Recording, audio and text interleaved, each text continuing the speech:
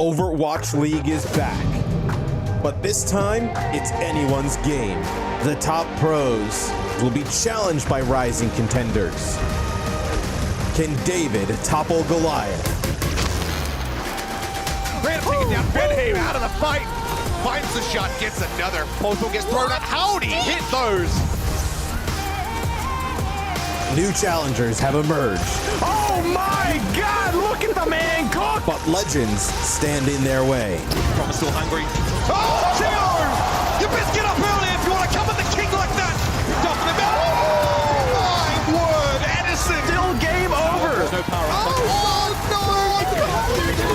Oh, but he doesn't have his ground beneath his feet. He kills as soon as he respawn. Backbone. This is the Overwatch League Pro-Am. Hello and welcome to Watchpoint, where we are kicking up day number 3, the Overwatch League Pro-Am tournament. One team is definitely currently reigning supreme. No? Any takers? That's all right. Well, we've got more action coming up soon. I'll just move on, so we don't have to dwell on it. I don't think it was that bad. Anyway, I am Zoe Schwind, and I am joined by no other than my friends, Danny Lim, or Danny Cardigan Lim, as we're dubbing him as of today, looks and great. Scott Costa Kennedy. It looks good. Yeah. Very back to school today. Yeah, it's like Danny's first day of school, or like third day of school. He needs one of those little, those things. Lunchbox? Lunchbox? Yeah. What? Danny Wait, looked around for a lunchbox. Dude, what does, like what there was does gonna be one cardigan there. have to do with like school? Kids wear cardigans, right? Please don't wear a cardigan. If the parents put them in cardigans, they will indeed. True.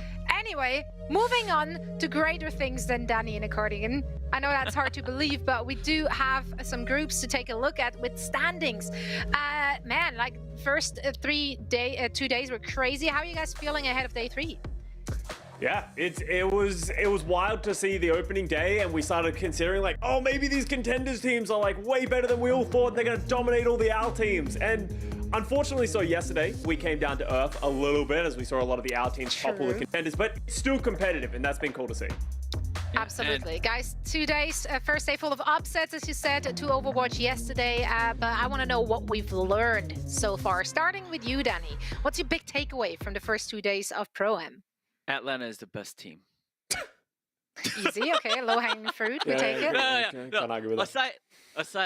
Aside from that, I think the biggest takeaway for me was I like these contenders teams. I think that's the short and simple answer. But honestly, watching them play is such a joy because you could tell that they're just really happy to be here, and they got the confidence. They have a set plan. Like you could tell that like they have their own style as well. So they're just having fun, and just watching them have fun like makes me happy as well. And not only that, you know, these guys aren't afraid to poke fun at the Overwatch League pros as well, like whether they win or lose. Usually Overwatch League teams, you know, to be honest, they only do it, they only do it when they are winning. But these contenders teams, whether they win or lose, they don't stop.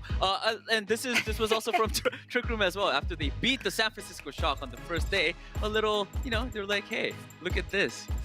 O2 Blast. Oh no. Shock O2 Blast.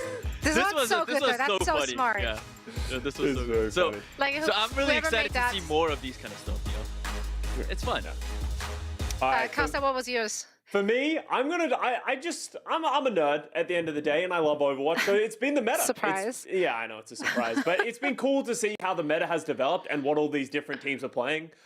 There's been a lot of Winston, Tracer, and Lucio, as you can all imagine, because we've got the Winston compositions becoming the primary source in which people are diving, but Ramatra is quite close behind him at 30.2%, so we have seen that Ramatra Brawl really step into the limelight a little bit as well, just sort of, you know, running people down. Is it better than the Reinhardt? I heard Hardy saying yesterday that it's a poor man's Reinhardt. Poor man's Brawl. Yeah. Poor man's Brawl. Yeah, well, you know, we'll see. We'll see, Hardy. Only time will really tell, because Ramatra seems pretty strong right now, but as you can see on your screens, Tracer has always been impactful since the beginning of time, honestly. She got a couple of buffs in the off-season, but there's been No missing of Tracer so far because she is just so versatile. And the speed boost that Lucio provides, as you can see on your screen, it's just such an important ability that enables both the Winston comp and the Brawl, as well as the Sound Barrier being one of the best ultimates in the game.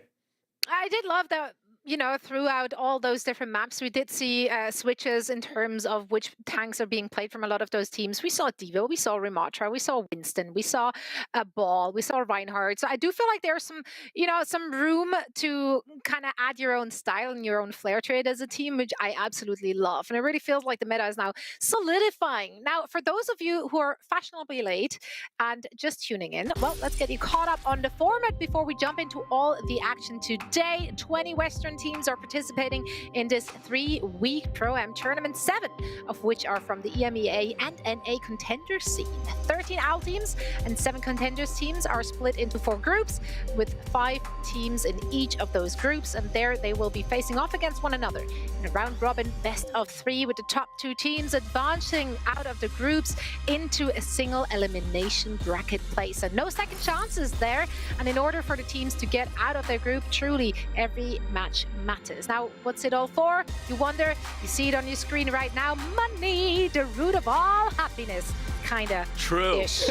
Anyway, certainly will make you happy to come first because you're gonna walk away with $50,000. Second will be handed $20,000. Third and fourth, $10,000. And then for the contenders, there's a little extra bonus on the line here as well.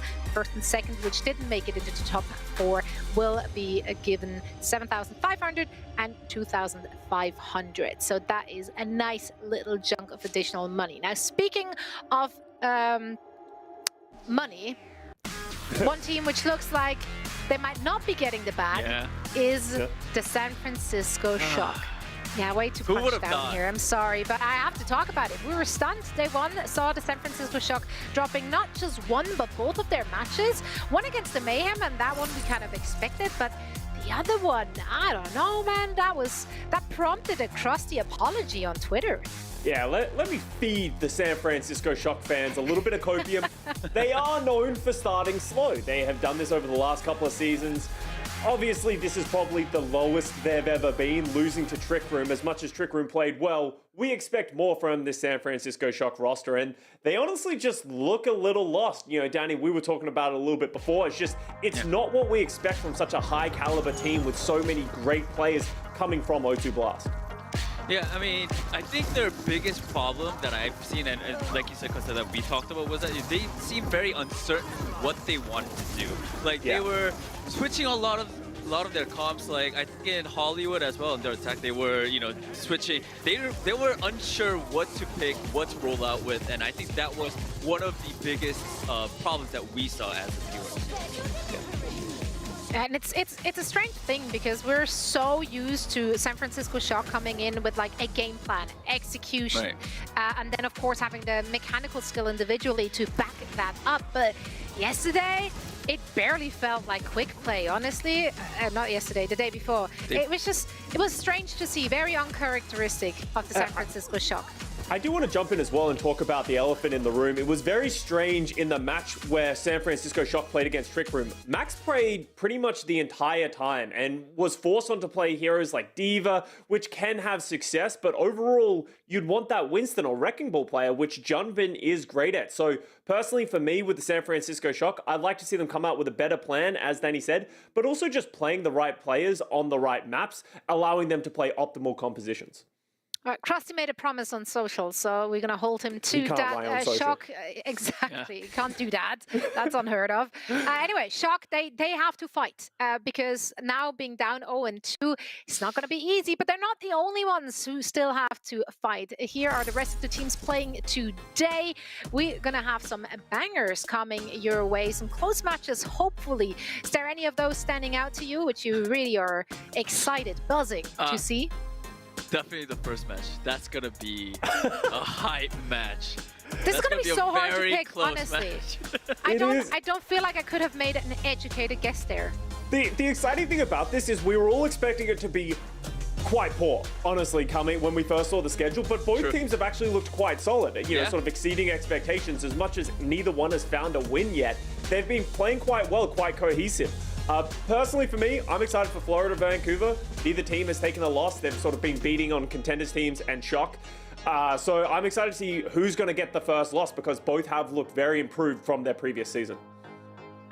And I absolutely love that for the Vancouver Titans. I think a lot of people might have not expected them to go up to, and it's a great start to the season and of course to the Pro-Am tournament. Now, yesterday we talked in a lot of detail about our Calling All Heroes program in 2023, both Challenger Series as well as the Speaker Series. And to learn more about all of that, head on over to our website, callingallheroes.gg. This is where you can find out how to not just register for our next tournament, which will happen in March 24th to April 18th, but also joining our community on Discord. I'm very excited to see some of your beautiful faces up in there. Make sure to add me so we can have a chat in the beautiful community Discord from Calling All Heroes. Now, up next, we are going to chat about the undefeated teams. Who's got your eyes so far? Find out right after this break.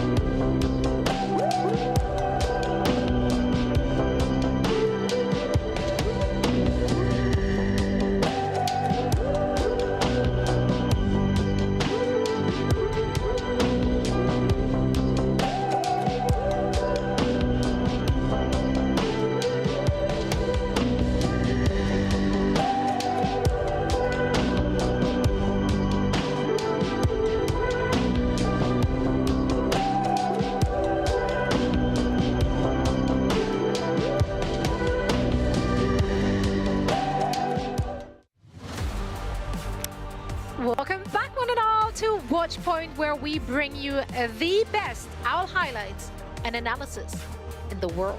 In the world? World. The Probably, world. I don't know. The world. Don't Google that. Don't fact check, but one can dream. Anyway, speaking of dreams, some do come true, such as looking at revamped 2023 team jerseys. They're here now. Wow, what a transition. Get your favorite team's Pro Kit jerseys to start the 2023 Overwatch League season off the right way.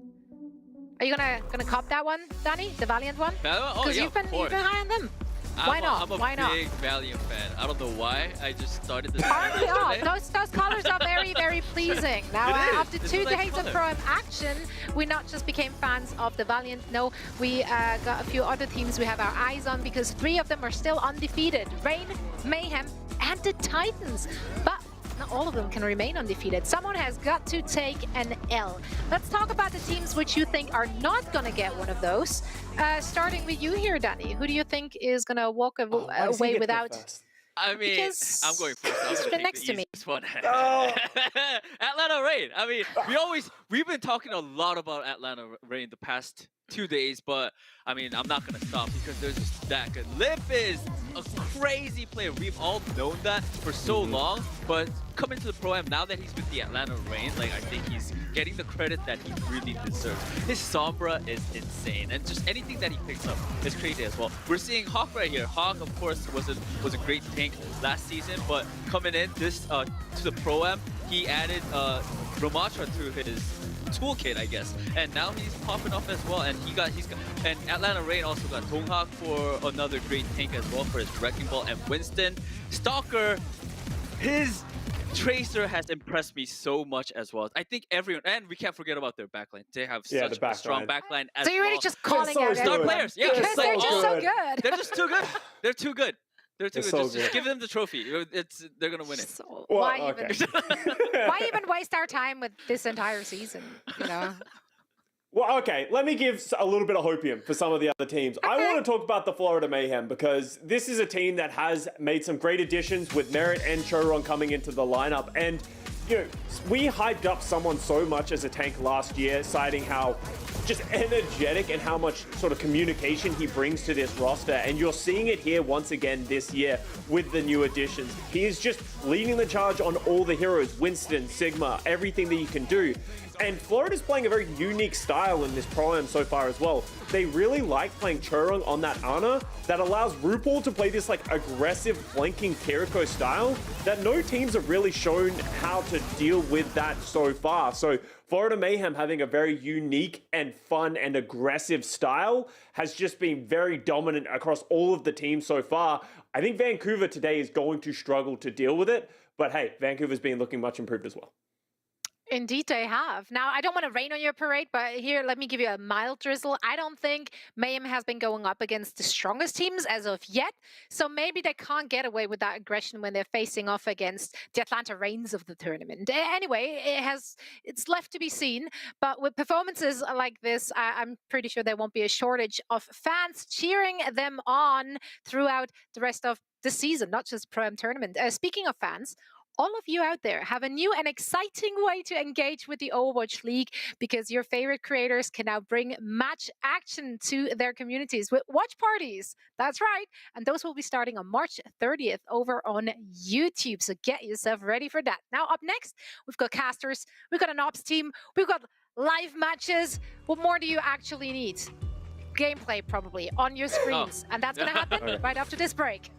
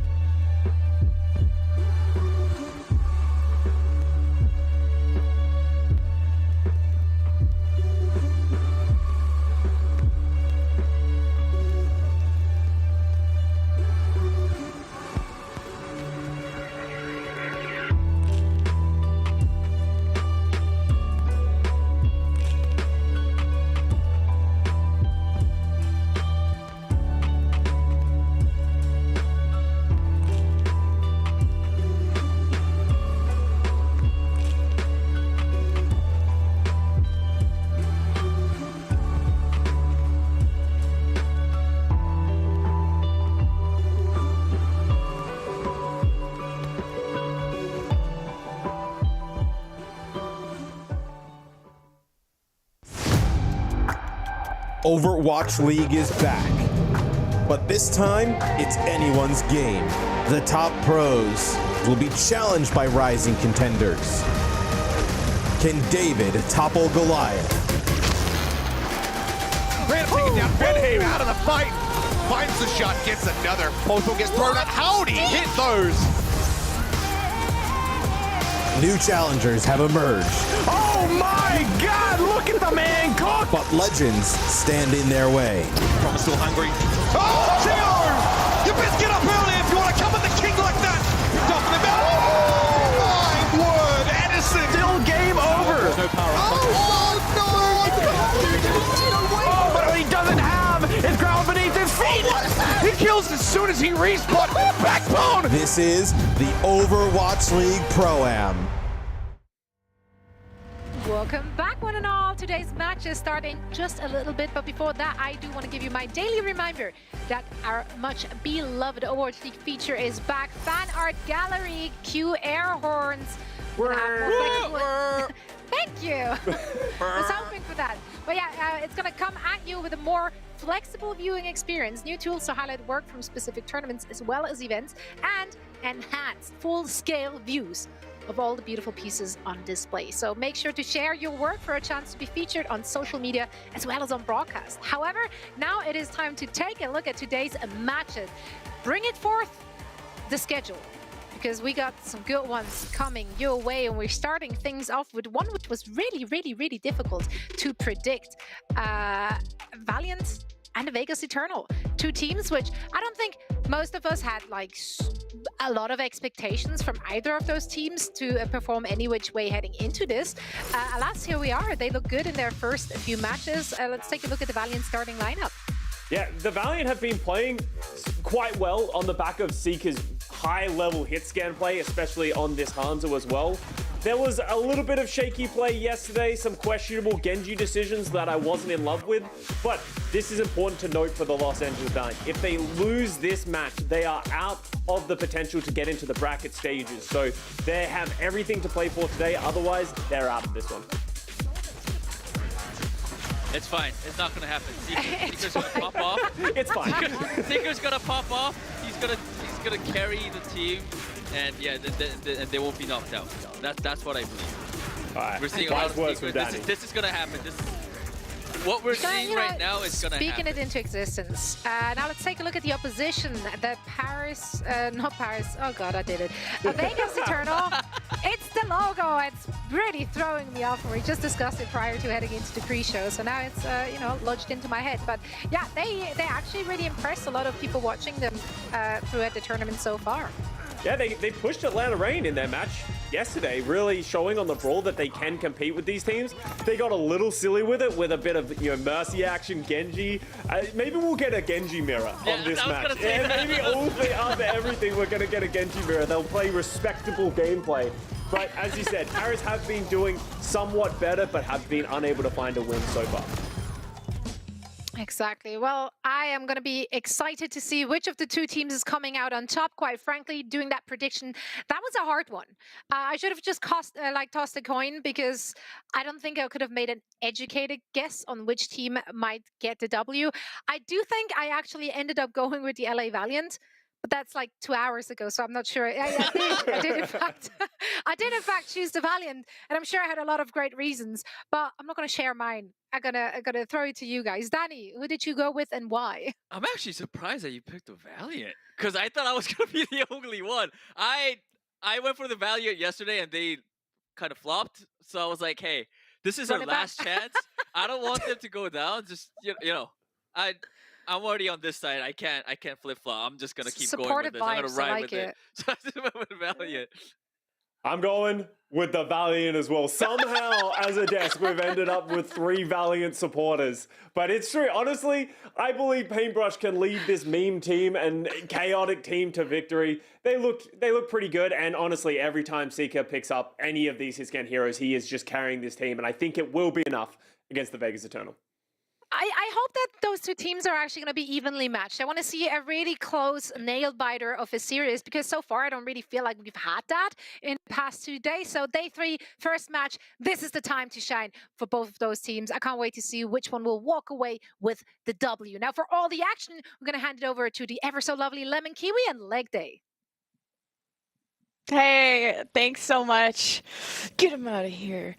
But I'm just kidding. Hey, it's Lemon Gal, and we got Peach Guy. I'm pointing on the right side this time. And we have one team that's going to be winning today. although they haven't had any wins thus far. LA Valiant versus Vegas Eternal is going to be a good one. Yeah, we're not going to have a winless team at the end of this match. I can't believe somehow Videsk ended up with 3 Preds for the LA Valiant. I mean, they are looking like an impressive team, but maybe Las Vegas, I think that this is going to be a much better year for them. They're with a coach who's much more familiar with this roster, and hey, we saw them, like Videsk said, like put a little bit of pain to the Atlanta Reign. Sure, it was still the Atlanta Reign. They were never going to be losing that, to be honest. The Atlanta Reign is an entirely different beast. But I think that Las Vegas really did show us that they have some good fundamentals that in these more even matches will probably come to shine. Yeah, and Valiant lost to Saints and London Spitfire, who have gathered their own respect on how they're doing. We're going into Nepal first. We'll see kind of maybe what sets a brawl depending on what. Oh, Village. Now I got some cooked up for this. We saw brawl from both these teams, and as Haughty likes to call it, the rich man's brawl with the Reinhardt is what Vulcan much preferred on Antarctic Labs last time we saw them play. And on LA Valiant's side, they like the poor man's brawl with the Ramatra. So we'll see if they end up sticking to that. But I'm going to be depending on your little brain to really pick apart who's going to be the better brawl. Well, at the moment, I'm a little bit focused in on this Pharah Mercy combo, which I don't know is hyper. Oh, okay. They've now gone to the alien man's brawl. It's completely awry. The pharmacy coming out. This is going to be pretty hard for the Bastion to actually counter. Not an incredibly consistent hit scan. Obviously, the recon form does have a good amount of poke that it can bring out, but no real burst to take down the Pharah. It's going to be all about Mouthful just taking their time, building up towards that barrage, and maybe creating an opening that Dove can try and path in onto to find a finishing blow, but CJ will likely be able to react in time to that for the with the Immortality field. I needed you to say that Bastion is a noob hero, okay? What am I paying you the big bucks for? We know Seeker is a goated Cassidy. That's the whole reason you brought him on to what, like the Boston Uprising last season. Fellow Canadian, need him to stand tall. Mouthful, little ground far action. As the dodge that tank configuration of the Bastion on the point. Doing a good job though. Laying down the damage. Seeker is one. Finally, oh, I thought he was going to go in for that, but Seeker gets healed back up. Alone, though, is Vulcan trying to disrupt things. 3 versus 2. Eternal are up. Great sleep on the Crawley, and although Valiant have capped to about 20%, it's about to get flipped over. And the thing is, Vegas, they didn't need to use anything to actually win that one out as well. Still, the barrage is available, and a damage boosted, maybe even nano barrage, if Lucamino can get Vulcan to get a little bit of poke, should be able to decimate the Los Angeles Valiant. The critical target there, of course, will be CJ trying to take him out before he can use the Suzu, but the Krawi swap here over to the Diva is great threat assessment in trying to make sure that Mouthful shut down. This is going to be all about information for the LA Valiant and keeping track of where Mouthful is so they're prepared for that barrage. Going through main here is super smart if you know the barrage is coming up. Matrix, you gotta save that one. Seeker, you can't be frontlining. Crowley's looking behind him because guess who's there? It's a barrage! 2 for 1! And you take those. The Meteor Strike is just the fish cherry on top. You love to see it. Vegas Eternal will keep this fight. It was a bit expensive though, not gonna lie. Yeah, that was bloody expensive. 4 ultimates there. And I think that the order of operations was certainly that Dove was trying to force out resources early using the Pulse Bomb, distracting Krawi and CJ, and not sure if that was incredibly powerful, but the sleep onto Krawi actually opened up a huge amount of damage that could be followed up on by Mouthful, and that's also how you get the most value out of the Meteor Strike, in the middle of a fight when people are already damaged rather than as an engagement. Ooh. Everyone just evaporated like that. Vulcan jumps in. Nano, just for the sustain. You don't expect Doomfist to be killing that much. And Vegas will, you know, you went from an expensive fight to a cheap fight. You take those. Did they just double pocket Vulcan there? Using the damage boost? Here's a quick look at Lucamino throwing that nade. Oh, the Nano just in time as well to get on top of of Vulcan and allow that additional damage. And now Vulcan once again gatekeeping as we move into final fight territory, Lemon. It's time to go Burr with this Kitsune rush. CJ, Trader Joe's better go strong today. It's last fight for Vegas Eternal to maybe take our first round. First May wall up. I like that from Nos. Once they step in, though, win condition is the Blizzard. If you can even get Eternal all in one position. This Valiant are taking great cover, and they managed to flip the point, and it's going to be up to Dove to have presence on that objective if they kind of want to pressure Valiant out of this hidey hole. But Valiant are just not using ults. They're just trying to extend this as much as they can. The Ice Block 3-main anti from Lucamino. Crowy is slept, Seeker is dead, and CJ's waiting till Overwatch 4 to use the Kitsune Rush. And now Vegas Eternals stand tall in this fight. Kitsune Rush finally from CJ with only 3 people alive. And it's against the 4 of Vegas Eternal. If my count is correct, the barrage is too far and it's too weak. Resurrected back in. Maltho will get chance number 2 as a Blizzard is down. I don't think it really froze much though. Nosh just could not lock these targets down. And looking back, it's still very a split approach from the Valiant. There was 4 remaining, but on each side of the point, as Crawley is just panicking, trying to do anything. He'll self-destruct and get back into the mech. And meanwhile, Valiant have had the point this whole time, going from 20 to 75%. And Nos has also moved over now onto the Echo instead. This provides much better air-to-air combat with the Pharah as Malthor's going to move back in. Almost a Valkyrie available here for Rack Attack as well. But remember, the Valkyrie's at its best when your team is grouped up and able to get that beam split to all receive the resources. Vegas Eternal, conversely, are best when they're actually apart and coming in from different angles. So the value of that ultimate is going to be heavily limited if Vegas continue this playstyle. The Mercy Pocket is going to be so important for the diff between Malthor and Nos. Nos not having that. Nos dropping down to 1, didn't get the barrier support from Flyer, and will pay the ultimate price. 5 versus 4, and Vegas have support ultimates. They give the nano to Dove, makes his way to the back line, chasing down where Seeker is on the Tracer, and Flyer, who is supporting him back there. Crawley now has to anchor the point. Kitsune Rush will assist. He'll diff Vulcan on the Diva battle. Dove has to go big with this pulse bomb. He throws it right at Cry, lands on the ground, easily does nothing. As the Valiant take a really commanding fight off of that Kitsune Rush, and Malthor's not able to have any impact through splash damage on the sides of the point. So what a comeback from the Valiant, going from 20 all the way to 100 when Vegas only needed to win 1 fight. Yeah, incredible presence of mind from the Valiant when they had both the Kitsune Rush and the Blizzards just kind of rush over to the point and ensure that Vegas could never take a comfortable fight there. And in the midst of that kind of decisive fight where Valiant finally claimed control, there was a tiny play from Crowley which actually sealed their fate, and it was eating a concussive blast from Malthor that he really wanted to use to get in onto the back line of the Los Angeles Valiant. Is Nos managing to find that focusing beam, even with the Mercy changes, not enough to get through the 200 DPS for focusing beam gives. Oh, and Rack Attack there actually flew those mines into Dove. How unfortunate. Just such a charitable guy, a true friend. What a nice guy. Even the Seeker Dove battle on Tracer's been pretty close. I just like that Crawley and friends went away from the Ramatra when they couldn't lock down targets on Village, despite that being such a brawl round. Now we go to Shrine, where it's a lot more open and there's more opportunities for flanks. So keep an eye on what Nos and Dove are able to do. So far, just stacking on the teams. Crawley's going to anchor the point, has the duel up against Vulcan, throwing down some punches. Good cycling also of the blocks, not take up too much damage. Right now, Crawley just staying to this half. Both shields up. You could see even maybe Nos getting close to a pulse bomb as he's been able to do a lot of good trickle damage. Vulcan dropping dangerously low, but Seeker takes an off angle that Malthor punishes and slices through a second. Malthor Genji has been one of his signature heroes and contenders, and I'm glad to see him return on it, although the desk had their questions about it yesterday. It seemed to have worked for this first fight. Now with Vegas managing to play a little bit more to their strengths, I think it's time to highlight the new coach, Empress, right? She was coaching these guys when they were Odyssey for a long time, and it might be that Empress knows a little bit more of how to squeeze the best results out of these players, because they were highly successful in North American contenders, even if they did flop very heavily as the Paris Eternal last year. I think that Empress knows how to get Malthor into positions where he can really get value from his pocket picks.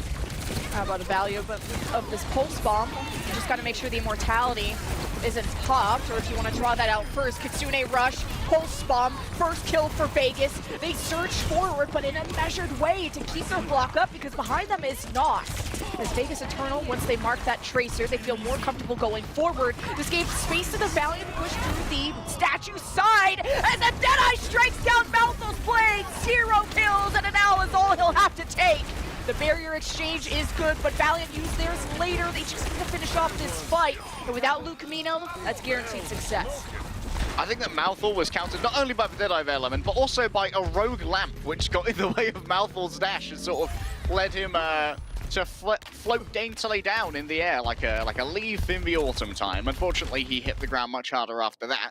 And now Valiant, they can play defensively with the amplification measures from CJ. That means they can decide where the fight happens. If they want to wait for Vegas Eternal to get themselves onto the point and then force them to fight in the LOS of the amplification matrix, it could be deadly. You're seeing Malthol and Doug just try to work these off angles, but everyone needs to coalesce on Krawi. You want to burn this Ramatra down or run. You cannot hesitate. Krawi did make some good space now. That ultimate is out of the picture. Vulcan has one response. It's Annihilation. They step up to the point. Valiant have control for the moment. They bring up the Ant Matrix. Can you stop the utter destruction? Vulcan has to block. Now he's been pulsed. Not enough healing came out of Lucamino. His attention was elsewhere. And the big win condition for Vegas was hoping Lucamino could get to that Kitsune rush. But Valiant ward off the storm. And for now, they shall continue to survive. Vegas Eternal, they've had a fantastic disengage from Kwawi's Annihilation, but it was all about CJ being able to determine where the fight was going to happen and force Vegas to continually sit in front of the amplification matrix, get the tank low, and then find the finishing blow. Seeker now once again with the Deadeye. Looks like it's just forced positions, and that will allow for Nos to maybe find a new opening. Yeah, that's the Deadeye that'll split the season. Even through the pulse, great immortality from CJ to protect him. Doesn't catch Malthol's double jump. Vegas surge forward, and Seeker didn't see it coming. Didn't get the speed or the boop or the feel he needed. Up by 1. Vegas Eternal relied heavily on that Kitsune rush. It got them 1 kill, but what else? They still need the flip, as it's almost 90% for the Valiant Liar Ajaxes! Dove gets the kill! That could maybe a short victory for Vegas. Now to flip over this point, though, they'll have to take a few more fights if they hope to go to round 3. And this still is not clean. There might be an opening here for Valiant to come on back. Although I think in that, it was all about Dove being able to find that sticky. Here's a quick look at Dove just popping off, getting rid of that barrier. Oh, in the end, Lemon, it's just a poor decision made by Liar, and it's punished readily by a veteran like Dove. Might be able to see Malthol get some value out of the blade here, a little bit more than previously, as there's no Deadeye to stand in its way, and it can be reinforced by the sound barrier. It's a good Ant Matrix, but you're about to get zoned off of it. Malthol's got the barrier and the blade, but only takes L. Still no kills from these DPS ultimates of Vegas. It's up to Vulcan, but he's so low. And the pulse! Vulcan delivers it with love, with Exos to rack attack, and Vegas fall over when they just needed to clutch 3 or 4 ultimates, and they choke at the end. LA Valiant will be taking map number 1. Vegas are feeling mighty confident moving into that one, Lemon, but unfortunately, the sturdiness of the Annihilation, the armor refresh was too much, and without the shields of the sound barrier that was given over by Rack Attack, they faded away by the time Malthol made it really into the backline. There simply was not enough meat to be able to make it happen. They likely would have been better served combining that blade with a Kitsune rush later and trying to play defensive angles to allow Dove some space. Let's a good look at our highlights, of course. It's been a big game for Nos, a couple of very critical doubles, including that double pulse bomb at the end. The double pulse bomb, his swap to Echo that got a 3K. Like, yeah, the Blizzard was a flop, but I think just, it was a tough opportunity to find when you could just speed or move out of it. It was such a fast fight, but Valiant made the changes and made it work. Your next map will be Blizzard World, and we're gonna throw it to a break so we can get our team settled and ready to go, and you won't wanna miss what happens next.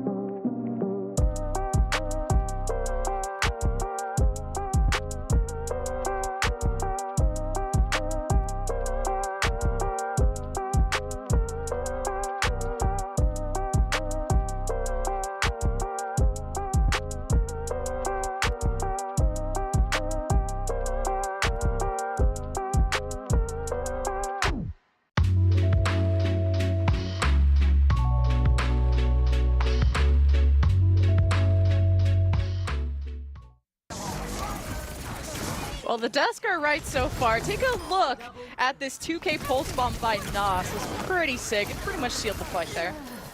It absolutely did, Lemon, but it is indicative of a wider difference between these two teams, which is, at the moment, the difference in support preference. And Kiriko versus BAP has definitely been one of the themes of our first map there on Nepal, and a lot of the value of Dove's pulse bomb was being denied quite consistently by the Immortality field. I felt the Suzus from Luke Mino didn't do quite as much to deny the pulse bomb value. Perhaps that's something that we could see brushed up upon in our next map, which is going to be Blizzard World.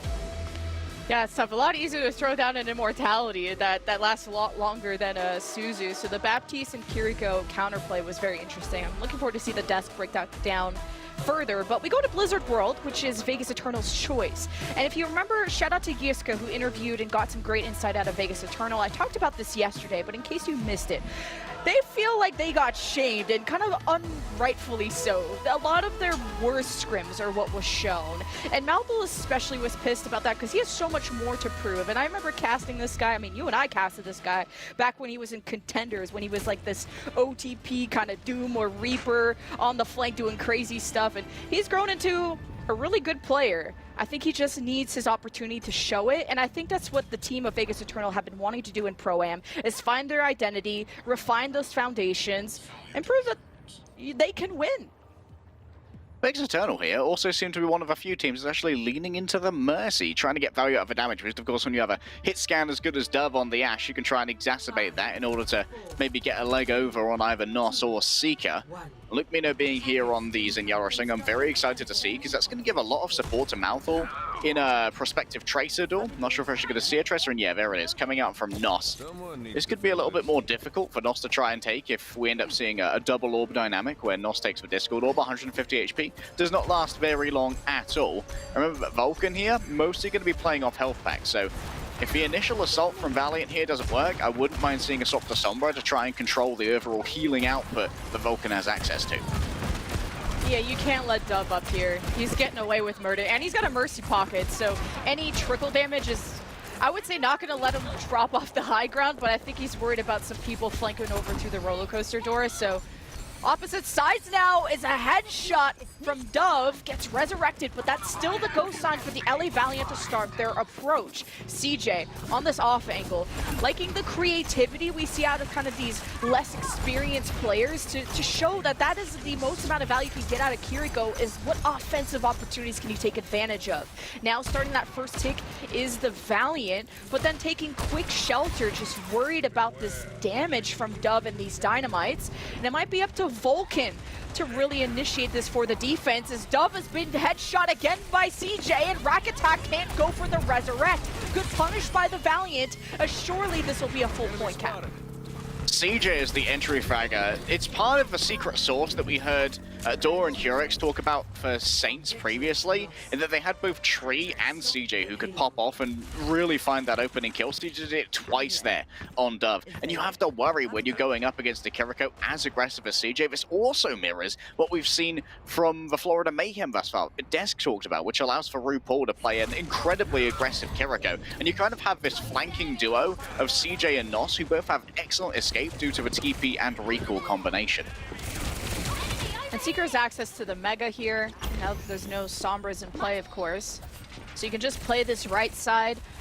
Not really much consideration for the high ground, which is where Dove is going to be, but you can just go through that right staircase. I expect that rotation from Nos, if they safely make it across. Look both ways before you get shot in the head, kids. Well, now Valiant have the ultimates. It starts with the Deadeye. Seeker just to maybe stop Vegas from looking at him while they crossed, and I guess Malthul wanted to check if he still had a gun. So 5 versus 3 for the Valiant, and they're already halfway to B, and there hasn't even been a fight.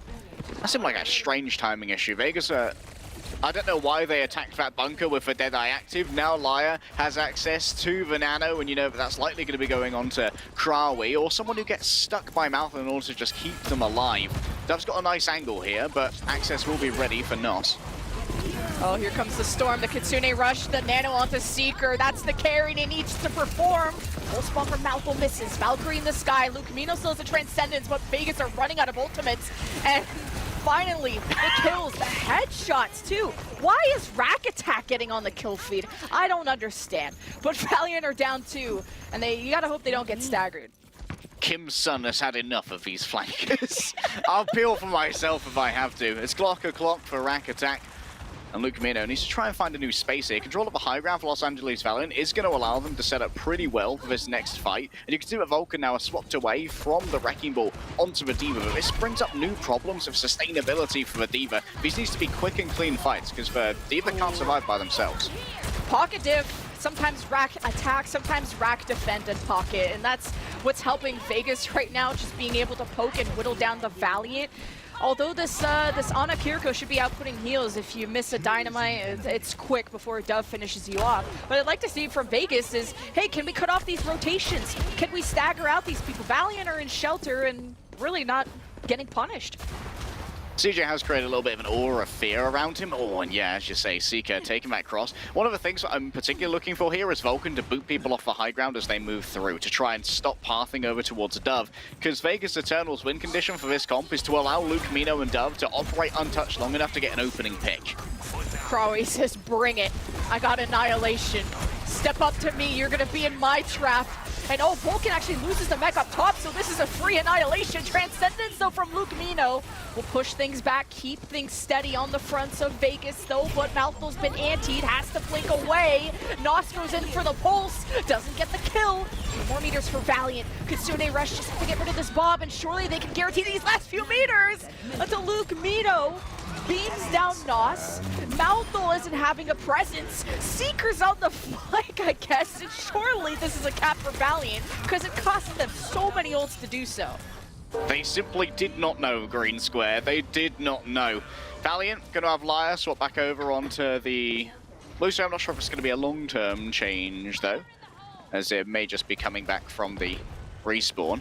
And Luke Mino moving over onto the Ana as well. The sleeps here are going to be particularly important for trying to shut down Cry when he's in the Nemesis form. And yeah, it was just to get back from spawn. Lyre's going to be mirroring that too. Sweet.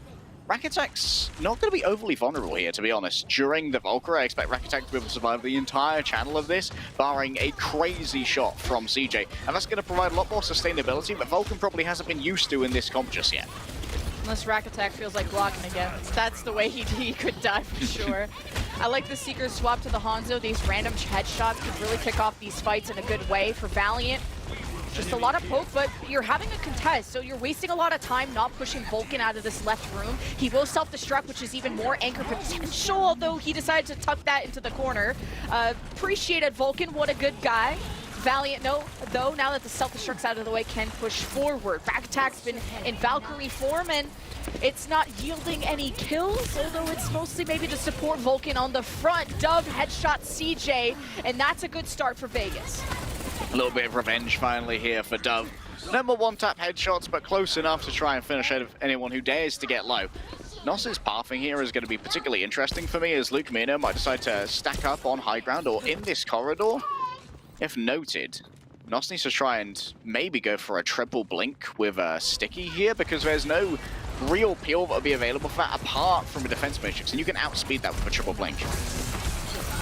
Yeah, Luke Mino is more known for his Baptiste, but I'd depend on that sleep if you wanted to go for it. There's a nano onto the Devo Vulcan, nano onto Seeker, but the kills come in for Vegas, and all thanks to Bob doing something. Dove placing that in the middle of the fight during the Valiant engage made it so tough for them. Now Vegas still hold this defense. Not much progress for the Valiant on point C so far.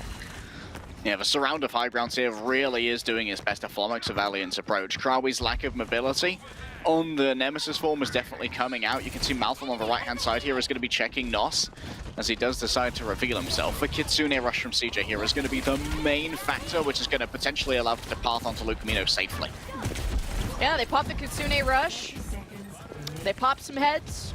Vegas got to go back. Well, they're only down by one. Depends how much they care. On the Rack Attack is floating in the middle of the fight between Luke Mino, between Vulcan. Couldn't decide which one is his favorite child. He hates Malthal the most, though. He just resurrected him in the middle of like 4 or 5 people. And Malthal somehow lives. Was able to blink away. What a pulse! Luke Mino is staggered, and Valiant are looking down the barrel of the last 5 seconds of their push. Vulcan still has themselves a self-destruct to maintain longer on the car if they need to. This Deadeye is going to be a problem, but allowing themselves to be demeched by it for the whole channel is the play here for Vulcan. Oh, the Nice Suzu from CJ! He knew Seeker was going to die to that with the bomb right on top of the payload. Karawi gets pulsed right when he was at half HP. Nothing you could do. Liar was still 12% away from probably a life-saving sound beer that Valiant needed, as they really just can't even keep their grippers on the payload. Sound beer comes in so late, but no one was there to touch. Liar was feet away. But Valiant's still a good push despite how points he started. Don't say it, Rack. Don't say it. There was a bob there. It's not legitimate. It is not let him what type. you want it. Let him. Don't let him type. That's illegal. Mislabeling. The advertising standards agency. They'll be all over you. But Vegas Eternal there. It was overall a really good plan for the recontest, letting Vulcan tank almost all of that Deadeye and using the self-destruct afterwards to keep that car contested and also force out Masuzu. That created a crucial opening for Malthor to be able to move in and stick the tank. Because Krawi, in any other situation there, would have been able to sustain themselves, and I believe the Nemesis form was also used to try and beat down the incoming mech, and I think that might have been a little bit of a mistake from Krawi that led him to have that reduced health pool so that he could be picked by the Pulse Bomb. This is Nos doing Nos things. I mean, Napoleon, such a good performance with the Echo, and I think this is where the Pulse Bomb got... I think it's Rack Attack. I think this is the frag. oh! I was like, that was some good information. I assumed just Nos was cooking something good, but... That's some great cool information. Stuff. Rack Attack do be glocking. Good pings, I imagine, as well, from Vegas Eternal. Just excellent comms. That's something that they likely needed to clean up from their previous tenure as the Paris Eternal before the transmutation occurred. Now Los Angeles Valiant playing defensively here once again. Not too many long-range options. CJ is going to be doing a large amount of the opening poke, and Seeker really wants to try and force for Vegas Eternal to move into these aggressive angles. So expect to see a lot of cover usage on the point to try and force Luke Mino and Dove to move into a more vulnerable position. I love to give Dove some love. I know he's got a Mercy Pocket and everything, but he's at 11k damage. 11 to limbs too. He is a large part of how Vegas were able to get these first picks, mostly on the Seeker, who doesn't have a pocket. Pocket div, 2v1 kind of, yeah, pretty easy for him. But Vegas are traveling towards the point, and Crawley's in a bit of trouble, but he's got backup, he's got buddies, and Vulcan can't say the same. Dove is at the back of the point for some reason. Odd rotation here for this attack. Yeah, the lose condition here for Vegas Eternal is definitely allowing Krawi to get on top of Luke Mino. And the question is, how do you effectively stop that with a Vegas Eternal comp? It's got to be from either Malthor playing a distraction maneuver on the Tracer, or Vulcan getting knockbacks as the Wrecking Ball. But the knockbacks aren't as effective on enemy tanks. So you're likely going to be having to try and force Krawi to keep himself at bay. Luke Mino, of course, does have a knockback of the kick, but not good enough when you're in pummel range. And still, he is just hanging out here, looking for an opening frag in order to create a space for him to move into a less compromised position. Yeah, like Vegas' comp is a lot about these off angles with your Zen and Ashe and Mercy on one side, Malthor and Vulcan exploring, but don't usually would expect to see an Ashe at the back of the point when they're on offense. Like to see him just on that top right high ground where he currently is, just getting those dynamite damage in and then have Malthor finish off. But with Krawi's big body in the way, it's annoying. So now presence there, Vegas push in with the Valkyrie, Malthor behind them, trying to pulse the tank isn't ideal, now has to dodge the Deadeye from Seeker. Vulcan went for a pile drive just to stop him, but for now, Vegas just got their first take, all thanks to Bob, but Dove needs some support on the point, but the real support came in with CJ's Kitsune Rush. That'll turn things in favor of the defense. That's actually a really good plan there from Vegas as well. Cry was forced to use a Nemesis form early, and so while Krawi's more vulnerable without that Nemesis form, we have Seeker channel the Deadeye, not looking for kills, but instead just buying time for Krawi to once again be in a position where he can punish positions just like this. Luke Mino is a little bit too deep in for Valiant to take any amazing risks here. What a shot from Seeker. Oh, Vulcan was trying to boop them away, and yeah, Malthel taking a headshot, that is not ideal. It's a tough duel for him against Cassidy with the new magnetic grenade. Vegas now lose their mercy. You just gotta hope you can full reset. You have a minute left, only one tick. Even just zoning them off temporarily with some good mines could be what seals the deal. It really unlocks the payload, but coordination is something that's lacking with Vegas right now. And sustainability is in droves for the Valiant. With both the Sound Barrier and the Armor Refresh available from the Annihilation, Krawi can stay on this point forever, even in the face of something like a minefield, which is going to be Vulcan's ace in the hole in order to try and commandeer this particular point. You can see that CJ's already cocked Vulcan's approach, but Malthel's here too, and I'm not sure if that's been identified. Yeah, Malthel ruined Vulcan's hiding spot, but here come the ultimates. Transcendence, Mines, Krawi still has Annihilation. Surely they have to know this. They gotta burn them down quickly. There's no support ultimates from the Valiant. Krawi just has to block, and he gets rid of the Mines too. So Vegas got little to no value, but maybe the kills can help out. It's 4 versus 4, and Vegas need to take this fight on the point soon. Dove's been discovered, Pulse misses, and Rack Attack has to ensure this pocket, but also share the healing because Luke Mino is dead. Solo heals for Vegas, as this is the final fight of the series in this best of 3, but they're pulling through all thanks to Dove's damage at range. Yeah, Dove being an absolute tyrant from range, and CJ falling in a duel, I believe, after having used Vesuzu to sustain themselves was critical. Vulcan over to the D.Va, yes indeed. This is going to be able to maybe try and mitigate the quick kind of pincers we're going to expect from Seeker, Nos, and Krawi. The question is, can Dove do enough damage to Seeker and Nos before they set up in order to make sure those dives can't sustain in the fight? Man, Seeker just translocated to Narnia over there. But now you got the Kitsune Rush from CJ. Hope Seeker is back in time. Krawi's absolutely sending it. He's found 3, including the supports. Vulcan falls back to field, steals the Mega away. Krawi disengages. Valiant didn't get any kills done with the Kitsune Rush. Really good sheltering from Vegas. Of course, a Valkyrie and a Bob is traded out. 1 to 2, maybe Valiant are happy with this after all, but they gotta stop progression of this card. At least wasting time is great. Vegas already at a disadvantage at that front as Malthel looks for a pulse while the Valiant are crossing in front of him, but it was too fast. Malthel blinked and they're all gone, but we'll pulse this D.Va. Krawi's still pretty healthy, and without Luke Mino and Rack Attack, you can't say the same thing for Vegas. You hope they got insurance, because they're gonna have to go again. Luke Mino might actually have to swap themselves here over to the, oh hello, it's Rack Attack on the Brig. Brigitte, definitely one of Rack Attack's best heroes, probably the one he's best known for. And we'll do a little bit to rebuff the dive here, but now Vegas don't really have any escapes from a dive. Once Valiant decide where they want to fight, that's where the fight's gonna happen. Seeker set up with the EMP. But do you want to take a fight in such a small room? We'll have to see. EMP from Seeker hits 4, Rack Attack fine, but Vegas, they brawl through. Are they fine? Lucamino uses the nano onto Dove. He needs to sustain, he needs to pop off. Krawi, Matrix right in his face. Dove looking for kills, but Malthel is struck down first. While Dove was paid no attention, Vulcan is hacked. Needs to lay down the self-destruct or conserve it. We'll have to see what the decision is. But with everyone else falling around him, he disengages. 16 seconds left for Vegas to get anything done. That was a huge amount from Valiant, though. Now, perhaps Vegas Eternal can win off of some mechanical trades. Luke Mino has to swap over onto Velucio to just try and speed to the cart here and grab themselves a touch, Lemon.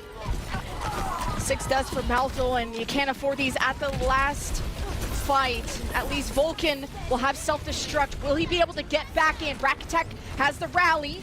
Vulcan back in mech. Vegas should be almost at full force. Actually, no, Luke Mino's still coming out of spawn, and Malthel's just in the fight now, and Dove took too much pressure. Vulcan's demeched again. Valiant have no more ultimates, but I think the job is done. There's no tank standing in your way from dismantling the Vegas Eternal. And this was an important win for Valiant, as any loss today would have costed them their lives in the group stage, and Vegas have another match yet to go, and you gotta hope they can turn it around. But with the demec on the Krawi, maybe Vegas are crawling back into this, but do they still stand after the EMP? You'll have to rely on the heals of Luke Mino, who's 25 away from a sound barrier. Maybe Valiant have been tracking this and they'll have to hunt him down. But it looks like the defense have fallen back to the end of point B, and they're very split from each other as a double flanker setup would. Vegas meters away from a point B cap.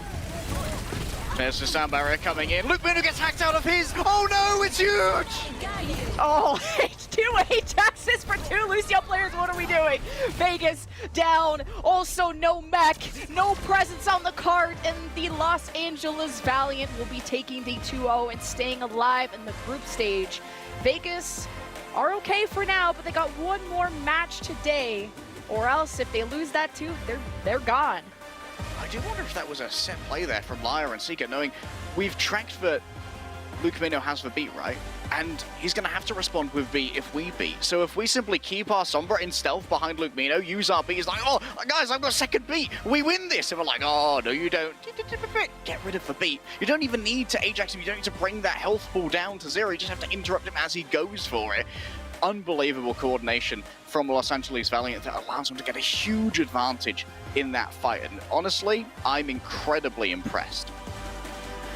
Looks like the Vegas coordination is still going to continue to be something they need to work on, whether it's playing around Vulcan or just Malthel taking more safer approaches, because dying so early in these fights was really rough to see. But we have a player of the match ready to go. It's Nos. Started off on the Mei, swapped to the Echo. You're watching one of his 3Ks, and his Tracer made a huge difference there on Blizzard World 2.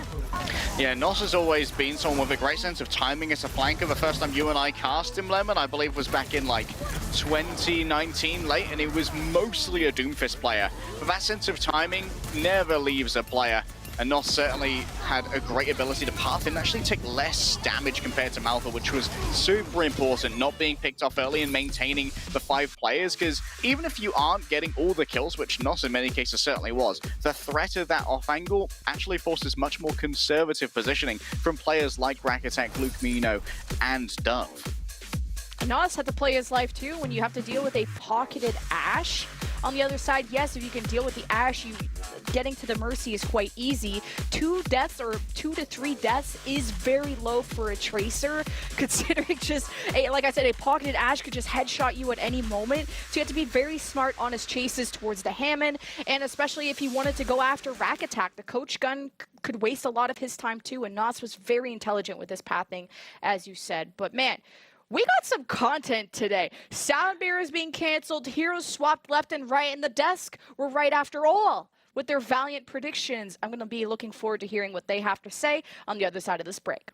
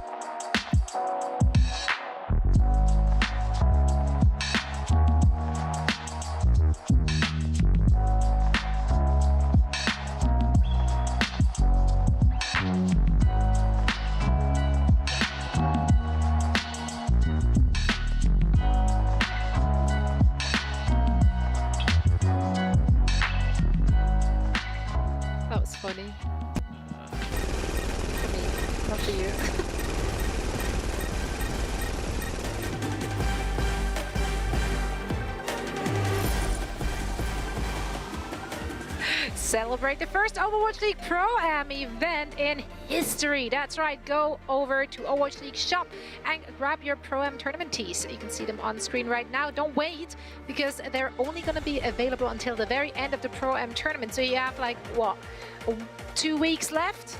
So make sure to grab it right now. Welcome back to the Watchpoint game break. I'm going to open things up with a spicy tweet here from Vancouver Titans. Rest of Group B watching the first match of the day. Yeah, it checks out. Yeah. Seems about right. About right. Oh, that's so funny. Yeah, shout out to the Vancouver Titans. Honestly, though, they're one of those teams. They've brought the spice every season. Yeah. I feel like their social media game, especially last year, was chef's kiss. So and the big shout breadsticks out era to them. behind that. You know, they've had a couple of bangers in history. Yeah, and they're one of those teams, even if they're at the bottom, they still punch upwards. So I can appreciate that. I appreciate that. Now, all three of us were correct. Huzzah. Yeah. Let's go. Let's go. What big brains we are. Let's talk about why we were right. Looking at that matchup, Valiant and the Vegas Eternal. Costa, as we were heading into those games, you were looking at those compositions, especially on the Vegas side, and you weren't a big fan of what you're seeing. Why is that? What about it struck you the wrong way or rubbed you the wrong way? Well, you can see it again in this matchup, right? Of they're leaning heavily into playing that Mercy to pocket Dove, or leaning on the Genji from Mouthful, and it feels like you're putting too many of your eggs in the basket of just like, you either need Dove to pop off with every headshot and utilize that damage boost really well. Same thing with the Pharah. Or Mouthful's Genji Blades need to get value, and they just unfortunately weren't getting value. So it's unfortunate to see that that's how, it's playing out. I agree with Leg Day. At some point, you should play your comfort if that's what you're confident in. But at this point, the comfort just isn't cutting it, even against a team like the Los Angeles Valiant. So maybe need to go back to the drawing board a little bit. Indeed. But another thing, Kasi, you pointed out is that not all heroes, wear capes. It's those unsung support heroics, which you're always looking out for. And you found one for this match as well. Would you like to break that down for us? Of course. Whenever there's a good support play, I have to be there. Unfortunately for you guys, chat, it's not the double Ajaxes that we got in this series. It's going to be a great play by CJ here. That's a deadly pulse bomb. Multiple people were going to die. Probably 2, potentially 3. But CJ at the last second drops that Suzu, gets the invulnerability. Dude, do you look at Seeker? Seeker tried to murder everybody. You even see Seeker roll at the last second into Laya. So fortunately CJ was the hero here, but Seeker, I'd be questioning whether or not Seeker's got my best interest at heart if I was Laya. I mean, and I think I'm pretty sure CJ did this again. I think it was in Blizzard World at the very end. He saved everyone from a Diva bomb as well, right? Yeah, he done it. He had a lot of great Suzus and played a great Kiriko in this series, and it looks good for this Valiant roster. Valiant seem like they've really got an idea of how they want to play the game. They're confident. You can see Corey on that Diva, even though it's not optimal, it's what he's comfortable on, and it can work sometimes, and it is working for them now. Yeah. I feel like I always say I've always talked about just Seeker whenever I talk about Valiant, but hey, CJ and everyone else, this match specifically, I think everyone did a very, very good job. Yeah, and we are going to have an interview ready now as well. This one is going to be with the player of the match. Nas is joining us now from the Valiant. Nas, congratulations on the W, and thank you so much for joining us. Thanks for having me. Of course, rocking the jersey. Love to see it. Nice. We were discussing those beautiful colors already prior heading into that. It's looking good. Now, Nas, I'm going to start off with a heavy hitter here. Your roster has been announced literally last minute before the tournament, so a lot of us were wondering how much time did you actually have to, prepare, play with the team, gel, get that synergy up? I would say prior to this tournament, we had about a week and a half of practice as a full team. Wow. So yeah, it was pretty last minute. Week and a half. Oh wow! And you guys still won today, so congratulations again. And for my question, I want to ask you: today's match was a really big match for you guys because you guys were already down 0-2, and you guys were sort of fighting for your lives here. And thankfully, you guys did win, and you guys were looking better than the Vegas Eternal. Going into this match, would you say that you felt that pressure of we need to get this win? Yeah, I think most of the team thought this should really be the win that like puts us on the board, because I think most people expected us to win, and even like ourselves, we all expected to win. We knew they were gonna do like something like cheesy, so we were kind of like we were kind of prepared for it. But obviously, I think we still have like first match nerves. You know, we're all pretty nervous still, so just had to kind of get over that. So, Nuss, I want to talk about this team a little bit more on top of that, because it's an interesting roster so far. There's been a lot of stuff talked about in the community. How are you guys approaching this season? Because obviously, you know, you're not in as good of a situation as some of these other teams. You guys just trying to have fun with it, get as many wins as you can, and sort of see how far you can climb up the Overwatch League ladder? Yeah, I think everybody on the team is. I mean, we're all really motivated. Like, we all really want to win, obviously. I think we will definitely upset some teams with more practice. I think we have a lot of potential. I think this tournament we didn't really have a lot of time to prepare, and we were still trying to like get used to playing with each other.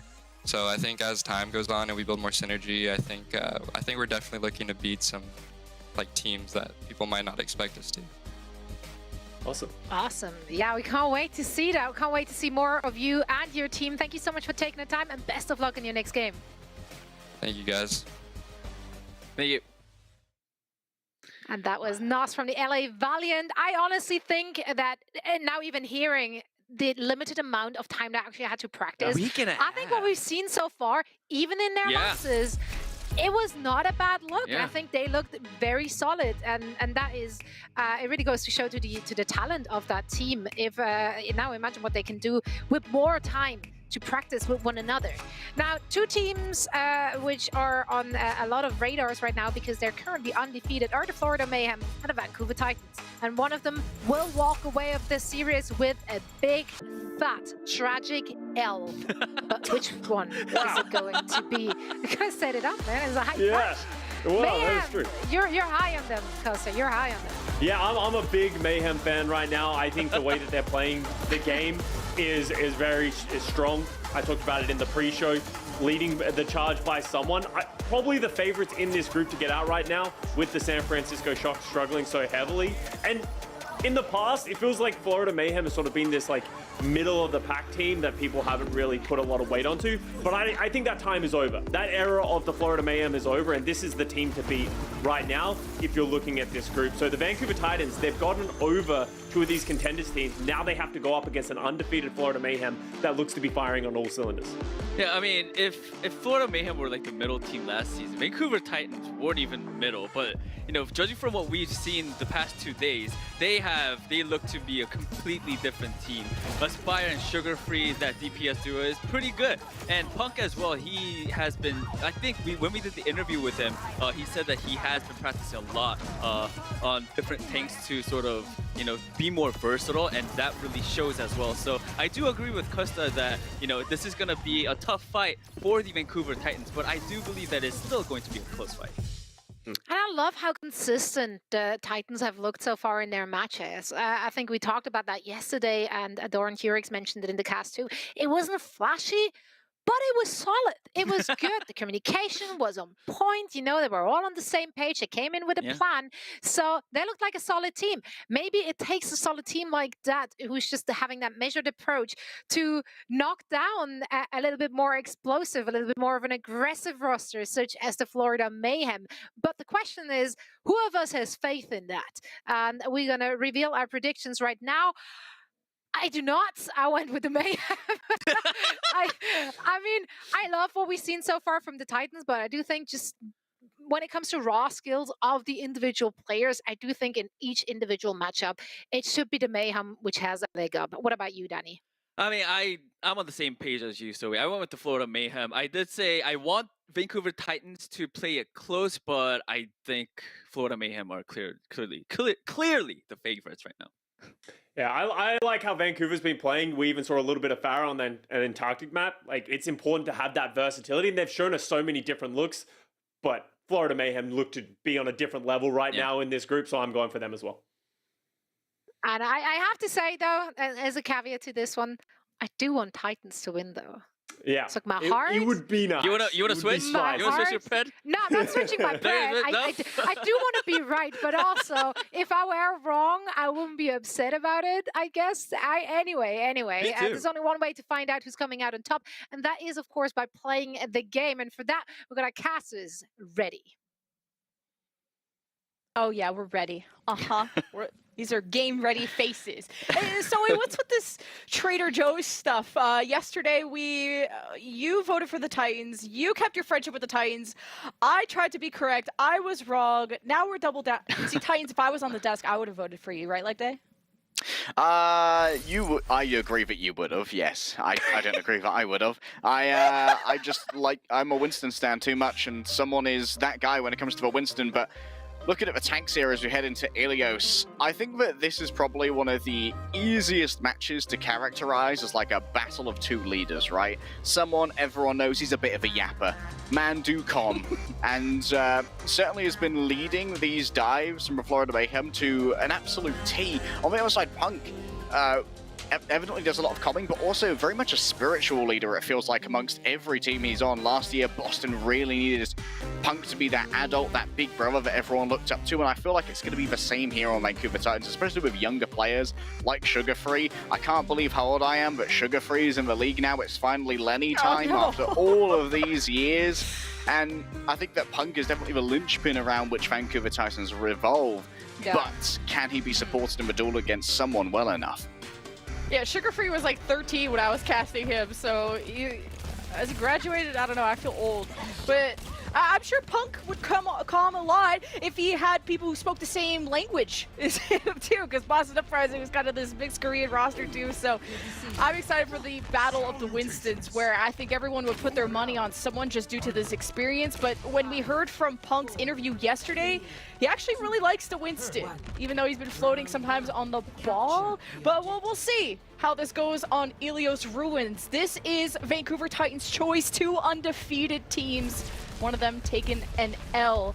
And on Ilios Ruins especially, actually Punk ran the Hammond with the double flanker set up against Timeless. Keep in mind, all of Vancouver's wins have been against contenders teams. Florida beat the Shock. I don't know who's counting, who's keeping track. But we'll see how this initial dive goes. Someone has already placed his bubble and jump over on the Mega Pack side. Vancouver make the second move. They force Florida back. Great ante from Crimzo. Does kind of keep someone in his place. The point is unlocked. You're going to see maybe the Tracers pose themselves there. Recall already used by Checkmate. Not too much pressure coming from the Titans to deny this, though. I like the Titans not overplaying their hands, trying to contest the point right there. Instead, just keeping good positions and forcing maybe a mistake out of Florida Mayhem. This could be one as Merit moves on forward, but the pocket from Charong's going to keep him speedy and limber. Oh, the headshot, though? Oh, hit this one. I'm gonna go feral if you do. Okay, the pulse bomb is sick too. Titans down by 2. That'll have to be a full reset. Yeah, maybe some weight on the shoulders of someone like Merritt, who's touted as one of the best Sojourns last season. Now that that's sort of out of the meta, I wonder if he can keep that up on the Cassidy this season. I think one of the main stylistic differences I've noticed in this near mirror so far from the Vancouver Titans is that Crimson is a lot more aggressive with his grenades, actually throws in a couple of random grenades and actually hits someone multiple times, but they're very hard to follow up on here, whereas I think that RuPaul prefers to use his in the midst of a fight. Checkmate going down though is going to open up a flank, but Sugar Free can definitely exploit. It is once again Lenny time. Oh, but it's Punk time. He just got nanoed. Justice for Punk. Need to give him more hype. Uh-oh, someone just got nanoed. All right, justice for someone. Run away! Oh, good sleep. Someone down for the count. Anti forces out the primal. Someone is Anki. I'm surprised he didn't want to go deeper. It's just the start of his primal. He's playing this very conservatively. Tron still's a sound bear, but so does Faith. As Florida have had a flawless Ruins round so far, 70% and climbing. Faith with the sound bear, Chorong 2. Trades back and forth, but Titans have less heals with Crimzo missing from this picture. Florida just even things up 3 versus 3, and it's Lenny time. Sugar Free cleans up the fight. Still Checkmate alive. That's going to evidently be taken down by the Tesla coil of Punk. 86% is all Florida Mayhem can achieve before it is eventually flipped on over. But these are comps that aren't necessarily better on the defense or better on the offense. I think these are going to be fairly transient points between control, simply because you're not playing something like a Pharmacy where you really want to be in control and then play defensively. Aspire now able to outmatch Merit when it comes to generating the Deadeye. And that could be a big problem for someone if that shield gets used out of turn. Oh, Punk, half HP and anti-Deadeye from Aspire to try and protect him. And Sugarfree finds himself in the back line and assassinates RuPaul while Florida were running away from the Cassidy ultimate. So 5 versus 4, where Vancouver are chilling, stabilized on the point. Maybe Florida re-engage out. They have RuPaul back and Punk is punished, so Florida definitely want to advance off of this. Crimzo couldn't find VLOS to get Venano down, I suppose. Now someone else is going to have to contest, possibly with Venano. Indeed, it's Aspire moving up on the angle. And a free flip to Florida while Aspire is just controlling the Mega Pack side. He's been stuck though, and no Nano can help you there. 4 versus 4, Cassidy's dead. It's Checkmate versus Sugarfree, who can have a bigger impact on these supports. And RuPaul has to be target number 1, has the Nano, it's already been delivered. Someone going in ham, and Florida, it's overtime territory, so Punk has to re-emerge to keep that wick burning. But he's got no support, and he's low, and he has to jump out, and this surely is the end of the round for the Titans. Sugarfree will have to blink back, but needs to go find a health pack. Faith gives him the sound mirror. This could be the turn for the Titans, especially with Sugarfree killing as much as he has. And Aspire assists with the double kill, and Titans are alive for now.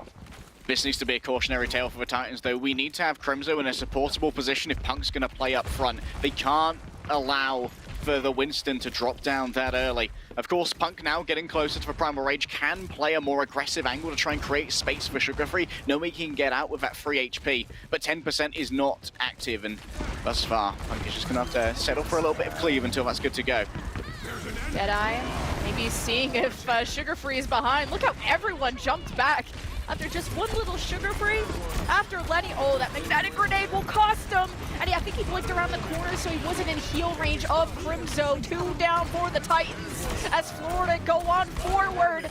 Titans using ultimates at the last second because it was last fight, and Checkmate clutches when Florida needed to the most. Titans almost made a massive turnaround, but it's Florida with the last laugh.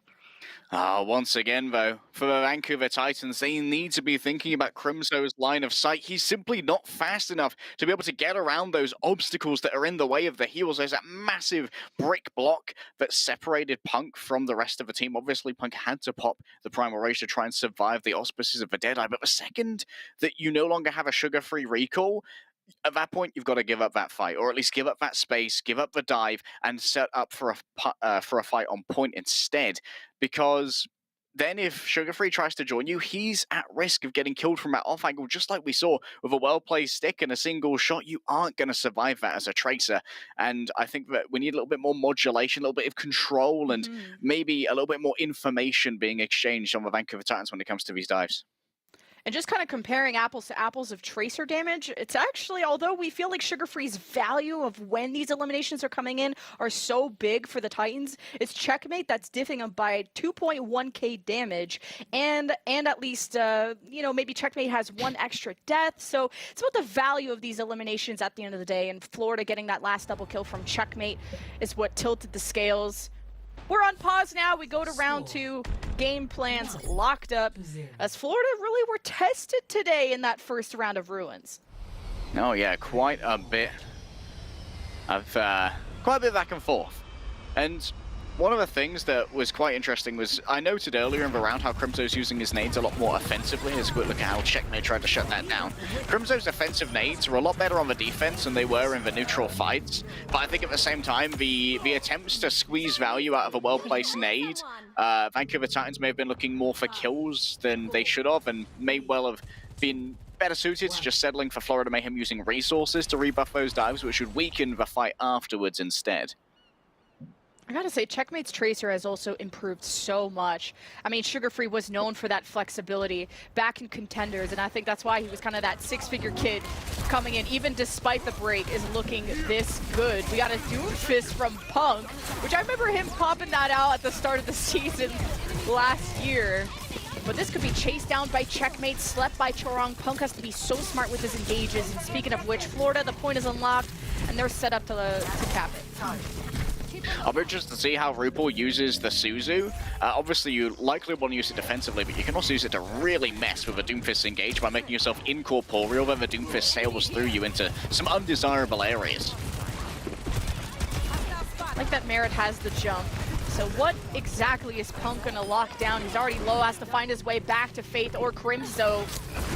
Aspire finds some foreheads, which is pretty nice, but this damn Ana of Churong on the high ground is annoying.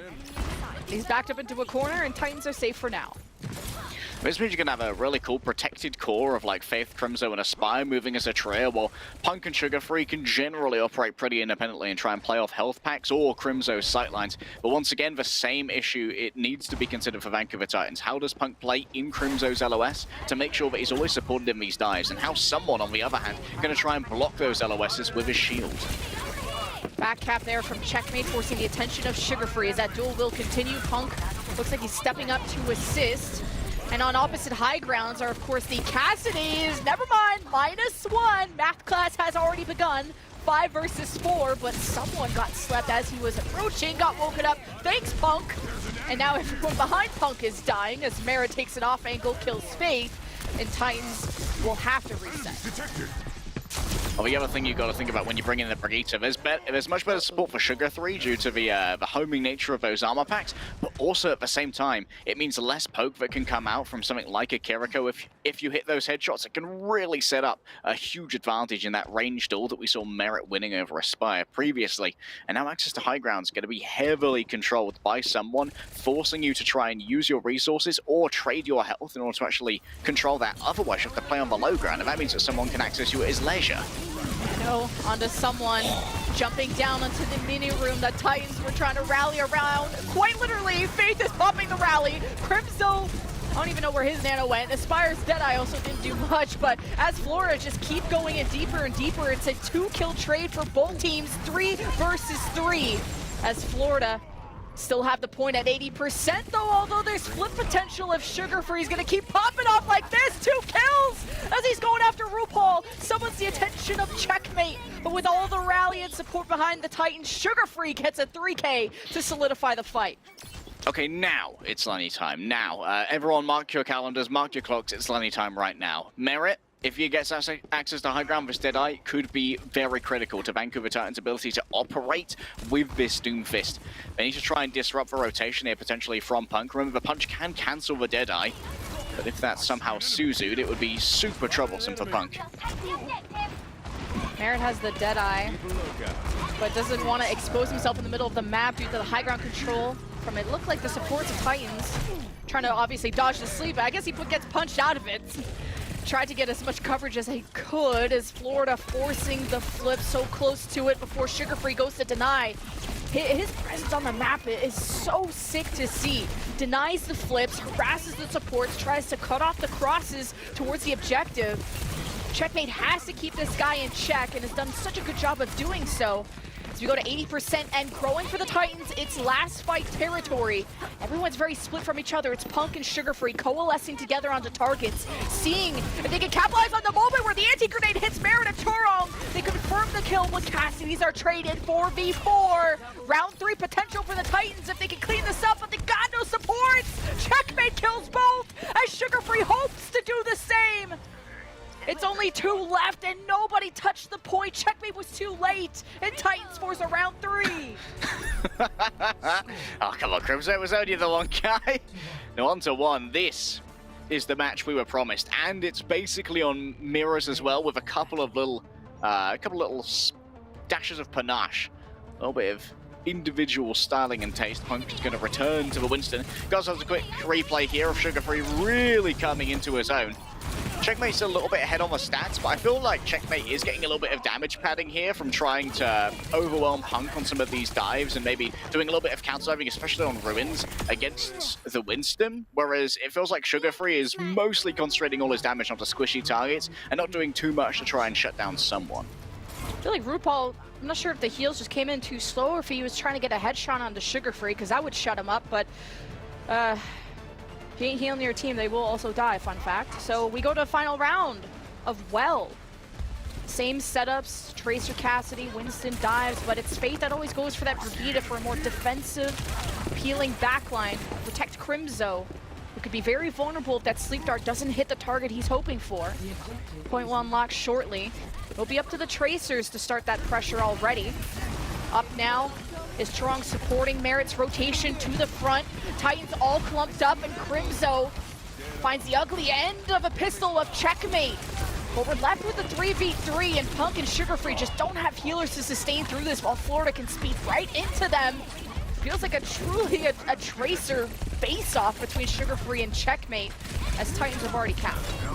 The critical thing here, though, is that Checkmate got the opening frag onto Crimzo and got rid of a huge amount of healing, and that all happened because Sugarfree accidentally blinked off the map and had to use his recall to get back on. Once you use that recall, you can't really take the Tracer duel, and now it's just staggers galore for an incredibly aggressive Florida Mayhem.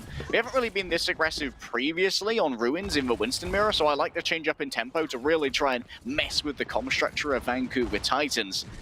Faith, though, keep an eye on how they use their whip shot here. If it can be forced out early by Checkmate, that lets someone get full dive damage without having his leap interrupted. Remember, Titans chose this map because of their success against Timeless, but it's Florida. They're just taking such great initiative of picking off Titans before they even know what's coming. And a stagger onto Punk could be possible. Checkmate's gonna come into it. Someone makes the call. You got a random headshot from Aspire that'll at least shut up Checkmate for now. But Florida are stable as long as they just protect this Cassidy, and they're fine.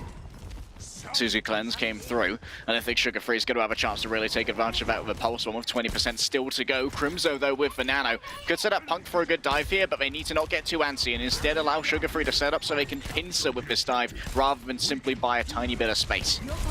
Maybe wanted to nano Punk while he engaged, but got out of LOS of Crimzo as Aspire has to step up and peel and make space for the front, but he's getting primaled off the map!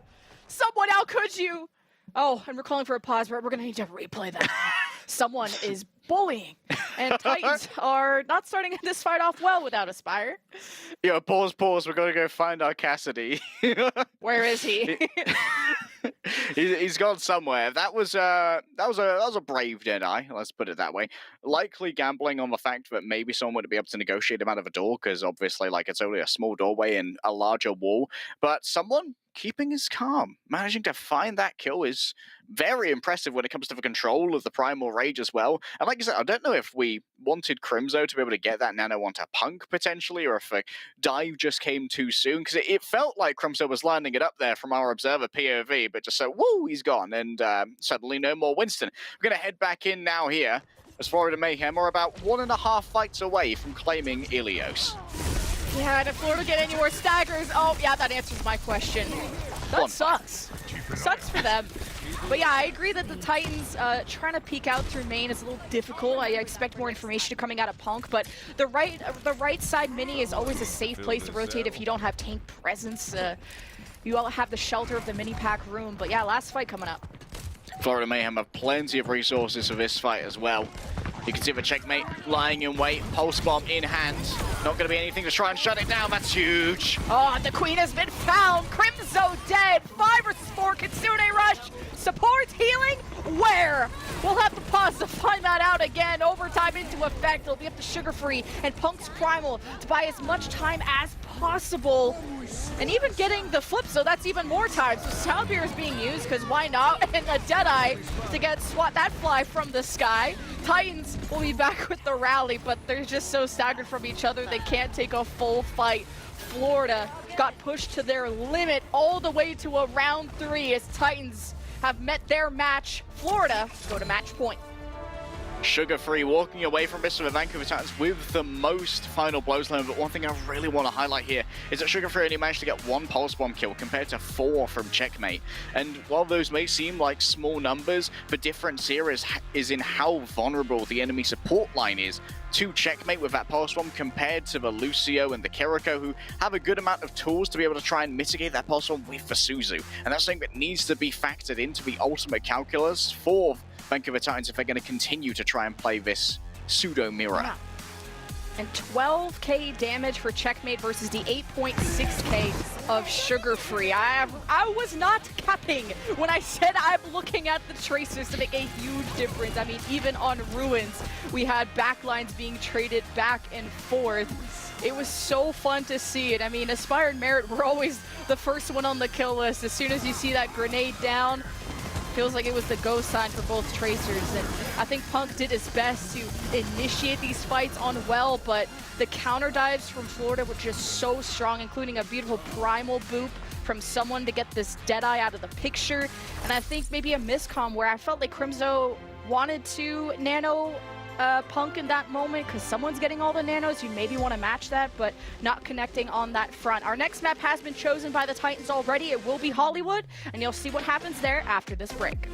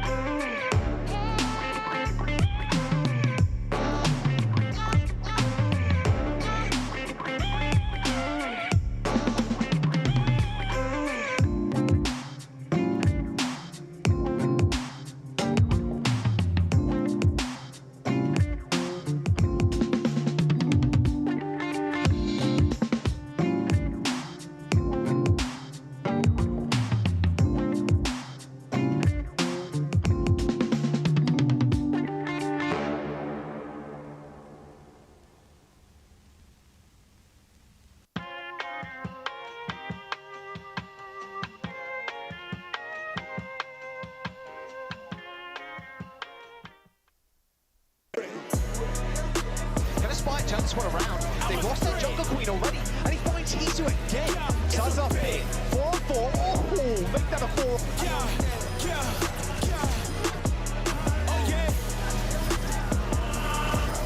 I'm a threat. It's a bet. I'm telling you, Fight is an insane ring player. Man is down to there's no more lifelines. L&L, and yet it might not matter. Sugar Crystal super early anti-air play.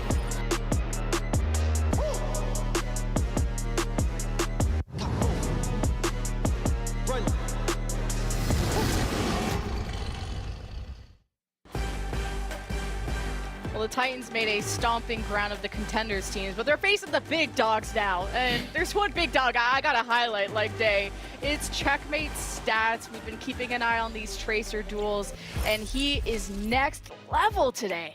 Yeah, Checkmate's the big dog, and if you have a backline of the other team, things are going to get rough, as we had 12k hero damage coming out on Ilios. Huge amounts of final blows as well, more than half of the overall elimination for Checkmate were closes, and one of the things that Checkmate's done really well is those pulse bomb kills we highlighted before, 4 of them, and those are incredibly integral to try and take, especially when the enemy is playing something like a Brigana, because that really messes up the engagements of your Winston. They're often going to get whip shot during the lead, they can get slept upon landing. You need to be the one to open that up as a Tracer by taking the Breed's attention away, or by instantly eliminating them with the pulse bomb, and that's exactly what we saw.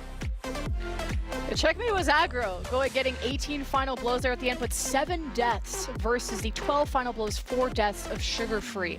But that's where Checkmate, he giveth, he taketh, he takes the risks, and it pays off for the Florida Mayhem, but it's Titans' choice, just like it was in the first map. But this one, for real, is another map we've seen the Titans play, especially against Trick Room. This was a W they took, playing a lot around, you know, the same usual comp for the Titans of the dive with the Winston Tracer.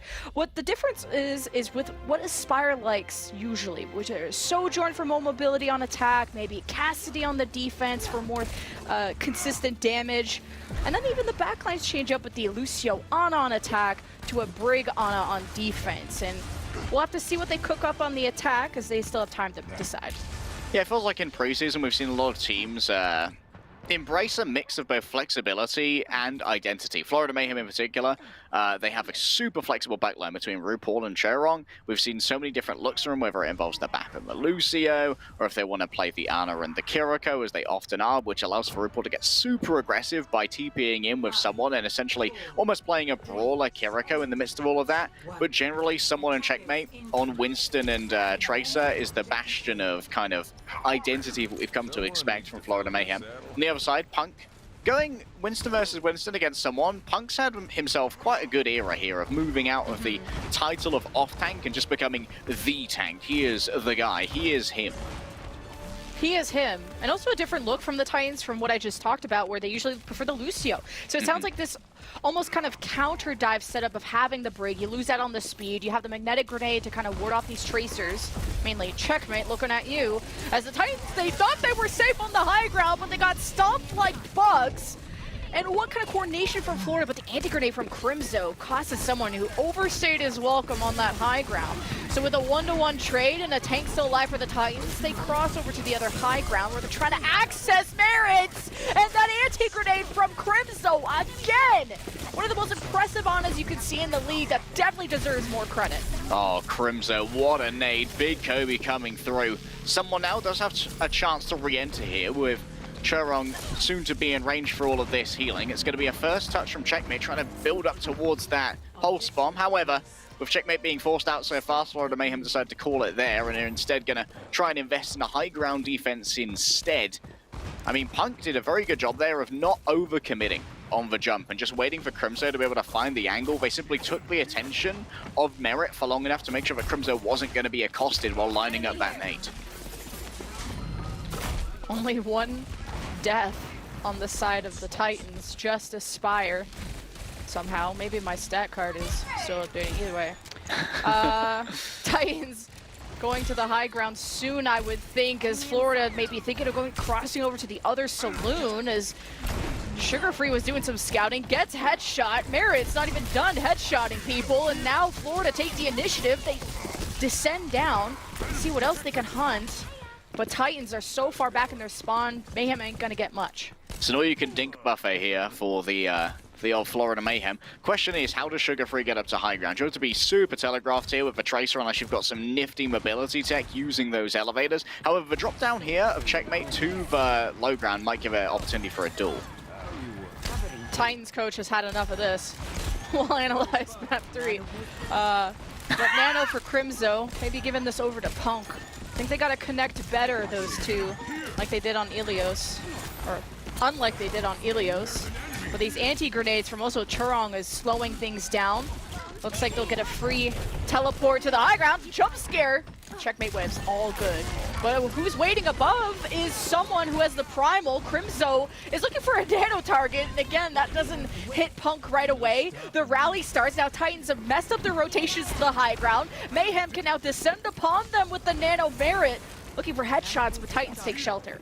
Yeah, a little bit of confusion there in terms of the overall objective. So we saw a rally disengage from Faith and those who went up top. Crimzo also had to try and play from behind without an ideal sightline. A good Suzy from RuPaul as well. Got rid of a stick on Sugar Free, and now Aspire is going to be nano to try and punish someone.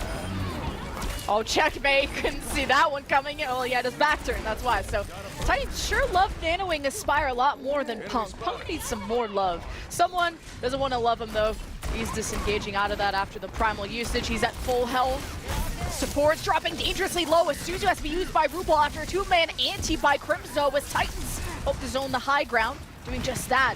Meanwhile, I'm sure it's Sugar Free pushing the cart. Now it's the dual checkmate because that is getting close to point B. And the kills are falling through with the Titans. And if they cap off of this, that's going to be an insane time bank. Let's Florida try to stay safe in this saloon. They will have to reemerge, maybe thanks to a Nano or a Deadeye. Chorong and Merit got to step up with these ultimates, but someone's been slept. As Titans converge on that and also have kept the payload pushing. Someone emerges with the Nano, zaps away Crimzo, and Titans find themselves in an unhealthy and very dead situation. Yeah, unfortunately someone just living too long here, even with all of the sleeps that were delivered by Crimzo. I think the Vancouver Titans may have taken a little bit more of a bait than they needed to, fighting inside that house when ideally you could have guaranteed a fight on the cart with Faith being able to have maximum uptime on Inspire, rather than allowing someone to be able to cleave through multiple people at once. Now Florida Mayhem once again can retake this high ground, and someone with the Primal Rage is going to be able to make sure no one can get up here if it's deemed imperative by Florida Mayhem that control of the high ground be continuously... Oh, hello. Could we see a back gap here from old Lenny? They actually go under, and Punk, yeah, gets nanoed, but I think someone is also primaling his backline. He's already squashed Crimzo on this exchange. 4 versus 4. Deadeye from Merit to maybe peel for his backline or find a kill from up above. No, he's down on Saloon. Florida have anchored the cart and they have the high ground, so Titans have to reassess this. Yeah, fighting on the cart now no longer in favor of the Vancouver Titans with the rally, yes, but any coordinated fire on the Kitsune Rush on top of the cart would be absolutely brutal to any member. Sugar Freeze, this looks like a mouse disconnect to me. Yeah, and there's the pause called.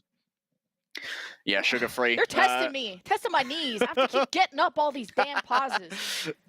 Yeah, that definitely looks like a mouse disconnect coming through from Sugar Free. And I do wonder if Sugar Free actually did some groundwork for that dive by forcing RuPaul to come down to the low ground and support the Tracer-Duel, because while you might be confident in Checkmate being able to take a Tracer-Duel against Sugar Free, at that point, when there hasn't really been an engage happening, you don't want to take that risk. You want to try and find a 2v1, an unfair fight. And this also gives us a little bit of time now to talk about the theory of the Nano, because like you said, Punk's not getting as many Nanos, and more are going over onto Aspire. So we've got to think about what might be the stimulus for this as my chair starts to spin into camera.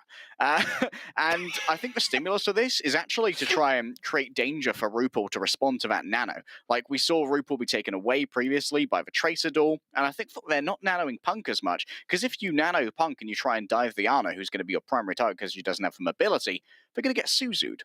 But if you nano Aspire to try and respond to a someone dive, if that's going to get Suzu'd as a response to a nano, that requires RuPaul to TP in and then use the Suzu, and then RuPaul's in a super dangerous position next to a nano Cassidy. So I think that might be one of the things that's going into the overall calculus of why so many nanos are going over onto Aspire.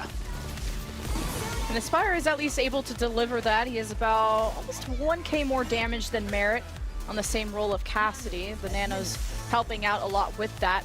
Punk's engages, though, are looking a lot more solid. We're just having some technical issues on the Titan side, making sure everything's okay, because they still got some pushing to do. I'm looking at a 104 time bank and point B still in the cards, and I think they just had to reset there. 1 death for Punk, so not a lot of attention is going into Punk, and more about how they can support someone on the counter dive. And I gotta say, both teams have been able to trade out quite well. Honestly, by play-by-play, I get kind of lost because it comes down to these 3v3s and 2v2s and 1v1s, and it gets really close. Yeah, sometimes the strategy and the analytics and everything we know about Overwatch, just a mechanical moment happens. And things are often just decided by a well-placed dink here or there. Sometimes from RuPaul being able to find a couple of headshots, or Merit being able to find a close on one of those as well. And I think that we're likely going to see very similar stories on the defense of the Vancouver Titans as well. This is a really hard area to attack if you don't have a super vertical DPS. And while Trace is fast, she's not very vertical. You know, it's also very hard playing the game with equipment that is just not working. So Titans are going to need an extra minute. So it seems like everyone likes these Overwatch League break bangers, music and stuff. So how about we toss you to that? We'll be back with the next attack.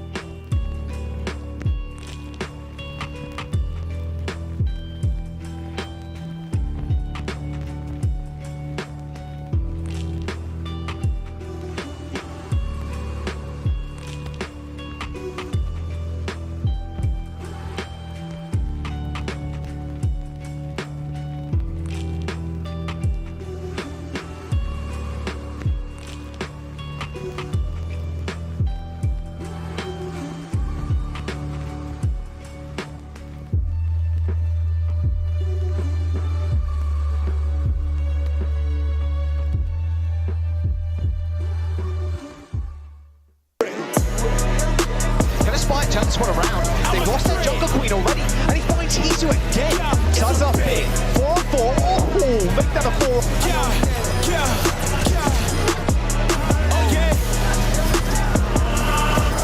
I'm a threat. It's a bit. I'm telling you, fight is insane brick player. Advantage down to there's no more lifelines. L&L, yet it might not matter. Sugar Crystal super early anti-air play.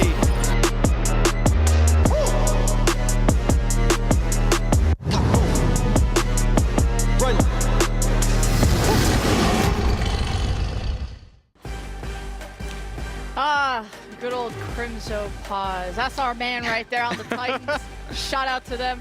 They're still fixing up some stuff, but hey, that gives us more time to brain out. Like, what you got? Well, one of the stats that I do have is that Sugar Free has the shortest mouse lifetime at the moment. Evidently forgot to charge it before the match. I would also like to give a quick shout out to how Sugar Free did have managed to avoid danger with the no look blinks out as a Tracer was just using WASD to get away. But fine, I'll do some analysis. And one of the analytical points that we've got to look at here is the nano generation time from Crimzo, and it's inherent in the duo that we see from Faith and Crimzo, which is the Brigitte and the Ana. The Brigitte is often going to be concerned with sending health packs over to DPS instead to maybe help them win a duel or two, but that means Crimzo is essentially solo healing Punk, and the stats reflect that. I believe already about 6.5k healing compared to 4.7 from the opposing Ana, because the heal split is a little bit more even between a Kiriko and an Ana, but that does mean nano generation time is about 30 seconds faster, and that could allow for a little bit of a tempo advantage for Vancouver Titans. I like that conversation about the different support lines, because Titans have run so many different things of Lucio Ana, Lucio Bab, and then even Kiriko Ana. This time it's Brig Ana versus the Kiriko Ana of the Florida Mayhem. And I think that gives Florida a lot of offensive power using the Kitsune Rush, the Nano. It's all offense all day, baby. But with Faith, you bring in a little bit of defense. But you saw how even either a fight ago or not, the rally didn't bolster Titans too much. It was kind of, well, the timing was off. But speaking of timing, we're unpaused. So that's great. Titans still trying to get to the high ground. Faith at least just getting a flail shot there to get the healing going. Sugar Free just got shot in the head, though, by Merit, so Titans will have to try and approach this fight. With 40 seconds left, down 1. Kind of looking over. They're just going to wait for Sugar Free, actually. I wouldn't mind seeing RuPaul actually save the Kitsune Rush to try and respond to a rally. Crimzo being picked early. Oh, it staggers everywhere, Lemon. This is not going to be a pretty final fight. It was an anti from Chorong too that hit the opposite high ground. Titans wanted to keep that so bad because it's been such a pain in the butt for them to get up there. Now even more so as Spire is staggered. 12 seconds left and you gotta go all the way downtown and try to not get picked off or pulsed by Checkmate, who has that, and the support ultimates from Florida are up, including the very powerful Kitsune Rush. Florida anchored on the cart. Here it goes. Kitsune Rush from RuPaul. The rally encounter from Faith, but Punk didn't get no love today, and you got no initiative. A 3-man anti from Chong hits the Titans as they bleed to death. A double pulse spot from Checkmate, and goodbye Titans at that round. Florida struck them all down. Chorong truly listened in to our little vent there and said, that's a lot of love for Crimzo. Chorong wants some loving too, you know. Chorong hitting some fatty nades. And honestly, one of them was for Stagger there onto Crimzo before this fight even started. And then the triple, as it was actually a really good kind of shepherding of Vancouver Titans as well. You keep them back by using the Kitsune Rush, forcing them to fight outside of that area of effect in order to try and mitigate the overall efficacy of any Florida Mayhem divers. But that also means they're kind of packed up like sardines in a can, and then you just drop the bath bomb into the can, and it's not a culinary miracle, I'll tell you that much. Florida Mayhem now, they've got themselves a clear win condition most of the way through B. But given that both of these teams are enjoying the high ground poke with a Winston Tracer dive core, B is not going to be easy to take. And honestly, Vancouver Titans capped A very quickly, so you know how difficult B can be. This is by no means guaranteed as an L for Vancouver. I want to point out too that RuPaul has 0 deaths to the... Oh, I'll look at this in a second. Mainly, this anti-grenade was so disgusting. This was kind of at the end, and then Checkmate hits the double pulse bomb. That was tough, especially without Punk to start that fight off so rough. What I was going to say is that RuPaul has 0 deaths. Chorong has 2, to the total of 6 of Faith and Crimzo combined. So when I talked about this kind of defensive peel setup from Faith and Crimzo, it's not exactly yielding less deaths at the end of the day. Yeah, it feels like we're not seeing as much control on someone as I would like. Maybe I'm just missing it in my POV, but Faith, I don't think, is hitting enough whip shots to mess with someone's engagements, or they're getting baited out early by some good groundwork and prep from Checkmate. Now we've got someone's POV. It's going to be great to see how this is interrupted. There's the whip shot, but it's no good. On the Crimzo! Oh, just Titans let them have the high ground. If you remember the last round, when Titans took that high ground, Florida jumped on them and immediately got it killed. Like, Titans are almost hesitating on how to approach these fights because they've just been so unsuccessful so far. And how are Titans getting forced out of those positions that they were currently in? We saw Crimson midway through a rotation, right? How did he get forced out of that point without someone pressuring him? Whatever's happening with Checkmate and RuPaul on the flank is something that needs to be addressed by Vancouver Titans, so they can't be caught mid-rotation. They need to be caught ready to fight. Someone was ready to fight until he got booped off. Look, Titans are actually dropping, maybe hoping to chase that. And keeping Crimson on the high ground here is always great. You can have some great anti-heal grenade angles. They staggered out as Florida, but they're fine. They kind of still have to push this card through the choke anyway. And Crimson got a very safe location here. I am somewhat worried about the angle of the whip shot that Faith could try and find. Maybe it would have to be a super audacious leap from someone to try and get on top of Crimson, but it could still work out. Someone and friends are just pushing the cart and almost forcing Titans to contest it. Mainly, it's got to be Sugar Free would be the safest one to do so. Florida get at least halfway through. They've summoned down the bubble and presence of Punk. Up on the high ground, though, is Aspire looking for any pigs, but the way Florida are positioned is in shelter under the roof, and Punk's been nanoed. He forced out the TP of RuPaul, trying to give him his first death, and there it is, but Trong dismantled in the process, too. They just couldn't support each other, and no healing remains for Florida as they couldn't trade out backlines in time, and that's a clean fight for Titans. Yeah, that was a really good timing from Titans as well. They realized that Florida Mayhem were playing that low and also just erode the space between someone and Crimson and get him into a position where he could hit that jump. But the second that someone wanted to do that, instead forced a peel by Vanana Winston engaging in his backline. Florida Mayhem, however, didn't use anything in that last fight, so it's the same song and dance again. Erode this space away until Crimson is within a reasonable leaping distance so that someone can reach over and try and get rid of Vanana.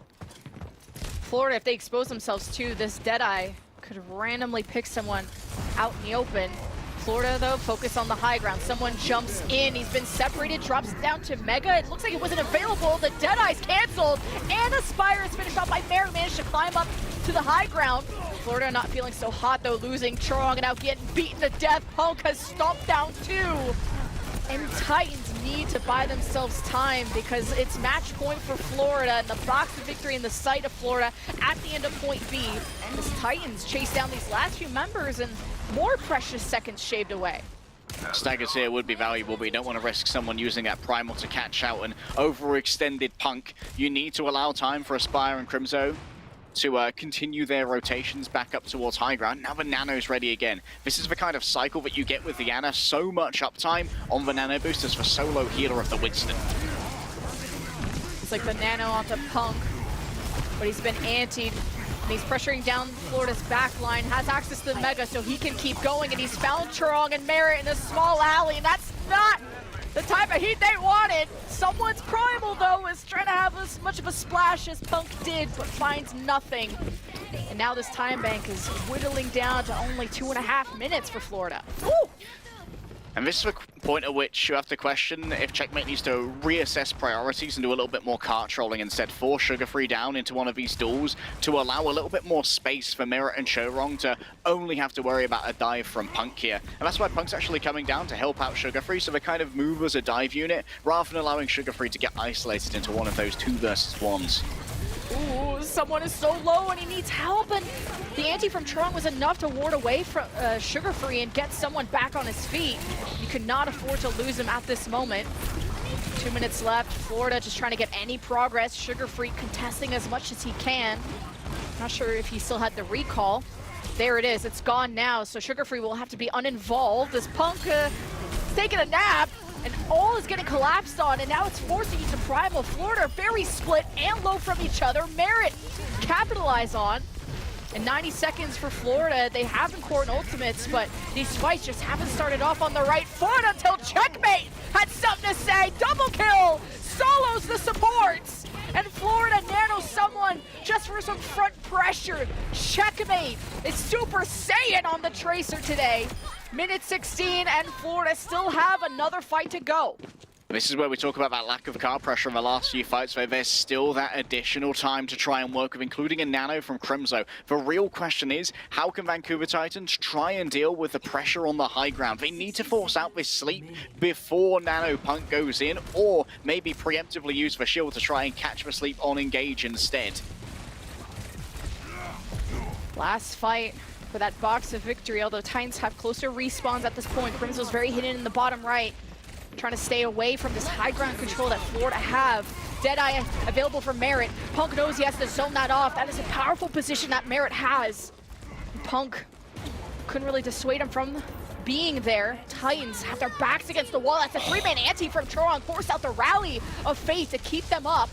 Punk has presence, anchors the cart. Someone has a bubble and forces Checkmate forward in protection. Nano onto Sugar Free. He is the one that you can depend on, the Suzu, to protect Merit during this moment. But he has to be careful. Sugar Free against these magnetic grenades. 5 meters left, and seconds remain for Florida to actually finish off this fight. But it hasn't been convincing yet. Florida give up the high ground. Aspire from up high didn't channel it long enough. Merit was only brought down to half health. Aspire Antine, 40 HP, gets away and crouches in cover. Primal onto this Ana. Faith is removed. Crimzo is the last line of support for the Titans. And Aspire's dead too. Florida are about to finish off the series in good fashion. But Titans stretch them to their limit, but it'll still be a 2-0 and a flawless group stage for the Florida Mayhem. Florida Mayhem remain an absolute titan of dive on the Winston. And honestly, I think the Kiriko just brought so much to that fight, being able to hit those cleanses. We saw a lovely stick at the end from Sugar Free, but once again, it was Suzu'd, so no dice, my guy. And obviously, Choron, excellent sleep there on the Deadeye, really forcing Aspire to play in a much more cowed position. And the ability to have to peel for that Cassidy as well up on high ground, it split Crimzo away. I don't know how Crimzo ended up being by jail alone, but that was an easy dive for someone, and then it became an easy bully too. I really think that at the moment the Kiriko is almost indispensable, and I think that Vancouver found that out the hard way.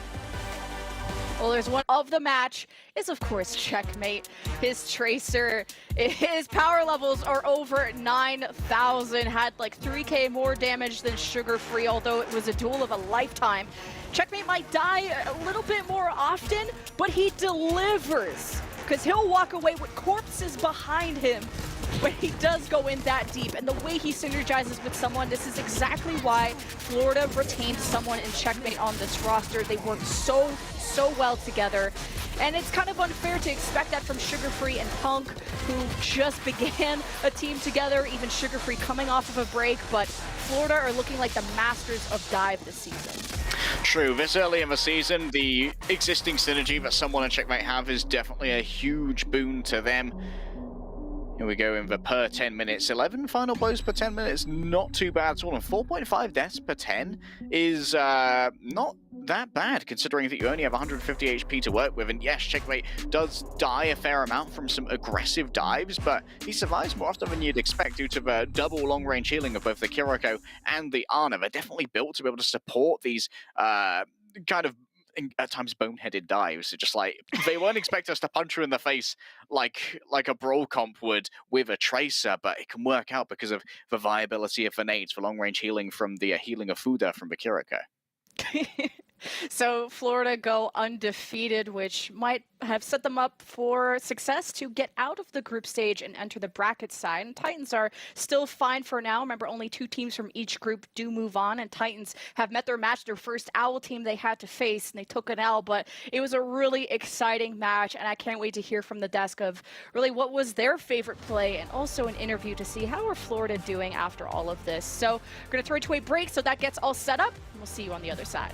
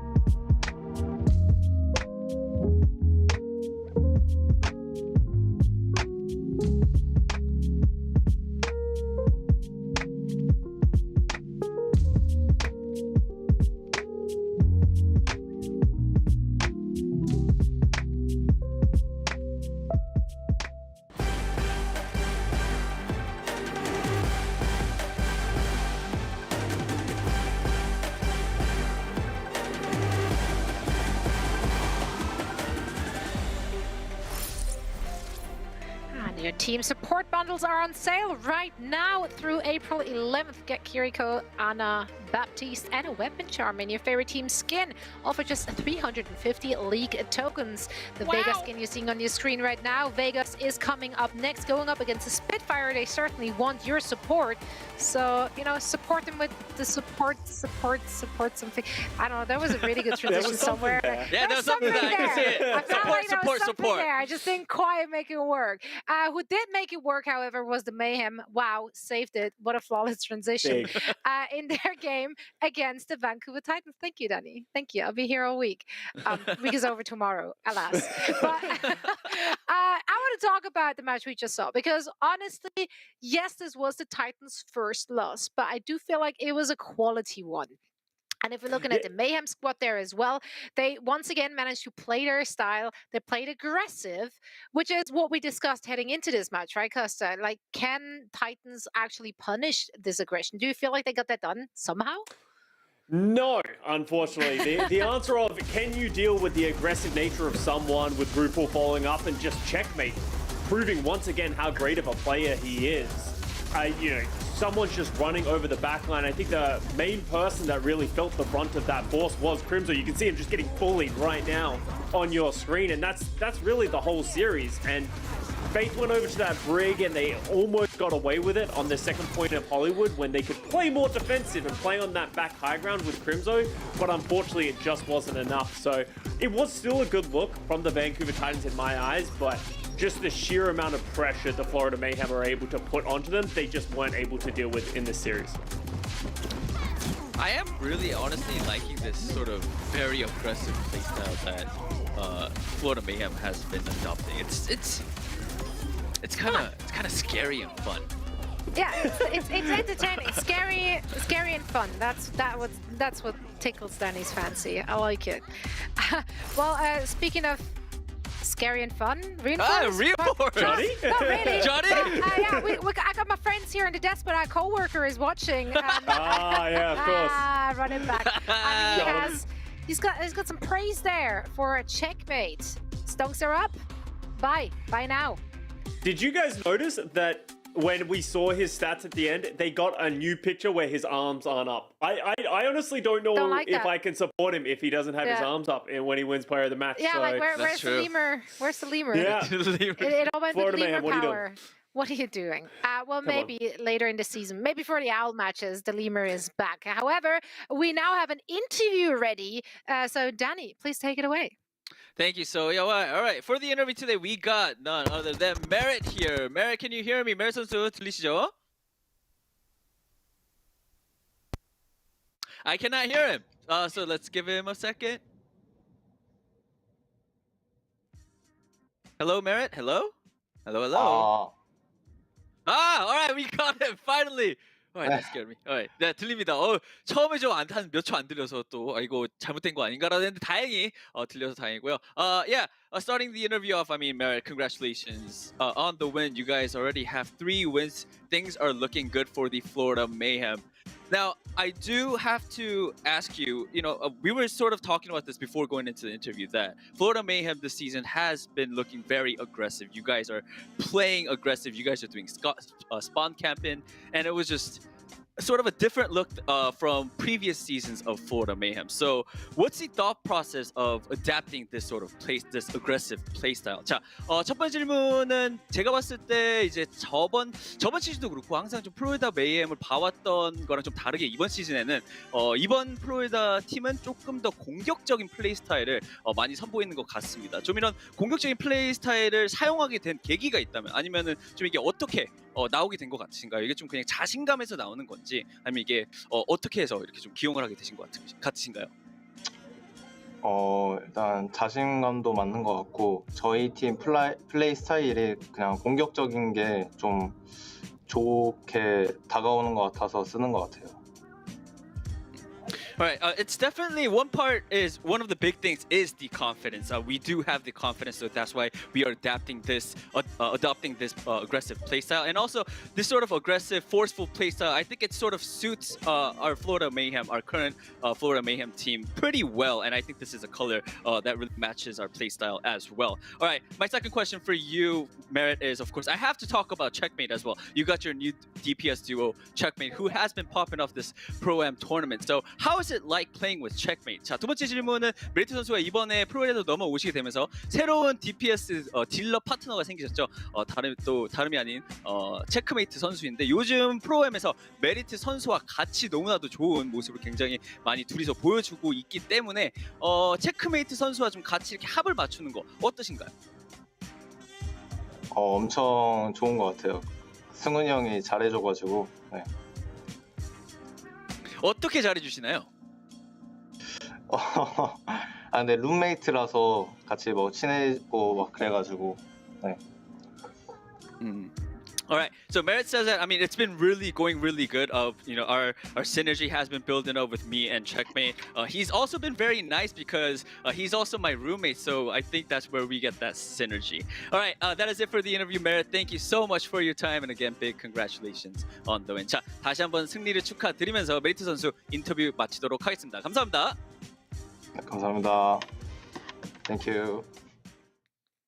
Thank you so much. Great to hear from him. And Danny, thank you so much for translating all there is to know. I love that the roommate synergy is going strong there. That can go the other way as well. You know, you don't always get along maybe we should dominate together. You know what? Maybe Yeah. we should all be roommates, all three of us too, so that we could build synergy. Yeah, that sounds. What a great idea. Sounds great idea, Danny. We'll circle around to that one after the show. Yeah, we'll discuss. We'll keep that one floating around. For now, however, we're gonna put our eyes on to the next match. London Spitfire will face off against the Vegas Eternal. Nice. Vegas. They need to. I cannot with the logo. You can't just. They need to just change keep the logo. that. I need to change it, just for me. Just flip it backwards. Vegas Eternal. They played a little earlier today. What was our big takeaway from that match? Just how unconventional I think that they're willing to commit to this game. Obviously didn't work in their match against Valiant. I think we would all agree that the London Spitfire should be tougher opponents. So I want to see if they're going to make any adjustments into their style or keep playing and leaning into it, because there has to be some upswing to them playing with confidence, playing their style, but we just have not seen it so far in the Prime. Yeah, I think unconventional is a really good word, because like some of the composition they pulled out was a lot of question marks. But for London, I do feel like we're not gonna get a lot of question marks because we know what they're good at. It's whether it's the Winston dive composition or of course the Rhyme Brawl as well. So I'm expecting to see sort of those London Spitfire leaning towards those two compositions. And I do agree with Costa that it is going to be a tough fight for the Vegas Eternal. Yeah, I agree. And this could work out in Vegas's favor here as well, because if you're going up against an opponent which, all the cards are on the table here, right? Like you just know what to expect from not just London as a team, but from the individual players. Whereas on the other side, there are a few more unknowns. Maybe there's a few more things that they can take out of their sleeves, which might catch London by surprise. We don't know, but the only way to find out is, of course, by playing the match. First, however, I do want to know which ones you picked to come out on top of this one. So let's take a look at our predictions for this one. I am very certain I went with London Spitfire. It feels like an eternity ago. And yes, I am correct. Go me. Love what past Zoe did there. I think London is just the safer and the easier choice. I think they've been just showing good quality in their games. One win, one loss. Wasn't a horrible loss either because it was against a very strong team. So, Danny, who you got? Any guesses? London. No, London Spitfire. I believe in Chatty and the rich man's brawl. as The people- rich man's brawl. Yeah, I think it's gonna take him. It's gonna get them the match. Hey, you know, Vegas, they love to gamble out that way. I think they're going to gamble. I'm not going to gamble. I'm a very safety Sally, so I'm going thought for the that was a London setup. Spitfire. I know you. No, I got you With guys the in the first bait. half. I did. But Vegas might try and gamble on their Farrah comps with Mouthful. I think that's going to be their best run against this rich man's brawl of the London Spitfire.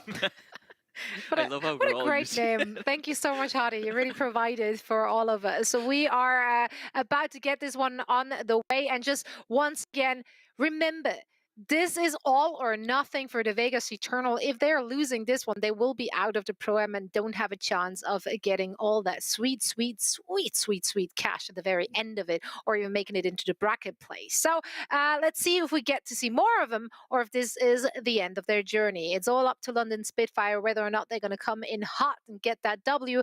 For all the action, that Lemon Kiwi and Leg Day are standing by. Yeah, Love It Gal, Peach Sky, we got a third match and maybe a third L for Vegas. At least they're hoping it's not going to be the case, because that would mean them being out of group stage, as Zoe said. And the desk unanimously are around London. I'm sure you are as well, right? Like, you got to back your home crowd. Oh yeah, I'm not just backing them for patriotic reasons, also for brain reasons. It's do or die for Vegas Eternal, and the Preds on the desk did say die, die, die. And Nepal is not a fantastic place to meet London. On two of these points in particular, the Shrine and the Village, the Reinhardt composition is absolutely beautiful. And of course, you're going to be likely to play the Mei here as well, which Backbone is probably the closest thing we have to a Mei expert in the league. Looks like we're going to be spawning in on Shrine. That's weird. That's hard to say without shutting all of your S sounds. Or Village. Yeah. Yes, Village, yes. I completely Brain blind reasons, right? Am I right? you know what was you know on my brain? I was thinking that rich man's brawl, like we have poor man's brawl with Ram. I feel like the Reinhardt is more of like noble brawl. It's aristocratic. It's done properly with manners. Someone who has 3 forks and 3 knives beside their dinner plate. I want to also draw our minds back to the fact that Vegas played this exact map earlier. And it was on Village to start us off, so it's some weird deja vu. You got to think about, like, Vegas just took an L and it hurt. But how do you bounce back? Now you have time to soak in all of those mistakes, right? But it's a different look. Last time we saw Village, it was a Vulcan's Doomfist, Mouthless Farah, and Dove's Tracer. So we'll see how that will work. Spitfire, obviously, watch the bots. They got the tape. They got Sparker on the Cassidy. Backbone, Somber makes an appearance. That's a rare one. It is a rarer one, but it's a well-informed one. Like you said, they have the tape. And so they decided what they're going to do here is make sure that Vulcan is absolutely unsupportable. What a rotation. I'm afraid it's curtains for you, mate. And goodbye, Anna. Goodbye. Well, that point's unlocked. Anybody want it? It's unattended. Anybody? London are there for now. Is anyone gonna challenge the Chatty? Vulcan is very low. He's trying to find a health pack or maybe the bottom of the map, I guess. So that leaves Mouthful and Rack Attack in a bad position. And Rack Attack got hacked, but does manage to float back on the other side. Oh, hello. Some coalescence of fire towards Backbone. Remember that control of these health packs might be super important for Vegas. If Backbone starts to take them away, it really means that Vulcan has to play in the LOS of Luke Minu, and we saw earlier just how dangerous it is to be Luke Minu when faced with the speed boost of Admiral. And Marfal's poke thus far has been a little bit lackluster, only 60% of the way towards a barrage. Okay, well that first fight didn't count for Vegas. And now this is the real time. Mouthful is trying to just challenge London while trying not to be too greedy against Sparker, but Mouthful should be winning that considering Sparker doesn't have really a pocket, but does have to deal with Landon's hit scam too. Vulcan's resurrected back. Everything is fine. Rack Attack is not fine. Could not fly up high enough. Backbone sneaks up on him. Now London have all of the backup in the world. No way you're gonna hack him off the map. Backbone is fine too. He almost dropped off himself. I think Backbone's ready to have a little giggle here. A touch of trolling, a bit of tomfoolery perhaps from the old bourbon enjoying lad. Backbone though, close to the EMP here. It's likely going to be used to drag Mouthful and Rack Attack out of the sky as Vulcan once again is dead. And back to the drawing board again. One of the things I want to talk about here with the Sombra actually is the great information game that Sombra can play means that you can often scout out Lucmino's location, and that means you can set up for rotation super well to get Hardy on top of that Ana if they are in an even slightly precarious position. It's going to be a big ultimate fight, though. If Vegas just walk out of main, there's an EMP. Backbone's just getting into position now! And Vegas use their own ultimates. Valkyrie in the sky for Rack Attack before the EMP keeps some of whatever is left of Vegas still standing. But this was not as strong of a showing on Village as they did previously against the Valiant. But London is a much, much tougher team, to say the least. 100-0 is quite the statement to make. It's also 11-0. London Spitfire haven't died yet. To reduce someone's hit points to 0. What a novel concept. Yeah, break that down. How do we do that? All right, let's do the Overwatch 101. Every hero has a health pool, also known as hit points. And while you have a hit point, you are alive and can continue playing the game. When the hit points reach 0, Lemon, your character is eliminated. You have to wait 10 seconds for a respawn. I can get out of my gold games now. True! You too could use this information in your ranked games. It's educational content for everyone to see. Vegas, though, now we have a different dynamic. Moving over onto a Sigma, this is where Vulcan is at his best.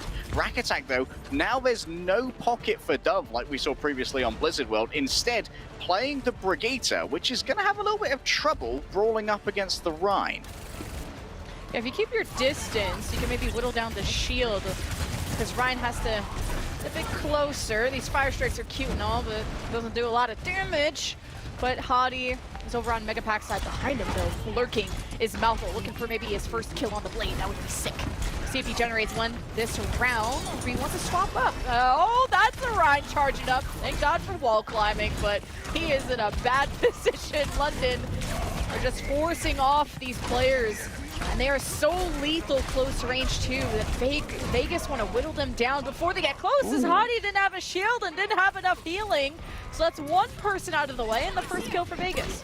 And this should be a point flip here for Vegas. Both the first kill and the first capture would be a wonderful start for them. Unfortunately, Malthol not quick enough with the right-click dash combo to remove Backbone. And this gives a little bit more time for Hadi to respawn. You've got to be super careful with your rotations here if you are Vulcan, because you can be sped upon really quickly by the Reinhardt, and Rack Attack might have to use a whip shot. Oh, I would have loved this Ant Matrix earlier, but yeah, he was at 99%, just got it now, and Vegas got into cover, although that Ant Matrix isn't much better because they just didn't have vision around the corner, so as soon as they popped their heads out, speaking of Vegas, to actually use Lucamino's ultimate, London just fire strike them down.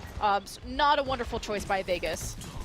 The unfortunate fact here is that Vegas Eternal's comp when they're on the defense is all about managing to allow Vulcan to kite long enough for Dove to get some considerable resources out of London Spitfire, and unfortunately none of those even came out from the Dynamite or anything else. Slam's available, remember that's hard for Sigma to block. Oh, it's Hardy time, I believe.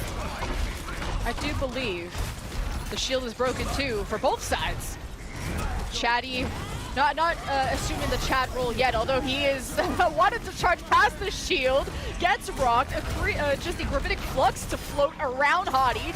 Now the Deadeye from Sparker's canceled, the Backbone's now on Tracer. And London, I felt like, just played that way more passive, although that was very good dancing from Vulcan to get around Hadi.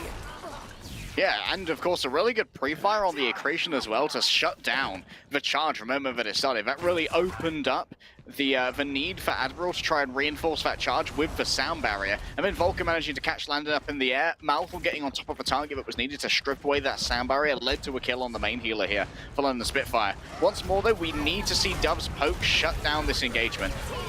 I love the YOLO charges, just walking past the shield, but trying to also get some of these supports down with it. 3-man shatter for Hadi, and he's going for more. Swings onto Vulcan, but Lucamino's Amp Matrix punishes the London Spitfire push. And meanwhile, all control was for London, but Malthol is there to flip it over. Backbone was contesting, and the key point there was contesting. Malthol got a blade kill too. It happened.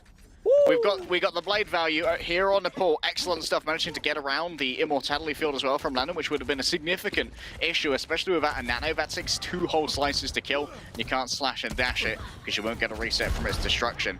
Now, Hardy, do you want to try and force a fight on the point? Unlikely when Dove's got this much poking ability. And you can see that at the moment, Vegas Eternal, they're just trying to counter-rotate, and unless London can pull a fast one, Dove should have time to hit a shot here. And Dove's Bob's going to be important just to anchor the point. London don't have any ultimates, and this is last fight for Vegas to force us into round 3. London have pillars control. They have access to Mega. Hottie charges back to the point. The Bob tosses him up. Hottie has to deal with that. He's very low. Probably doesn't have much of a shield left. Gives freedom to Dove to spray and pray down. And there was nobody left. Hottie is there. But anyway, Vegas forced the round 3. Well, Vegas Eternal. They evidently listened to the 0 hit point lecture. Although, it is worth noting that London Spitfire there, I think they, I don't want to remove Vegas Eternal's achievement. There was some excellent kiting and some good, well-timed insertions from Malthal. But London Spitfire, they really should not have been playing the Reinhardt composition here. Reinhardt is super bad at Sanctum because all of his rotations are super inefficient due to that central death pit. Here's Malthal managing to find that blade kill. Big moment for him. And overall, I think with London Spitfire, they're probably going to have a much better time here on Shrine. It's much better for Reinhardt. Vegas Eternal, though. Will they continue? Yeah. Oh, it's their 3rd comp in 3 sub-maps. Here comes the Ram. Yeah, that's usually what Vulcan prefers when it comes to rushes. Though he did start more Rhine, but he's going for the poor man's rush. Going to prove Hottie that this is the best way to go. Remember, Vegas need this win so desperately. They're just trying to poke around London through the sides. Hottie taking a lot of pressure down to a quarter health, and some of the immortality of Landon as the rest of London try to peel over. Vulcan might have gone too deep, and Hottie tried to charge forward just to take back that real estate. The cap goes through for Vegas, so now all this stalling and time wasting is only going to benefit them. Malthal's doing a really good job right now of essentially playing an edge guard of a Genji, just making sure that whenever Backbone appears, Malthal's dashing on top of him, getting that guaranteed 50 damage to force an early translocate. Ouch, that's a bad pick. I thought you were going to say ouch, because I would have agreed with you. It's still 4v4. Landon has the Ant Matrix. Still lots of support going towards Hottie, who's playing his life very well behind the shield. Vegas now have their own window, but London have great cover, and they're just going to respect this space and leave Vegas even more time.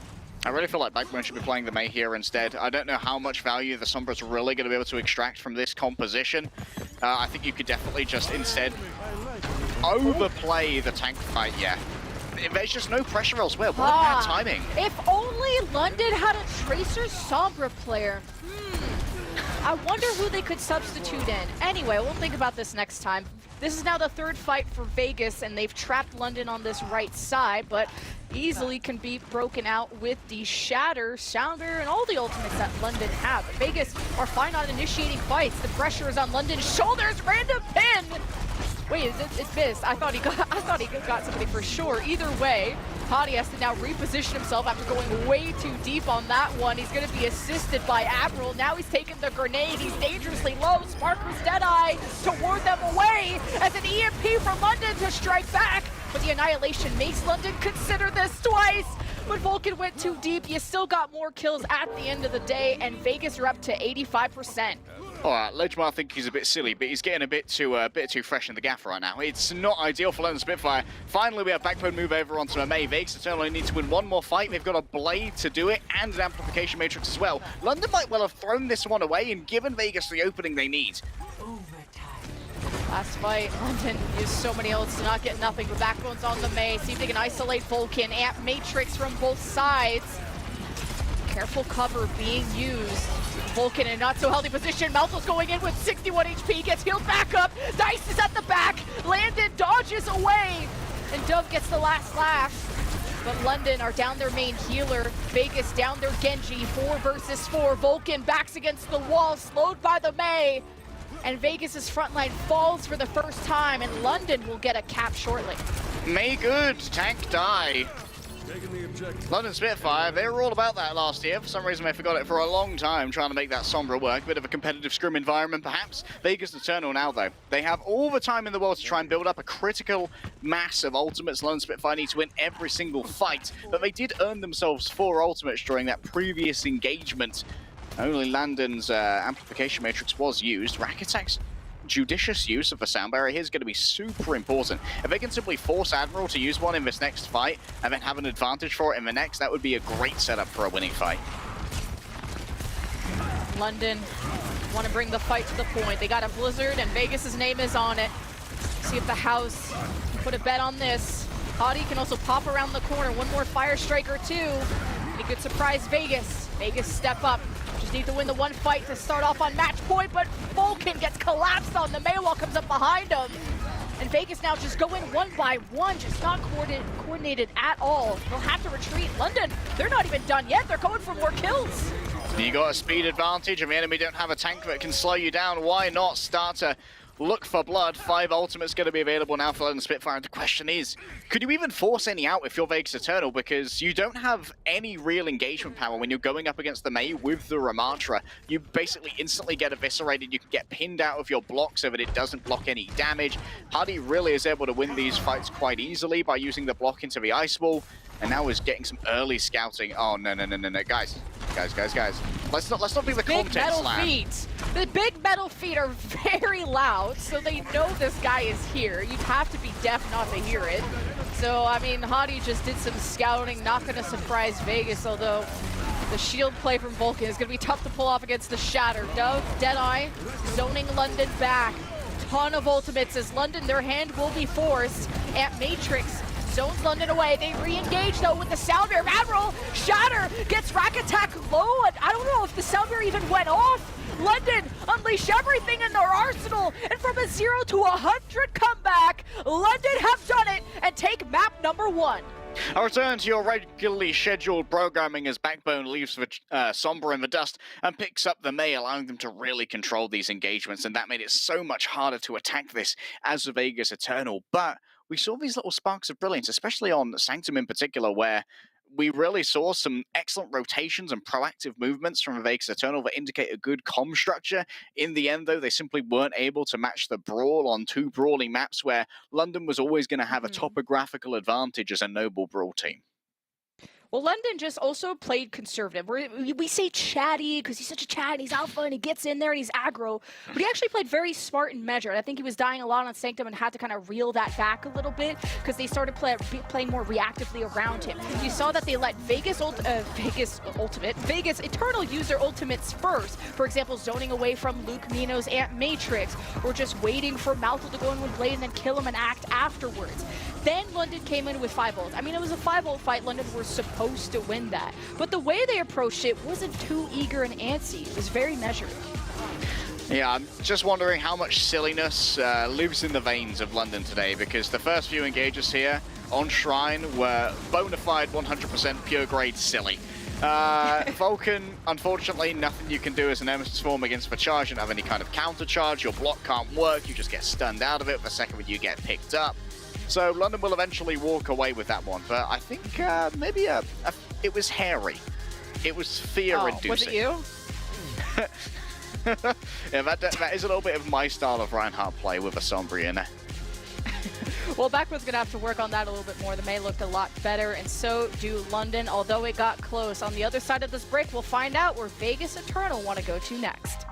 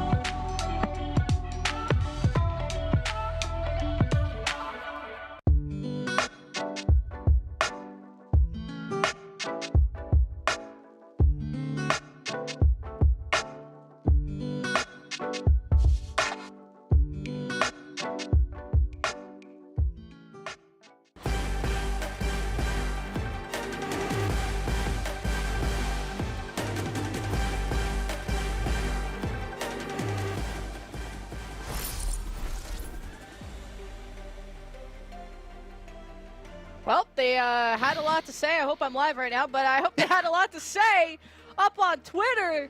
London tweeted this before the match even started.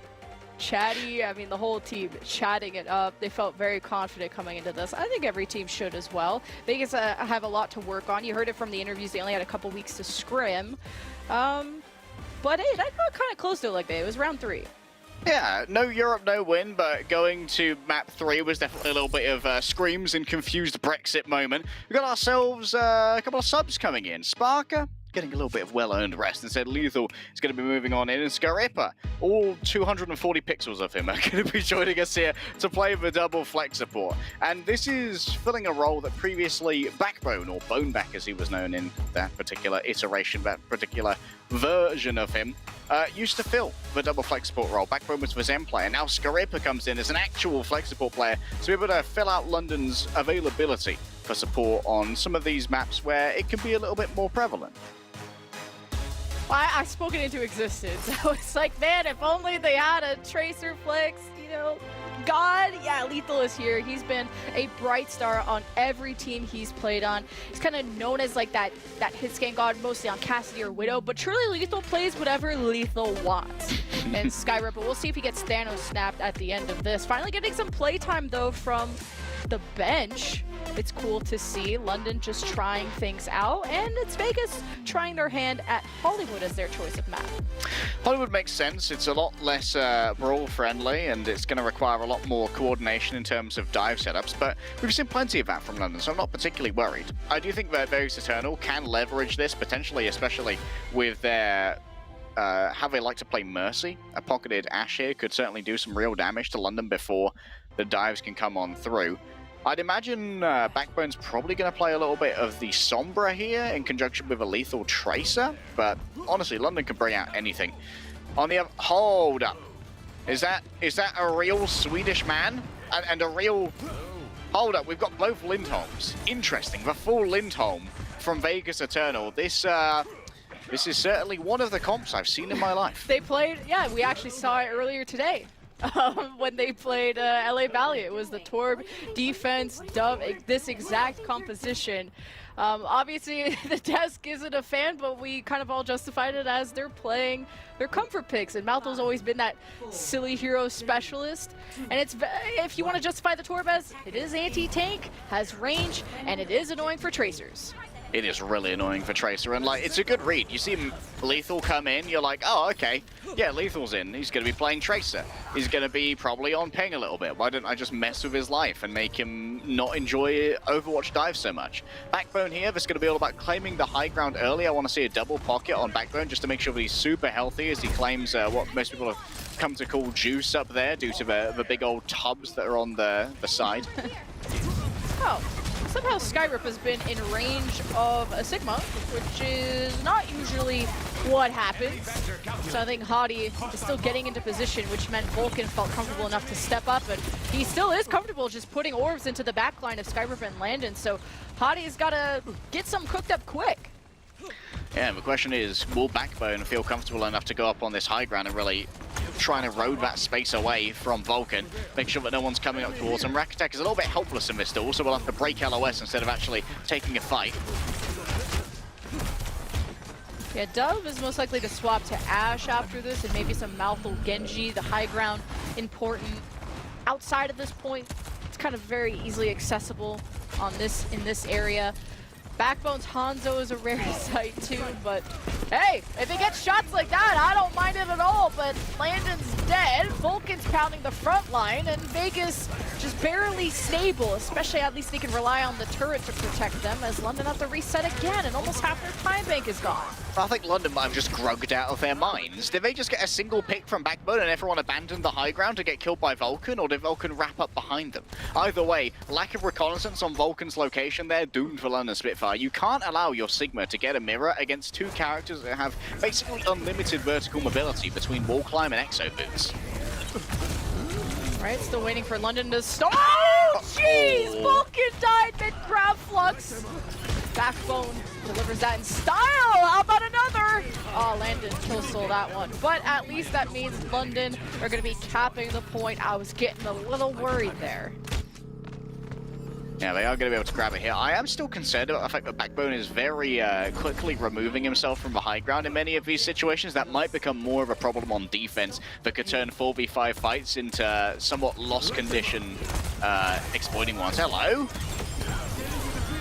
This is the Ant Matrix of all time, but if it works, I guess I'm the one that's going to be taking notes, and Lethal takes care of the job for Vegas, I guess.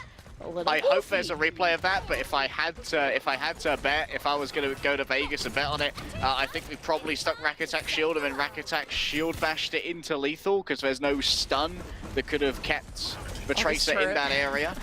That's so annoying.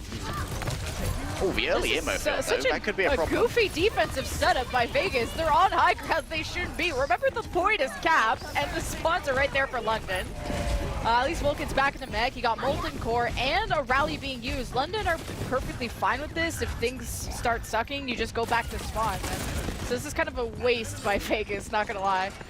I mean, part of this you could answer if Hardy didn't have mines by swapping over to the Rhine and just speed boosting up through the stairs and removing anyone who wants to be up on that high ground.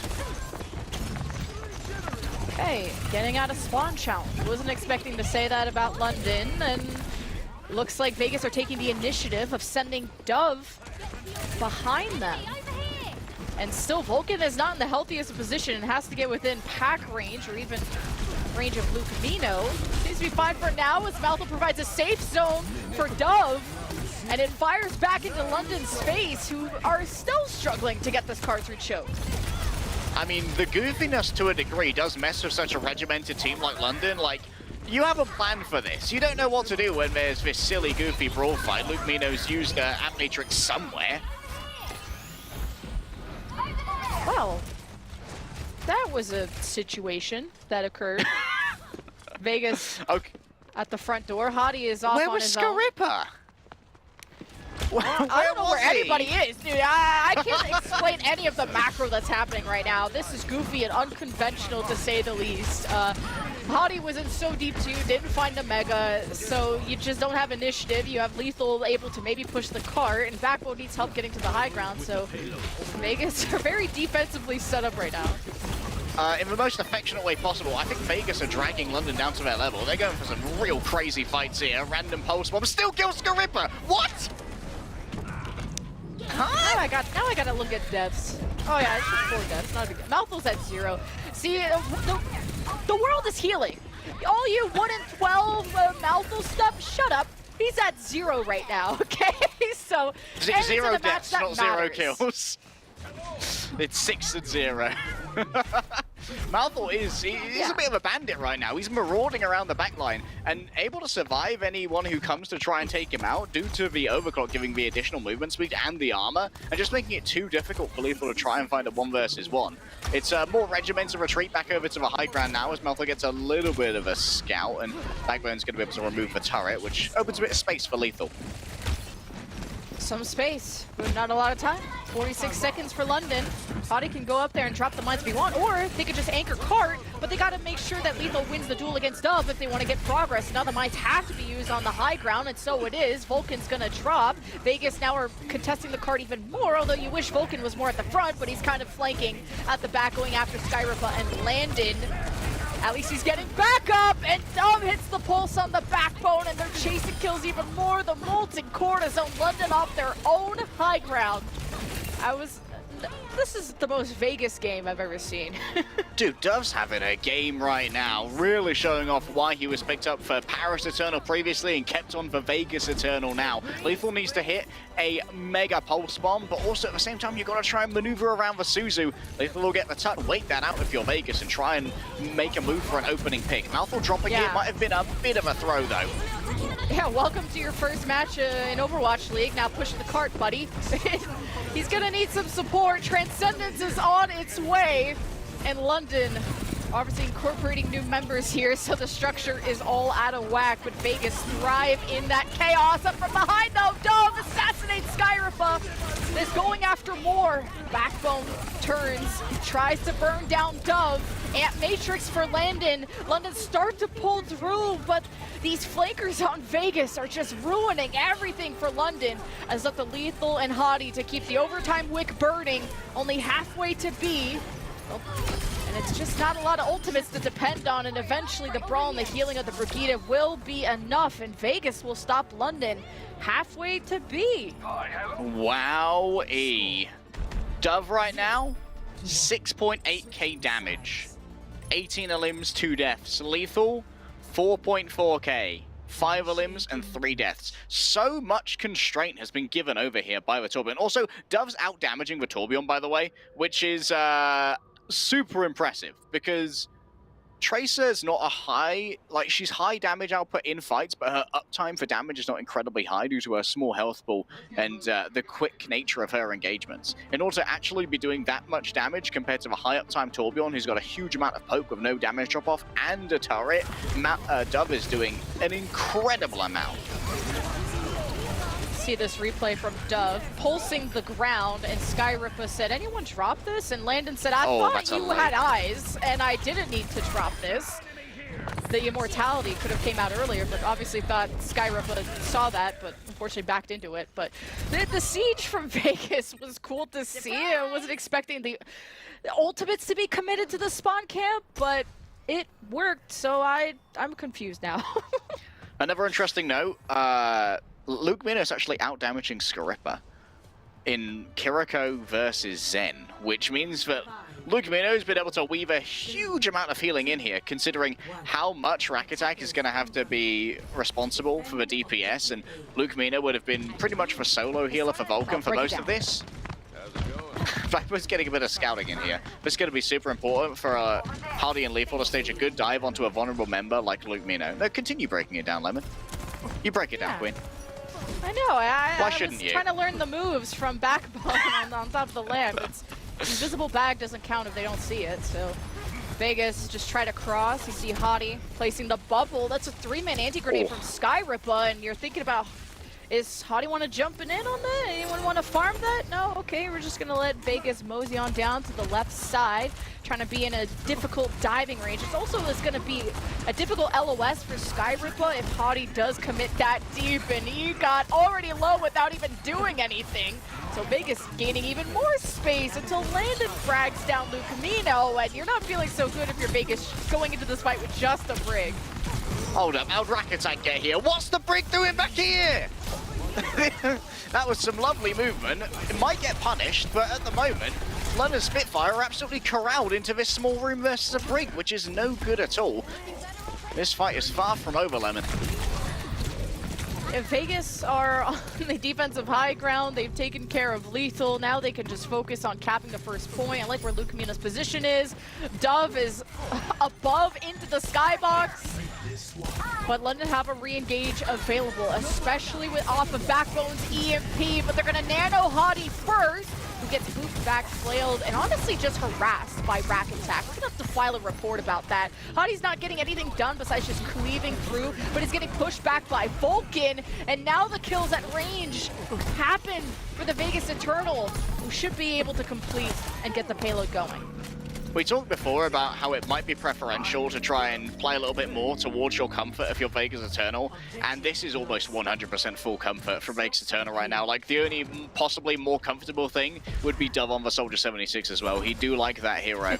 This is essentially everybody on what they believe that they play best. London Spitfire, however, didn't want to invest ults into a losing fight, but they don't have control of the high ground either, so they might need to invest for EMP just to claim control of this and build up a defensive position. Vulcan just brawling through the high ground. Backbone decloaks and waves at everyone as his corpse flails to the ground. Obviously, this is uncharacteristic from London because they're incorporating their, substitute players for the first time, trying out a comp for the first time. Vegas up above in a powerful position with their Brigida Rack Attack, the one pushing the cart, which summons the attention of Lethal. So Rack Attack is going to stay as safe as he can. He's got Dove looking over him. EMP for Backbone hits Lucamino, Vulcan, and Dove's Deadeye gets canceled. London take the initiative, and it pays off. Okay, 3.5 minutes now on the clock, but honestly, this is the hard part for Vegas Eternal, because it means Skyrippa and Landon can both set up on cross-firing high grounds and save each other if they both get dove on. Done. Just a quick swap, and now we'll be returning. I would have loved to have seen a one-off swap from Rakatak here to Mercy, just to try and damage boost the Blade and give a little bit more vigor over to that ultimate. However, you can try and force a fight on Cart here. Ideally, you want to get Landon to fall down, but how do you force that to happen? Likely a Rakatak boot. Mouthful, this Blade has to be big too. Last fight for Vegas to win this map and send us into a third final decider one. Mouthful, though, is stuck in Saloon, and now it's up to London to surround, to divide, and to conquer. They've already done that, but Mouthful has to go for Blade without his Kiriko alive. He's been hacked, and he's getting diced himself with the Transcendence K Blade, because London were just that confident. But Vegas have plenty of time to get this done. I hope he's swapping. He is. Okay, that makes sense. What they did do is force out the trance, which if you're going to swap as Mouthful anyway, is super important to do. And the Sombra is actually pretty great here, because you can try and set up a more stealthy means of getting Scarippa and Landon off the high ground. I think Lumino actually TP'd into a pulse in that last fight as well. Super unfortunate. Scarippa with the nano can give Hardy so much additional hardiness in the face of these duels. Oh, Dove wants to avoid getting hacked, because even a second without a blink could spell death for a Tracer. Vegas just have kind of this very mobile composition. Vulcan going back to his tried and true Diva is another strength of his. That and the Sigma, as Vegas are not really taking the fight, in control of the fight. They're letting London get prepared, get set up, and honestly killed them. But Vegas, they anchor on the cart. Once London dropped down without cooldowns, Vegas took advantage. Sound barrier and a self-destruct available. Hadi's buying so much time. There's only a few meters to go. Lethal has to touch. Now Hadi is next. London have spawns right around the corner, especially Skyripple with Nano, but someone has to touch. And Vegas have taken a map against the London Spitfire. That is big, but I want to highlight the one play that made it all happen, and it was absolutely tiny. It was Vulcan with the defense matrix. We saw the setup on the high ground. Up came the divers through the elevator. It created a stress response in the Ana. Scarippa panics a little bit, thinking, okay, we can survive this dive. I just need to hit my nade. Vulcan comes up from underneath with the micro missiles, eats the nade with a defense matrix, and then Scarippa dies, assuming that he's going to have more HP than he actually does. And that means that the nano can't be used in that fight, so no one can survive on cart. A tiny thing from Vulcan, but was absolutely imperative to making that fight work. It's an experienced team of London playing a comp they're inexperienced on, so there's going to be those cracks in the armor of just Backbone getting caught out when you should be translocating and really understanding and measuring how much HP your threshold is and your reaction time to teleport out is something maybe Backbone isn't used to, doesn't have that much time on, although he's played a little Sombra last season. And then you're incorporating Lethal and how you communicate with him, and along with Skyrippa.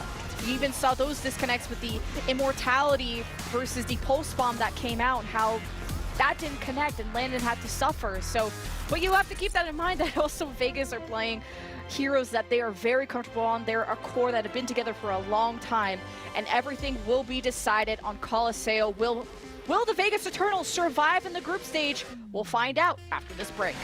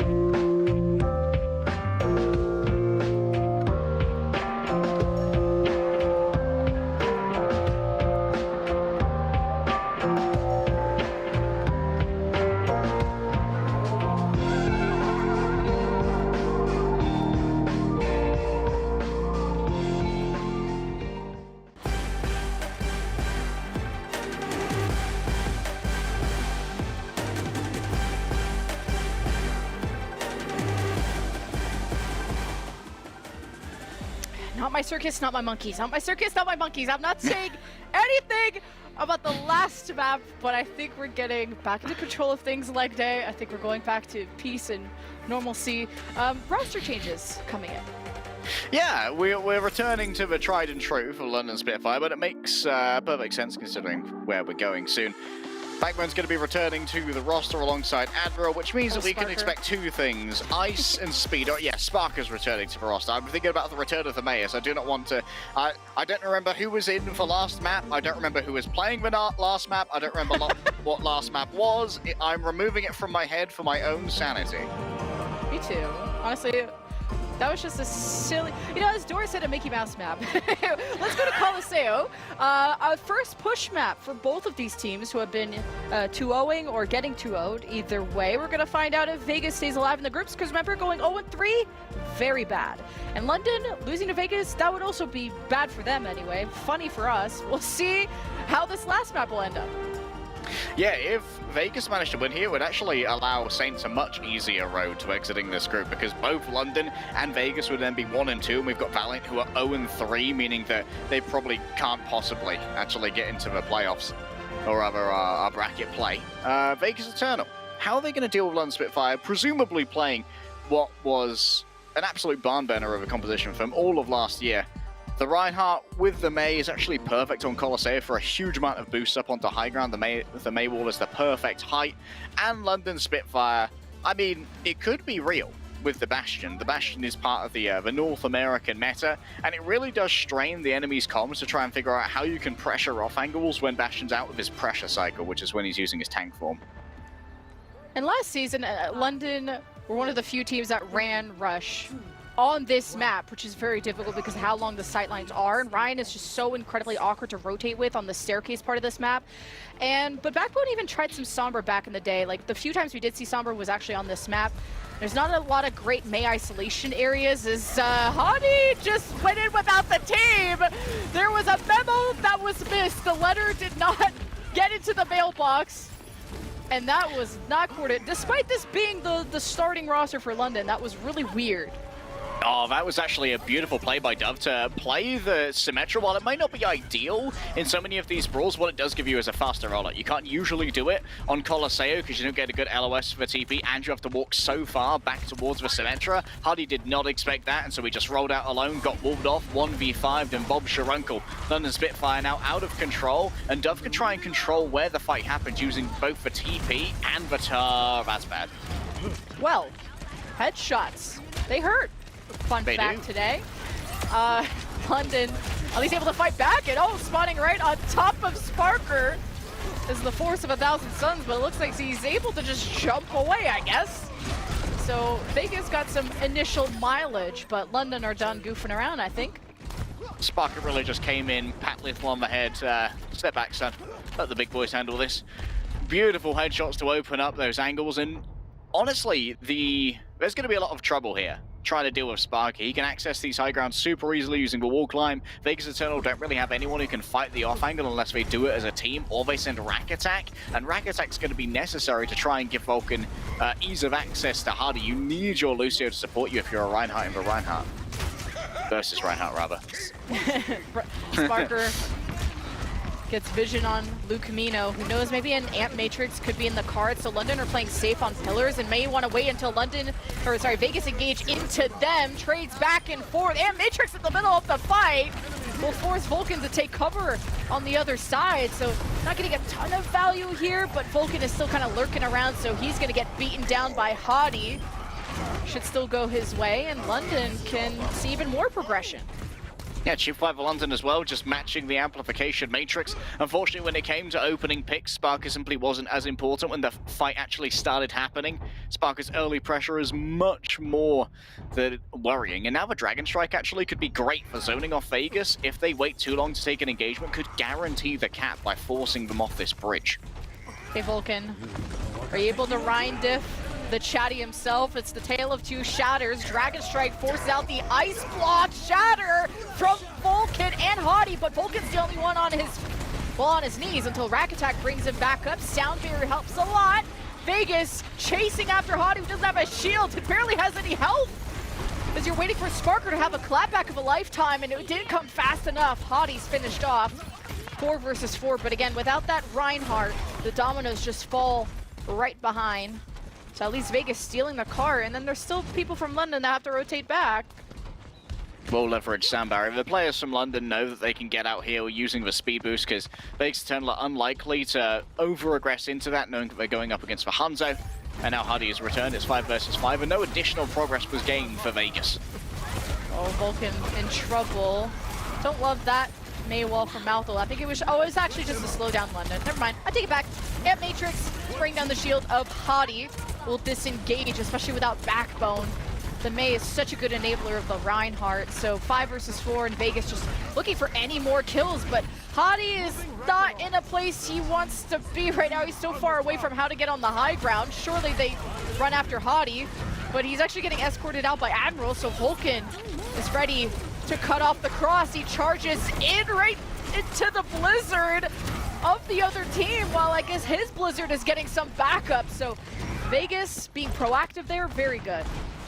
How did Mouthful land that? Was that a big old yeet on the Blizzard? The lead goes over to Vegas Eternal now. And London Spitfire, they were trying so long to be able to save Hardy from a Blizzard with the sound barrier, but it simply wasn't there due to I think a wall from Mouthful.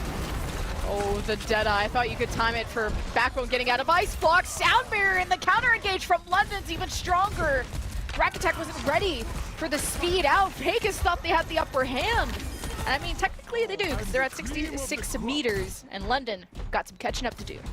Yeah, forward spawn's going to come through as well, so they will be able to intercept this in the corridor, which allows them to try and play this a little bit slow, wait for London to make a mistake.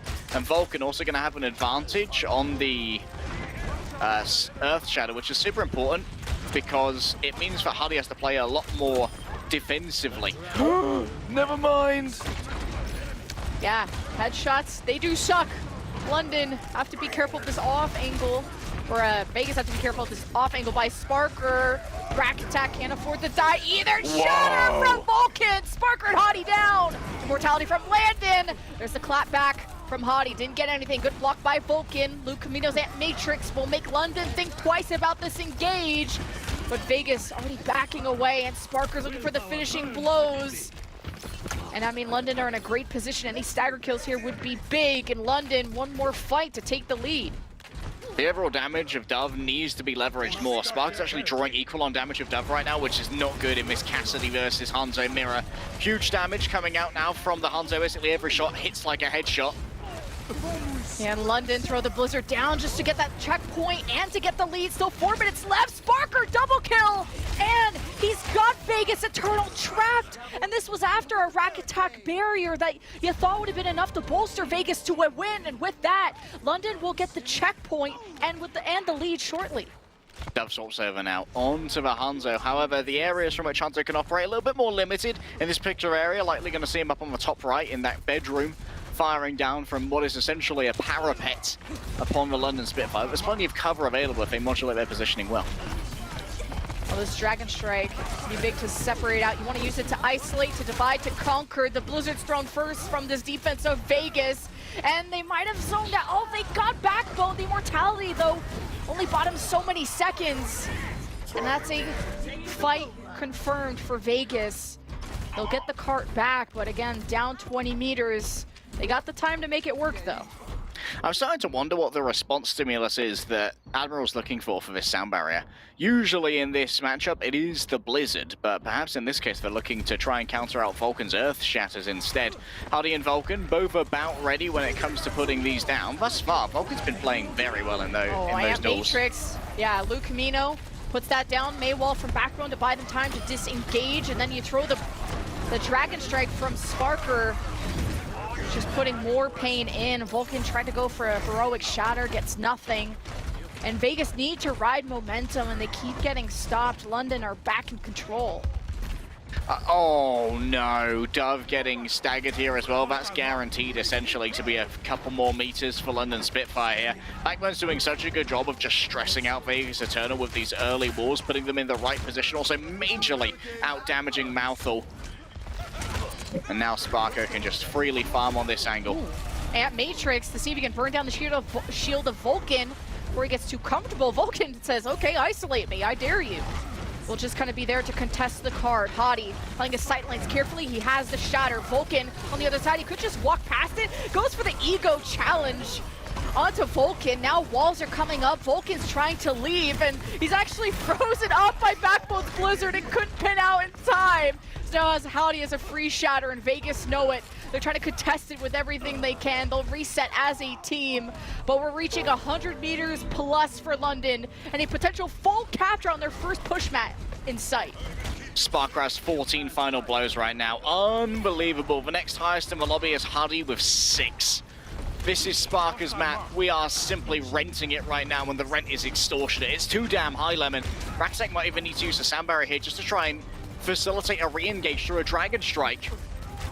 Vegas has some ultimates coming up. Sound Bear, Amp Matrix, they gotta play this smart. London on an off angle. Hadi looking for, at least he pins down the other Reinhardt, but how do you look for the shatter? You get it down, gets nobody though. Rakitek's Sound Bearer 2 gives Vegas control of the top of the bridge. London are split from each other and ain't got the heals to support this brawl, so 121 meters is all London will get for now, and 45 seconds for Vegas to match that is tough, very tough.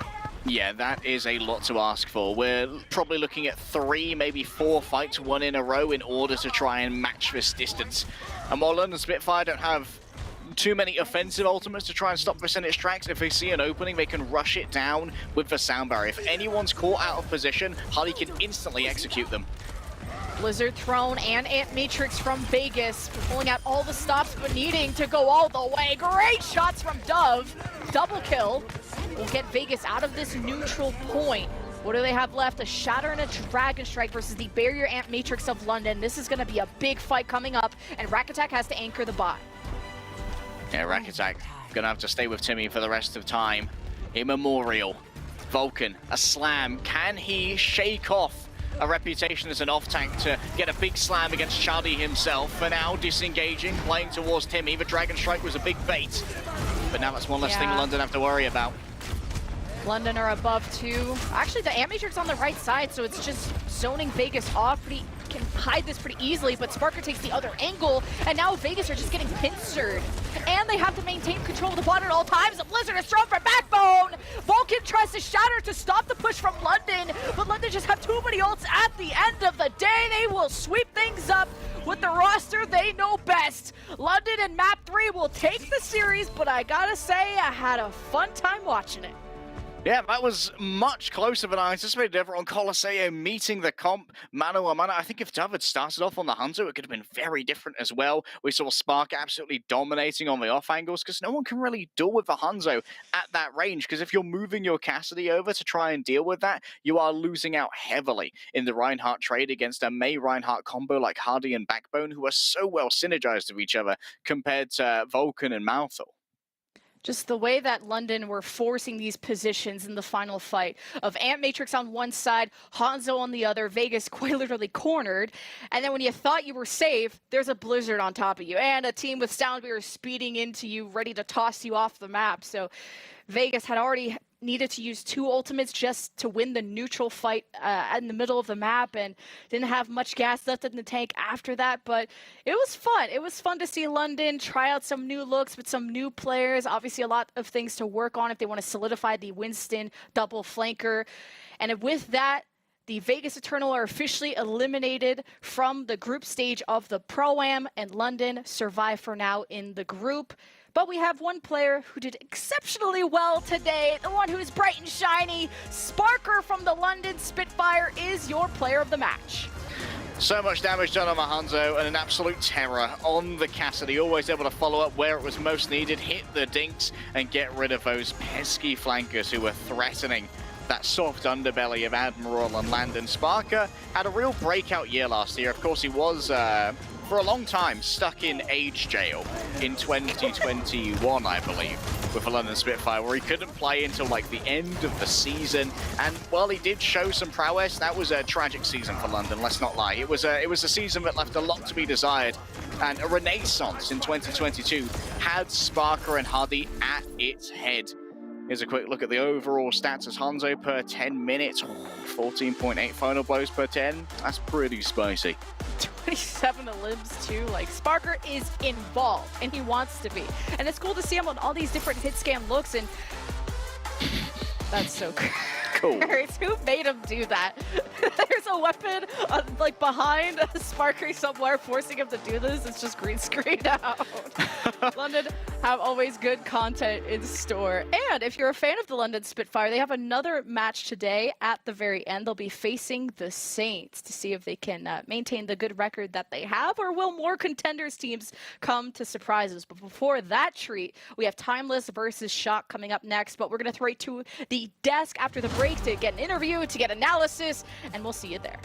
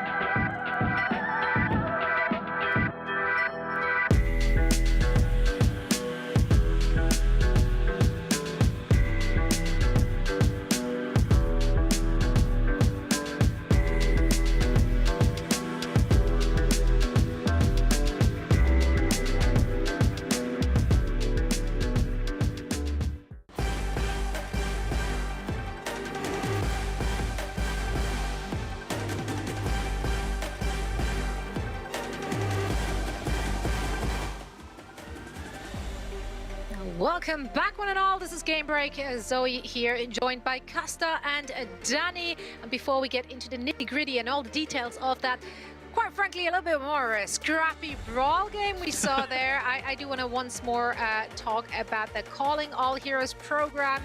We've announced some details for the 2023 season. We talked about the Challenger series as well as the Speaker series. And I want to encourage all of you to head on over to callingallheroes.gg for more information, on how to sign up for the tournament from March 24th to April 18th. And of course, there you will also find out how to join the Discord community. It's a wonderful program, and I hope to see a lot of you there with us. Now, let's discuss what we just saw. Boy, was that scrappy. I didn't expect the London Spitfire to play into that chaotic energy we're seeing from Vegas thus far, which unfortunately are now officially out of the Pro-Am tournament. What are you guys' impression from this match? Yeah, it definitely felt like Paris was pulling London Spitfire and be like, come down to our level. Especially on Hollywood, we got to get our first look at Lethal and Sky Ripper. And unfortunately, the coordination just didn't seem to be there. I agree with Jen and Harry, Lemon Kiwi and Leg Day, when they were talking about this Backbone Sombra. It had its moments, but it definitely wasn't as coordinated as you see the London Spitfire when they're able to just play their regular brawl with Backbone on that May. But I don't want to take everything away from the Vegas Eternal, sorry. They are a great team who have started to find their legs. You can see when they play that Sigma, they feel a lot more comfortable. Mouthful on this Torb was actually going crazy as well, so I like the Torb look for them. And you have to give a special shout out to Dub, who tried his darndest to try and pull this Vegas team to the dub. Yeah, his back must be hurting. Yeah. He tried. He was so good. Dove on that Hanzo last map was crazy. I feel like, you know, that unconventional sort of playstyle that they had, or the comp that we're using, I think that really got to the London Spitfire. I think it was like, I felt like what I was seeing was London was sort of confused, or like, how do we play into this? And, you know, like, what do we do about that Torb or that Genji? It's just, you know, it was really fun to watch. And unfortunately, they are out now for the Pro-Am, but I mean, for the regular season, they will be back. So excited for them. All right, exactly. no, I want to jump in, Zoe. All right, the Torb was a problem. The Genji wasn't a problem, okay? Vegas, please. Mouthful, please. I'm begging you. Just hang the Genji up, please. It's not doing anything good for you. Yeah, Casa was not a fan of that, but you know, if it works, it works. If it doesn't work, it clearly didn't work. But anyway, let's talk about this match from a more insight perspective. We do have, of course, one of our London players joining us for a winner interview. Sparker is with us. Congratulations on the big W, and thank you so much for taking the time for a quick chat. Sparker! Thank you, Zoe. Hi, Danny. Of course. It's glad to be back. It's so great to see you again. It feels like it's been forever, so it's wonderful to have you back with us. So let's dig into this. I announced this match, or rather the match recap, as it was a bit of a scrappy series. What do you think? Why do you think that happened? It felt like Vegas were a bit of the Chengdu in the Pro-Am tournament, and they dragged you into their zone with them. Yeah, I mean, they were playing a bit of weird comps, like on Hollywood. I don't think we were expecting all those heroes to be played. And then on Colo, just like Symmetra rushing us, we got caught by surprise. Alright, Costa, do you want to go first, or? Yeah, sorry, no, I can jump in a little bit here. I actually wanted to talk to you guys about London as a whole going into this season, because, you know, in the past, you've kind of were the underdogs last year, and you were able to use that to fuel you guys. I feel like this year, there's a lot more expectations on you to perform as a team. How has that changed your mindset heading into this season? I think there's a lot more, I don't know, more pressure on us this season. People don't expect us to be the worst team in the league like last year, now that we ended 5th and 6th in the playoffs. So yeah, I think people just expect us to beat most of the bottom tier teams. Right, I mean, today's, like, it's London Spitfire. You guys actually have another match, our last match of the day. You guys are going up against the Saints. How do you think that match is going to go? Do you think it's going to be an easy win for the London Spitfire? It might be kind of even to this one, or just a 2-0. Depends on how it goes.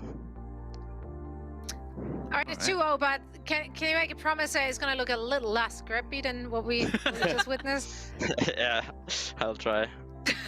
I can carry like I'll last try. map. You know what? That's good enough for me. I'll take the try. Exactly. That's all we can ask for. I mean, you had a fantastic run. Loved everything we saw from you on that Hanzo and Colosseo. You were tearing through the enemy lines, and I hope to see a lot more of that. Sparker, thank you so much for taking the time. We hope you get some rest until your next game, and we wish you best of luck. Thank you. Thank you. Thank you.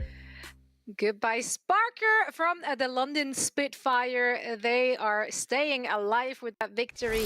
They will go up against another contenders team a little later today. But first, we have another team, or rather two teams, fighting for their lives. Oh, Timeless yeah. and Shock. Oh boy, did I not expect to say that. Yeah. San Francisco Shock, they had a rough start, according to Crossy. That is normal, don't panic. But Proper and friends really have to step it up. However, one of the critical points heading into this day from you, Costa, was that you didn't really want to see Max in that lineup again, but we just saw him on the starting lineup. What does that tell you? Yeah, I'm not sold on it. You know, Danny and I were talking. It makes sense if they want to play that Ramatra style, but it's when we move over to other things. Danny, what do you think? Do you think Max should be their primary starter in these kind of situations? I mean, in cases where they need Max in, like for a certain composition, yes. But like you were saying in a pre-show, you know, if Max is on a hero that he usually doesn't play, then that really doesn't make sense. So I think that's the thing that we really don't want to see, right? Yeah, absolutely. And as you can see here, this is the Timeless roster. They had a good first match against the Vancouver Titans, but struggled heavily yesterday against the Florida Mayhem, I believe it was. They look good playing this Ramatra Brawl style. Wub was a standout player. The Wub heads are rising, especially on that Hanzo. So I'm excited to see how they're going to do against, you know, a very weakened San Francisco Shock, right? I think so many of these players who are contenders, they've watched the San Francisco Shock. They've watched how great these players are. Now you get an opportunity to play against them and also go toe-to-toe in a situation where you can potentially get a win. It's going to be exciting. I want to see what they pull out. Yeah, I'm very excited to see this. Now, of course, I do feel if we're looking at the predictions, it would still be madness to not pick the San Francisco Shock. Despite their initial, I'm sorry, but despite their initial performances, I'd still make a face if one of you picks anything but the Shock. I stuck with the Shock. Oh, I really thought you were going to go for Timeless. That whole setup had you going for Timeless. No. That said, how funny would it be if the Shock was True. What's up with all these boring picks? Everyone doing these boring picks. I went with the Shock. Oh, man.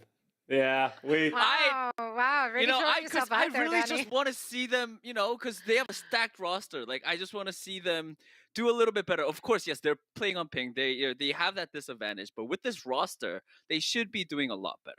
Yeah, that's the disappointing part, but I think we all believe in the San Francisco Shock. I still believe in the San Francisco Shock. Timeless, they've been solid so far in this tournament, but it would be a massive upset if Timeless were to come through the Shock. For me, in this match, I just want to see glimpses of what we expected this Shock team to be, because so far they have not delivered that.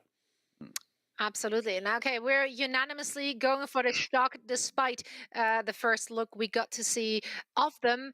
However, maybe we're just biased, you know, we're just so used to Shock being that big name. Maybe if we're handing it over to Dora and Hurix, maybe we see a little bit more support for the contenders team.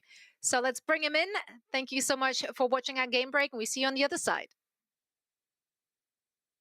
Appreciate it, Zoe. That's right. I'm Dora. I'm joined by my third favorite Mafia Don Hurix over here on my right side, and we're ready to get into the game. We've got two teams on the brink of death, and only one of them gets to sip from the chalice of vitality that is, well, one win at the cost of the other Hurix. It's going to be expensive.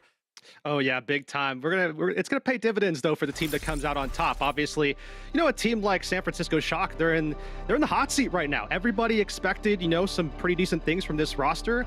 We haven't gotten that just yet, but I expect things to turn around here as we're gonna get geared up, ready to go into Antarctica.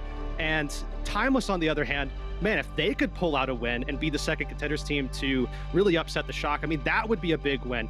But obviously the big story here, and it's already been discussed and we all know it, the team that loses, they're just not going to see the playoff bracket at all. So obviously a lot on the line for both these teams. Well, it's a double grudge match. Not only is loser out, but these two have collaborated on multiple things. The Timeless Calling All Heroes roster was paired up with San Francisco Shock. They did that together. They've done content pieces together in the past. That's something Timeless has done a ton. They're a model. You're saying, okay. They're a model contenders team for that reason. Done stuff with Vancouver Titans, but the main thing, right, was when they worked with the Shock, they made it a whole thing. Like, these two know each other very closely. It is not just a grudge match for staying in the tournament. It means something between these two organizations. Yeah, of course. As brought up on the desk as well, we do see Max in the lineup here, and against this Timeless squad that we obviously expected coming into the qualifiers. Obviously, this was, a month ago or so now. Feels like ages, but we kind of anticipated that Timeless would be one of those dive teams. I mean, that has been Kuffa's history, but Kuffa has shown some versatility, especially when we saw him last year in the Junker Queen role. Incredibly strong in the brawl, and has now shifted over to the Ramatra, and it seems like a lot of that skill is still there, but now Shock are looking to match that here, and they have obviously a lot of firepower in these individual players. Let's see what they can do. Kuffa's got his work cut out for him. The Korean contenders upstart in Max on the other side, low on HP, now down to 0, doomed. This is one to get a final blow on him. Now high ground belongs to Timeless. Can they leverage it into a fight win is the big question. Big neutral advantage. I mean, no Ramatra means nobody to really contest that objective. You can't step up, you can't take space, you certainly can't hold the space that you have, and you can see, of course, Shock relinquishing their control of what they owned. Now, an opportunity, though, to get back here as Timeless, holding out on this high ground, but Shock, I mean, they need to get into a position on this backside with their Hanzo and their Ana to be able to actually support that team that's pushing in and trying to take away from Timeless. I mean, it is so difficult to push in here. Max is doing everything in his power, but it's costing him a health bar. Every cooldown on the planet. Luckily, a sleep dart is put onto Kuffa to at least quell the pressure that's being put onto the front line here for Shock, but they've made no progress. Yeah, I mean, Timeless are kind of exposing Shock and abusing sight lines completely. However, with Shock getting control of the objective, things are looking okay for them. They can actually fall back, play this defensively, and now look to pivot and take control. There it is. Neptune Cal down, supports fall. It's another sleep from Finn that did it. Kuffa spent more time on the ground than he has fighting Max. Yeah, Kuffa's definitely been, have a tough time of it, but that's kind of what Shock is capable of. This is, as Custom mentioned, we're looking for those glimpses. This is kind of what we're looking to see from a Shock team that obviously held in high regard with the talent that they had. Pulse Bottom gonna miss there. Timeless going to be able to elude that for the time being, but of course, they still have to find these little pincers here, and they're going in for these flanks, and it's just not finding as much value as they really need to be able to get a good, strong opening in these fights. This is a pretty decent opening. Annihilation pop for both sides. Kuffa, though, on the front foot. Max better HP. Finn's so safe down in that back line, but Vindame isn't. Kuffa falls, and this means Shock should just, be able to topple over the rest of his roster with ease.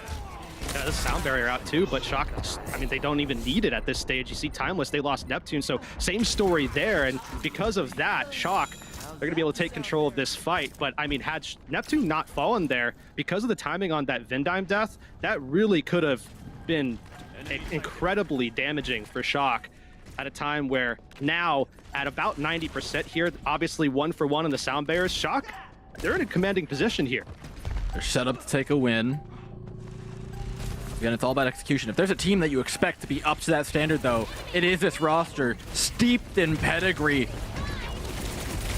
All they need is the opportunity to prove themselves, and they're looking for it. The Dragon's out, sound barrier popped by Timeless first. Shock get the second sound barrier. This should almost certainly be a winning beat here from Vindame. Pops it, forward goes Shock, and down goes Wub. A steamroll over the underground portion here on Antarctica, and Timeless have got to lick their wound and try and take it back in a second.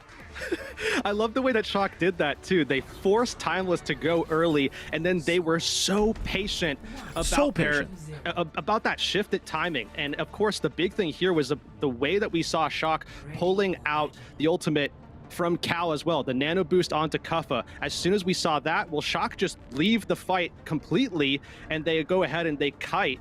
And I mean, it worked out beautifully for them as we see the replay of exactly how this went down. You can see he's saying on the flank. I mean, Wub didn't even see him. Yeah, no chance at that point. The picks are so powerful in positions like that. That being said, that map tends to be pretty hard to flip, so things open up a lot, and the texture of the game is going to change a fair bit heading in. Oh yeah, Icebreaker, different type of map, same compositions though, for the most part. Wub though going to be on the Cassidy. Obviously, going to be trying to put a little bit more pressure onto Proper here, a little bit more pressure, maybe even onto Max. We'll see what Wub wants to actually target, as he's saying, once again, owning this side lane and just doing what he can to provide that consistent threat. It's that minor off angle, but you can see both the Ramachas are playing within an inch of their life right about now. Cal and Finn's jobs could not be harder, but it's Finn's who's made it impossible. Without the Ana, I mean, Max is almost certainly going down here. He's getting taken to right-click City by Wub. No, you know what? Alternate fire not even needed to finish off the Ramatra. Shock, taking down Timeless, first tick. The thing that I got to give some respect over to Timeless for is that they're doing so well in these neutrals. They're playing them really, really well. They're finding those opportunities. Doomed is pulling attention away from Shock, and that's against a team that has Proper in the lineup. So obviously with Proper, Vindime also trying to mark Doomed as he goes in and trying to pull that recall early. Timeless winning the neutral fight, that is a huge, huge win for them. A boon in their favor right now, down a round. The defending team on Antarctica is at a significant advantage in a lot of these fights. Kuffa walking forward. He's really trying not to get slipped here. Speed's passed onto the Hanzo. The pummels just aren't hitting. There it is. Finally takes down Heesang, but it gives Vindame time to pick off Doomed. He's given up the Hanzo. San Francisco Shock say, screw Heesang. We don't need him. You can have him. And run it Timeless his backline while Kuffa's busy with the Hanzo. Seems like every time Shock get these ultimates, they just are so good about getting value out of them and being efficient with the resources that they have. You do see a little bit of investment here, but we obviously, I mean, this is a match, right? So it works out for Shock, where we see Max just stabilizing with the Annihilation, but they get the turn. Kuffa already pulled his, so Shock, despite being down, I mean, over 30% as I'm saying this, they're still in a pretty good position. They're still 1-1 Vindime to Neptune at about 87, 88%. And they do have that split potential with Dragon Strike. I mean, Dragon Strike is a much better ult than I think a lot of people give it credit for, especially here on Icebreaker. Yeah, in the rush matchup. Can be powerful. Not if Vindame goes down, though. I mean, that's a beat advantage for Timeless. They should just be able to win this outright. They don't even need the beat right now. Maybe they should think about using it, though. Oh, and Neptune doesn't pull the trigger early enough. Shock have fought back. The star DPS line of this team just can do no wrong. Proper's looking for one more to finish things off. They'll cap the point back in their favor and take an advantage in percentage. Once again, I mean, they kind of maintain that great spot they're in, because even going 1-for-1 on Soundbearer like they're going to have for this next fight, of course, provided neither of these Lucios die first before the fight even breaks out, which has happened already in this series a few times, Shock should be in a great position to try to stabilize long-term and kite away from Timeless. Even if they allow Timeless to get a flip mid-fight, they can always go ahead and turn back around and get that fight going back. See how the Deadeye works out. Not well for Proper, I'll tell you that much. Neptune with an opener, diving forward onto the front line of Shock. A point flip for Timeless early on in the fight as well. They want to progress further. They want to dive onto this Ana. It's Finn, caught low, finally taken out by Wub, and Timeless's measured aggression is rewarded. It was a risk they needed to take. And now you see, of course, Kuffa ready with the Annihilation. A little bit off kilter is Max at 64%, so that's a huge advantage that Timeless can have in the brawl going into this next fight here. They're looking to go ahead and recapture the lead that they lost just moments prior. Have to be careful though, because fight timings are everything. If they do lose this next fight with a heavy investment of the 4 ults that they have, you see Shock right now, if they somehow get an efficient win here, it is a death knell. Timeless are going for the post bomb. He's got both the supports. Doomed has done it. He's glitched out the map. Timeless need nothing more. They'll throw in everything else because they know the map's over from here. But we're heading on to a third map. We're heading on to Icebreaker. And this is far from over for the team that's come up from contenders. Oh man, Doomed Godoa, the man himself, he's done it. What a pulse bomb not even just getting the value off of that solo stick, which would have been enough. I mean, genuinely, that would have been enough. And he winds up getting Finn as well. So realistically, the only shot Shock had was getting some value out of one or both of those support ults, and they both were taken out of the picture. Shock have been so good about giving opportunity, space, time to Heesang, to Proper, to be able to come out with some really clutch kills, fight turners, but without those support players in the mix, it's just not possible. So Timeless buy themselves another opportunity, and now we're actually moving on to Icebreaker. I brought it up before. It's all right. I wasn't going to correct you. That one's Labs, but yeah, this one's Icebreaker. And the only thing it's breaking is one of these teams' backs, because it's got to break. Under the pressure, with all the lights on them, can Timeless keep up this kind of momentum? Kuffa looking to play aggressive into Max, bringing in the May of Doomed as well, a fairly experienced May player, I might add. Puts even more pressure onto the main tank here for San Francisco Shock. All neutral for now. As they push in, the wall goes in, trying to LOS the heals away from Max. It's not particularly successful in doing so. Oh, and the anti-nade from Finn lands onto the backline. It doesn't matter. Timeless's DPS is just higher. Wub and Doomed are connecting shots to the domes of San Francisco Shock like you wouldn't believe. Oh man, is that 3 for 3 in the neutral right now for Timeless? I mean, clearly going, man. that time that they did spend in contenders going through trials, fighting against teams like Trick Room, who did defeat the Shock earlier in this week. I mean, it seems like that has certainly helped them to a large degree. They look so good in these neutral fights. It's just about making sure that they can continue that pressure. They're going to have those walls still to help them do that. And Timeless, such a momentum-based team. They can smell blood in the water when they know it's there. San Francisco Shock look weak right now. Max caught anti-naded out, is forced to back away. Timeless apply more pressure due to that. Pulse bomb out, it's got Neptune. He's put behind in the ultimate charge, but it's Proper who pays the price. San Francisco Shock still unable to find their way forward. Timeless keep them at bay. They can't find purchase onto this point right now, Yurks. Not at all, and here's Timeless at 50%. They're doing a good job of just kind of juggling that pressure between multiple members of the Shock, where we see Proper push forward and then gets caught out. Wub just a great job of just marking him early in that fight. See what they can do here. Wub clearly not playing those flanks that you typically see from a Cassidy, just trying to stabilize around Kuffa, who is asleep right now, but is very close to that annihilation. Should be able to get it before Max, but Max will have the help of the nano boost from Finn, should they choose to go that route and combine those. I mean, the big thing, I'm seeing Neptune's got a sound barrier, dude. Vindame is, his is not here yet. He did not pay for 2-day delivery. That's all I'm saying. Neptune, sound barrier, engagement for Timeless. They play their Shrimp card early on in the fight. They get the sleep. But did they get the follow-up off the sleep? Vindame down. What? He still pops the annihilation. Shock think they can win this one. It's final fight. They have to, but they simply can't. Timeless have rolled them on Icebreaker. They've clapped them so hard you'd think they were trying to turn the lights on in a 90s infomercial. Unless maybe could Proper kill them all. Could Proper possibly kill them all? Could last season's Rookie of the Year MVP possibly kill all of Timeless? No way. No way. No how. How has he done it? I mean, I shouldn't even be asking. We know it's Proper. We know what he's capable of, but come on. Dude, that's not reasonable. That's not human.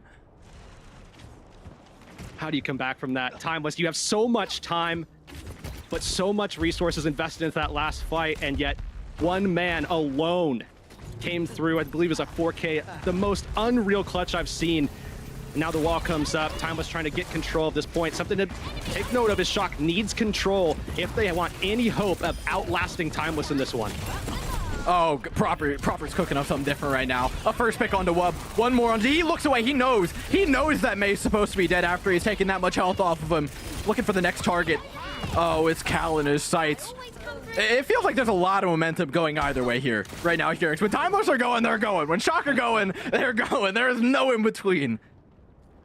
Put a bookmark in that play. We'll be seeing it for years to come. Let's see if Shock can use that momentum to solidify a map win for themselves and get ahead. Or is Timeless going to finish what they started? They're stepping up. It's 62% here for Shock, so maybe 2 opportunities left for Timeless to try to turn things back around. Timeless with nano boost and Deadeye in tow. They've been fight-winning ultimates for them in the past, but Shock have such powerful ones in double support ultimates. Timeless are going to do so. They got to do it early on in the fight. Nano boosted onto the Cassie. Immediately while putting a lot of pressure on Heesang. He's dropped low, zoned out of the fight. He turns around and now take on the tank. It's Max who swapped over the Diva. looking to pressure everything out. It's successful in a trade for one, but remember, those Ana's already got their nano boosts off. Max able to take down Wub. This fight getting messy now. Annihilation Pop looking to clean everything up. Timeless, can they find a fight win? 95% for Shock. We're at the end of the map. It's all decided here. He just gets the Nemesis form up in time to save himself, but Kuffle will fall nevertheless. Max prevails, and Shock are gonna take themselves a map 1. How have they done it? They used the momentum behind a 4K hero moment from Proper, and they go 100 straight percentage points. That's 2 minutes straight in full control. They pull off the map win. What a way to come back for Shock. Hopefully, this is a good sign for the rest of the tournament and not just the series for them. But man, Timeless did look pretty good in that one. You know, they say you never want to be the team that plays the Shock the day after a loss. And I think Timeless are experiencing that right now, because for all the heroics, for what has been really clean play from them execution-wise and decision-making-wise, it just is not mattering in the face of Proper. You look here at the first map, you look at the final map, both decided by key plays from Proper and Heesang. Mostly Proper though, and to be fair, while Proper has put up some strong performances, it hasn't been the insanity that we were seeing last year. This map was the insanity that we were seeing last year. Oh yeah, big time. And I mean, it's crazy to think too, that play right there with Doom, getting that double pulse bomb that helped them solidify that second round, and then it just got outstaged. A play that was that important got outstaged to where I'm not even sure anybody's gonna remember what Doom did there. I mean, that's how crazy that play was from Proper. Absolutely upstaged, but nonetheless, huge. Yeah, I feel like that's really the only name to focus on. There were some close ones. I gotta hand it to Finn. Finn was putting Kuffa in timeout more times than not, to say the least. Made his life a lot harder. But yeah, they know. They know there's nothing that needs to be said other than that. Look, they brought one player through, and it's all they needed. Proper is the truth. I mean, I don't even really want to go too far beyond what San Francisco Shock, went ahead and tweeted. So we won't waste any time here. That was one map down. Kings Row next. We'll see you soon after this break.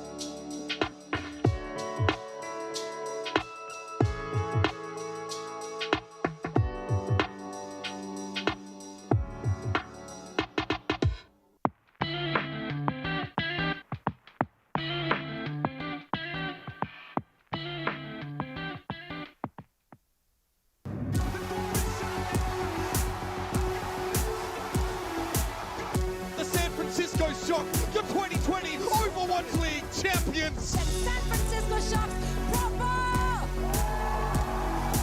Proper is a generational talent. He's going to be in this league for a long time. Look at this guy. He's running down Bernard. Then he just charges the Sigma. Completely uncontested, tearing through. 갑니다. Indo tried his best, but it's not going to be enough. Finn is feeling himself. Look at him. Shot, but only affects him. Rampage going to catch on a two from Taylor, but Proper is there. Oh my. 이렇게 모르나요? 여기 깔고 또.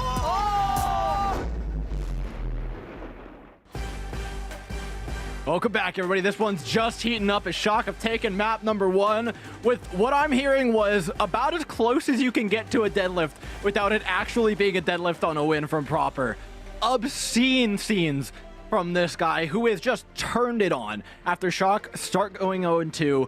This is what they needed to start the comeback. Oh yeah, big time. They had to have that there. I mean, 41 total final blows.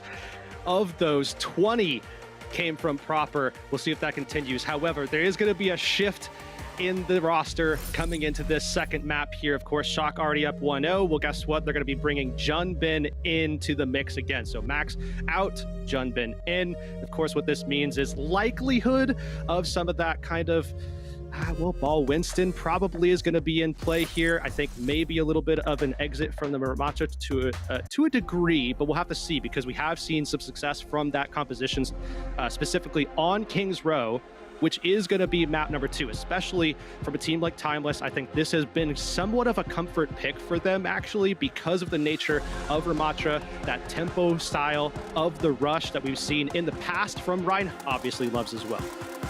A huge option for Wub, but what do you do if you're Timeless in the face of what just happened to you? Do you have to shake it off? Like, it seems like a lot of what they're playing, a lot of the comms, a lot of the play itself was just off the back of momentum, right? When they start playing hot, they continue playing hot, but all of that got shut down. They have to rebuild all that momentum now, and they've got very little time to do it. These BO3s, these first to twos go way too quick. Yeah, I mean, even yesterday we had one with Timeless here on this map. I actually need to throw you under the bus so people don't think it's me. That little like noise towards the end of that Mayhem push, that like slurping, that was you, man. It wasn't me. You know, I was just feeling the same exact pain that the man tank on the receiving end of it was. That was a double spawn camp. There's just not words to that. Okay, fair enough. I'll give you, yeah, that's fine. All right, well, let's focus in on this one. Let's see if Timeless can maybe turn this one around here, and we'll see what can be done about this. Of course, a little bit of a different look from them. To a degree. Obviously, we are used to seeing a little bit more of Timeless playing the Ramattra as of late, but when we came into qualifiers, this is probably the expectation you would see from them. Cuff on the Winston.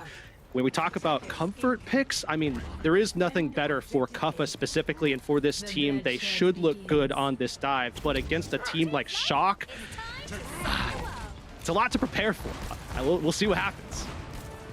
And that's always a tall order playing against the Shock, but two teams have done it prior, and Wub looks to make it 3. He's saying down.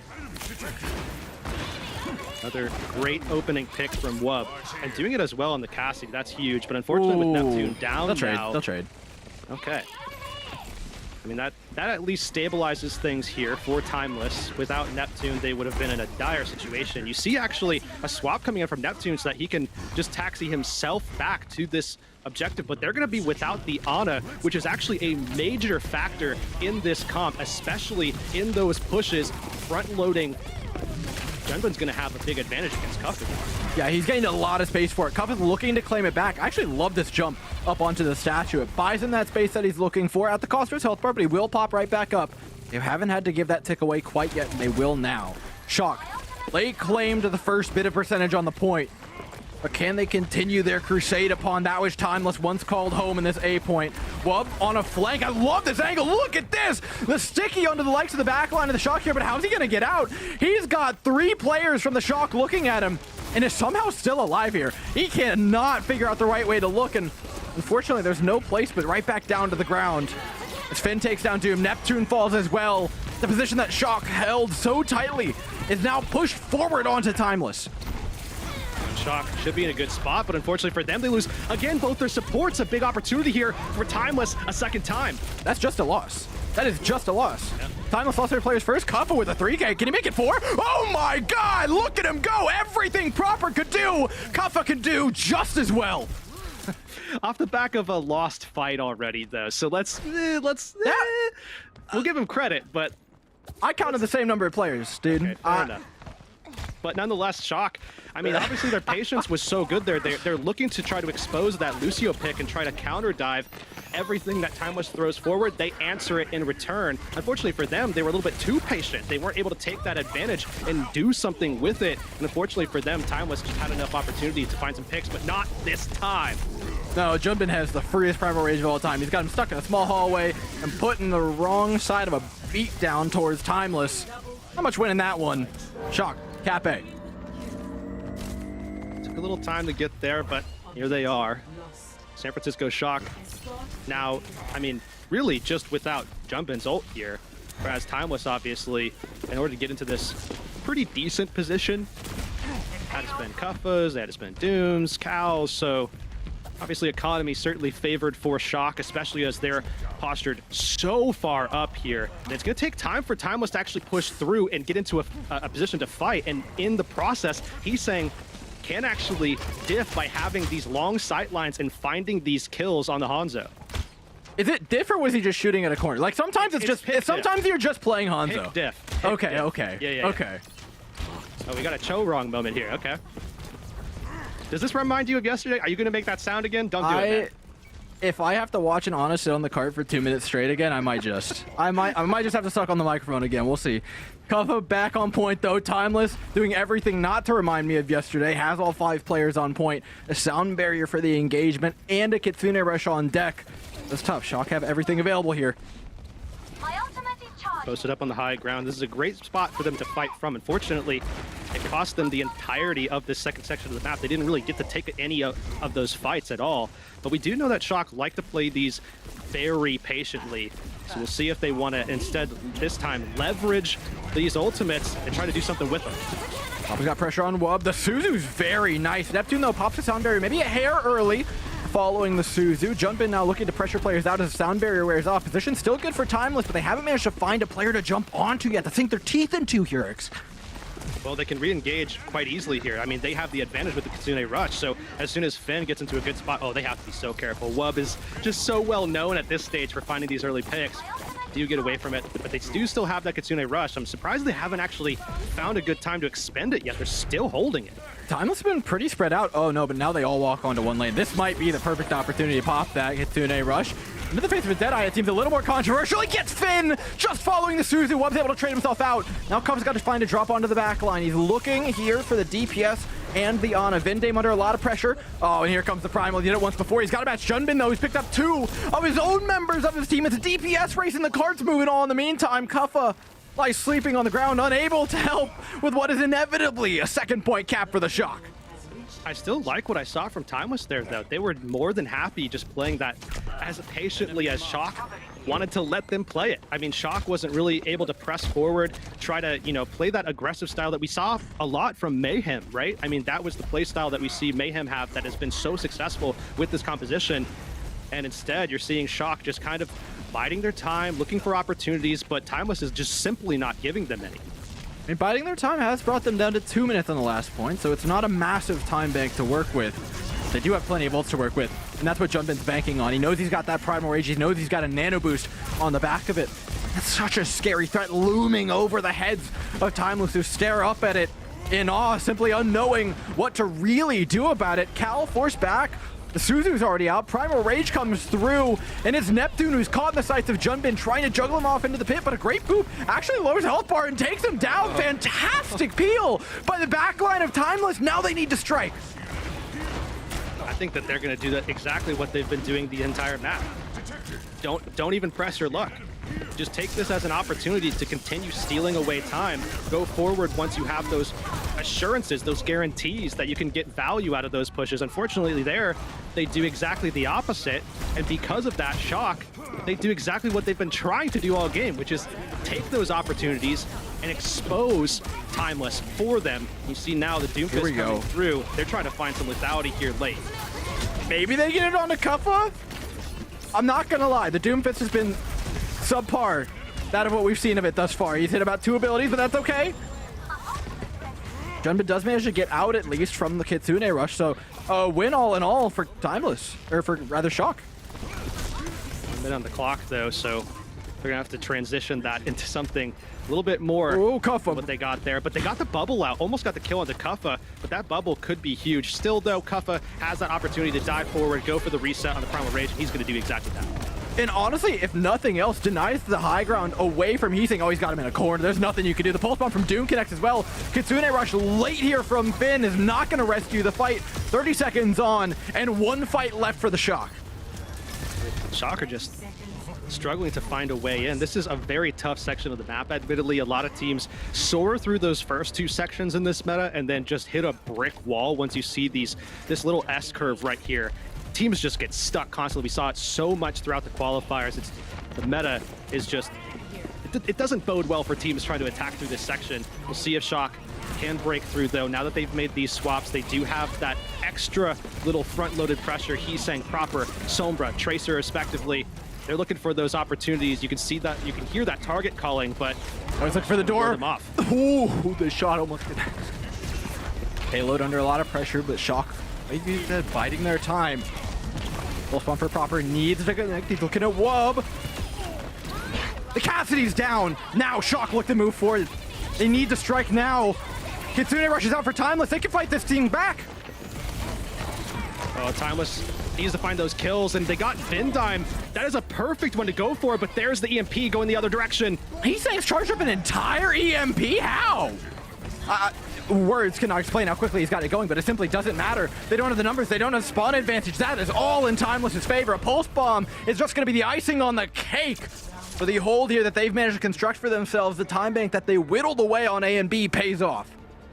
That right there is just all in tempo. Timeless, I mean, they felt so comfortable with things kind of slowed down, kept it to a pace where they could really kind of control things defensively. Shock with a few opportunities, especially early in the series where we saw them losing a lot of time, not having, you know, plenty to work through that final section rather, as we have a pause coming in for Timeless. You know, I think that actually, to Timeless's credit, they kind of exposed them for that. They took full advantage of the fact that Shock, they know that Shock plays pretty slow. We saw that throughout this tournament already. It's been something that a lot of people have already kind of talked about, that Shock, they tend to play very patient, and some teams have kind of taken advantage of that. Yeah, and I mean, another big thing at the end was like Junbin got stuck on that Doomfist for 3 fights, 2 fights at the very least. It not particularly coordinated. They tried to swap the Sombra to redeem it, and it didn't quite work. We saw the kill on the Wub go down late, but it felt like kind of just a take-home prize more than anything else at that point, because the dive went in and it took forever to get that pick, and by then they'd already put themselves in a position where they don't have any cooldowns. They're 10 meters deep in the opponent's backline, and they've got nothing to defend themselves. So Timeless after that, it's easy stuff cleaning it up. Yeah, we do have a stat note as well that I think is interesting to kind of bear in mind too. He's saying, you said that was incredibly fast. That was 15 seconds faster. It's about a 60-second EMP charge. 15 seconds faster than the average from last year's season. So obviously incredibly fast. He's saying, I mean, so many people have been talking about him coming into this season. That's a big reason why. Now as we get unpaused here, diving back in, Timeless preparing themselves. They know exactly where they need to be. Line is on the stand at 59.5. But man, Shock, they're gonna make them work for it. And we've already seen throughout the series how they have made them work for it. Maybe Timeless can get something done here. They set themselves up to win, but I mean, finishing off a team like the Shock is no easy feat. You take a look at that pulse bomb as well from the end. Junbin playing one of the Doomfists of all time, and just to find the wrong end of it. That's okay, he's got the defense now, and at least he can swap back over to that Winston, but Kuffa bringing the Reinhardt into it could put a wrench in the works, to say the least. Yeah, I think that's why people have kind of left the Doomfist behind to a degree. It's so hard to get value out of. I mean, so much relies on your team's timing and also just landing every single punch. So difficult. Now Shock, they go back over to that Winston composition, that double flex support setup. Finn, Vindime on that. Timeless gonna be going back over to the Lucio. which is interesting here because that's something that Shock were looking to try to take advantage of. They just couldn't get that prime opportunity. Now we'll see if Shock can do that. This time on the defense, we'll see if maybe that offers up a little bit of disparity here as they're going to counter dive once again. The counter dive is mildly successful, but Timeless gained a lot of space with that initial engagement. This is so far going swimmingly for the contender side. And looking to connect an important shot onto a Tracer, but is unable to. The anti-nade also misses Timeless. Pull back, reset the health bars, and look to re-engage. So Timeless just kind of get pushed back, warded off, as Kuffa is going to look to dive back in. Check to see exactly how they actually counter. And this time, they're going to do something different. Shock actually not following Kuffa. They're looking for that backline and maybe trying to look for someone like Wub, Neptune. Those could both be targets that they could go for outside of Kuffa, who they have been chasing around. Kuffa is low, though, and Wub is being peeled for by Neptune. It's Kuffa, though, the main tank for Timeless that goes down first. The whole house of cards bound to crumble following that. Timeless need to get back and start recouping. I mean, this right here is just a compositional difference that Shock are just, I mean, they know all too well exactly what advantage they have, and they're just leveraging it constantly with that Ana just being a massive difference that they're taking control with. Obviously, they don't necessarily have to dive on someone like Neptune because you have those boops. Why not just follow Kuffa, who can't, you can't get anything off of you as a Winston. If someone's jumping on you, you just have to take it. It's a sad life, that's for sure. You've already got a recall out of Doomed as well. Proper can just exist in this backline. Nobody's really looking at him, which I kind of get. Like, how else are you going to deal with this guy? There's no properly dealing with him, pun intended there. Timeless look to dive in, still ignoring the trace that it's dealt hundreds of damage at this point in this fight. He's killed Doom as well. I can't tell if he's got an invisibility cloak on or Timeless are really just trying to, like, stick their heads in the dirt and pretend he doesn't exist, but he's causing a lot of problems. Well, you get the recall out there, so I mean, you know, there's that, but Timeless clearly, like we saw that brick wall hitting in point C for Shock's attack. I mean, it's early on here for Timeless, but one thing that could definitely help them is getting these ultimates up online, looking to try to kite away from Shock's opportunities and pull those ults out earlier. We're looking for those picks. We saw Wub opening fights up for them. They might just need something like that to get in. I mean, they get a decent trade. Kitsune Rush traded in for the sound barrier of Neptune. Can they find more off the back of it, though? Vindame down, Finn as well. That's it. That's all Timeless needed. One clean engagement buys your way back into the map. Huge there for Timeless, actually. Unfortunately for them, they're not... Okay, there they go. They're actually on the point, and Junbin actually secured them a kill and gets out. Going to be able to get out to the Mega Pack as well. So this should offer up an opportunity here for Shock to dive back onto the point, contest it, and at bare minimum, steal away some more time. It's still 2v... Oh, no. Not twice, not twice, not twice, not twice, not twice. He can't do it twice. Proper can't do it twice. He's got the opener. He's got a second. Kuffa's down. 30 seconds. Timeless are getting deja vu. Oh no, that was the hope.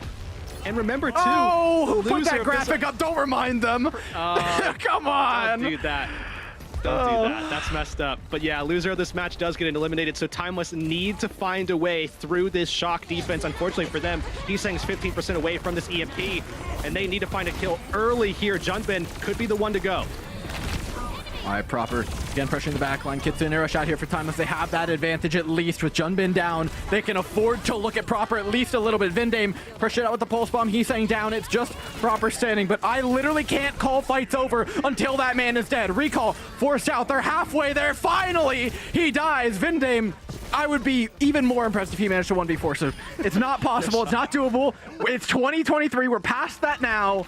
San Francisco Shock have to defend B. So a lifeline granted to Timeless by themselves.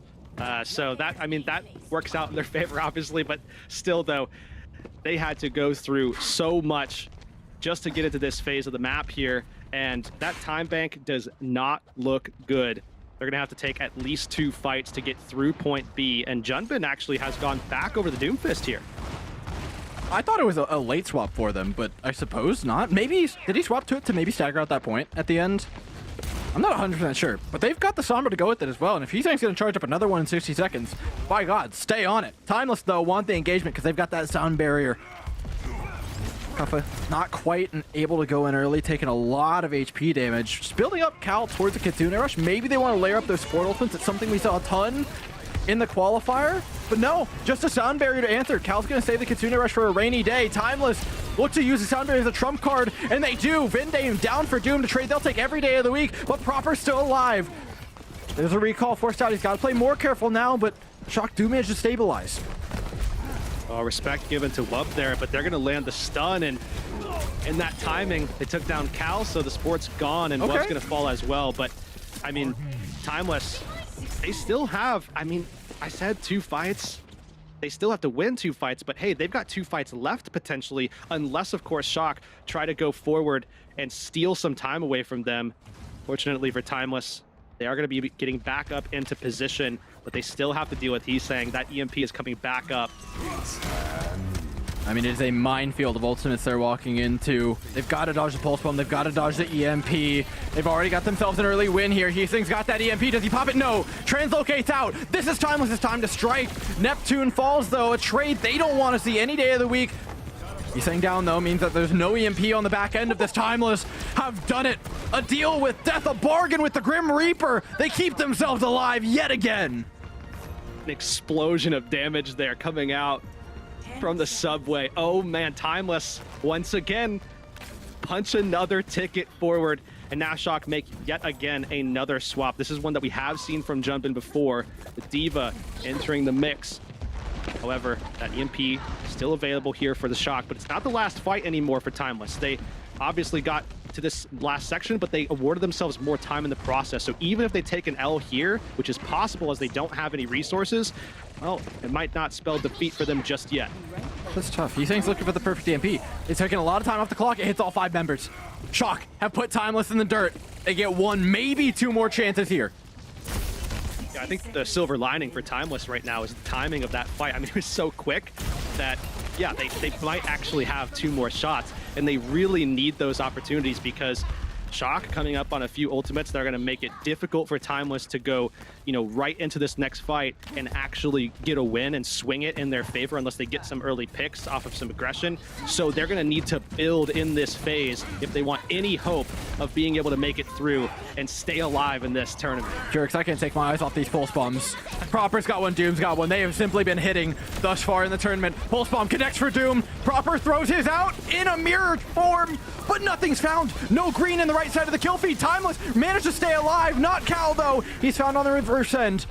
Can we get a remake from Junbin? He does manage to get it off. The contest stays up for Shock. Timeless are coming up on ultimates. They've got the sound barrier to keep this thing going, and they will pop this. Junbin backed into a corner now, but no access to the high ground for Timeless. They've got no damage pressure. It's just stabilization off the back of the Lucio's ultimate. A Deadeye keeps him going, though. Proper down. The problem child ruined. Shock on the ropes. Can Timeless finish it off?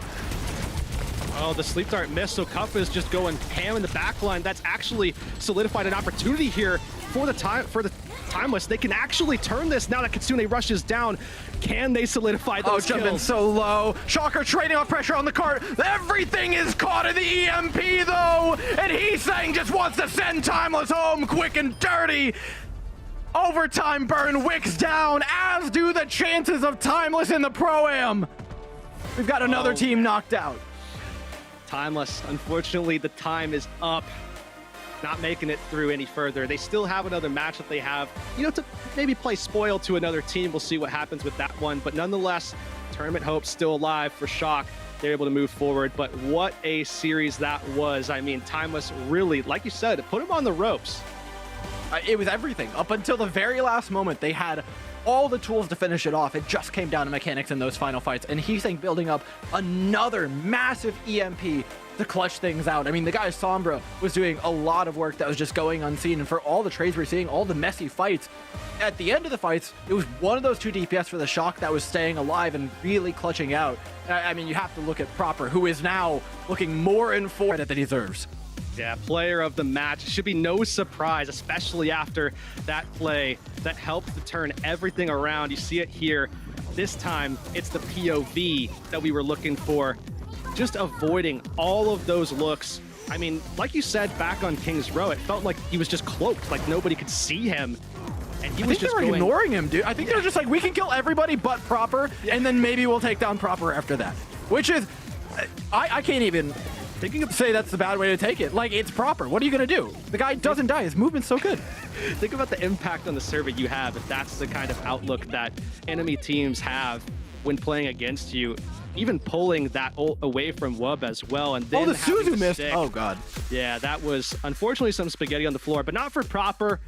Behind him and his play, as incredible as it was, Shock have look, they've levied the storm a little bit. They're able to move forward. They still have a shot, but man, there are still things left unanswered for sure. Yeah, this is a team that is not out of the woods, but we talked about it. You never want to be the team that plays Shock the day after a loss, and Timeless was unfortunately just on the wrong end of it. They played almost definitely better than they did against such a good team. They'll get their games, though. They've got more to come in the Pro-Am, as do we, because we're sending it to the desk.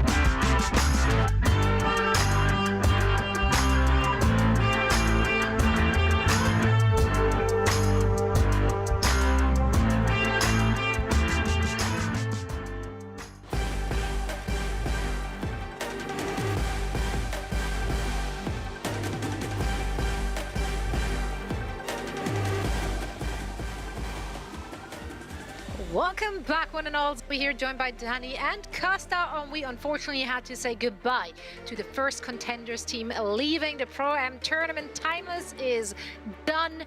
They put up a valiant fight, but unfortunately it was not enough. Or rather, Proper just didn't want to make it happen. Proper was just like, nah. He's back. Not today. Not today. No, yeah, I've had enough of this. I've had enough of losing. I refuse to lose to this another contenders team, and honestly, pulled his team across the line. Yeah. Yeah, no, he did put in work and then some. So let's take a look at actually some of the Proper action that we got to see there. There he is. Oh, there he is. We There missed he you. is. We did.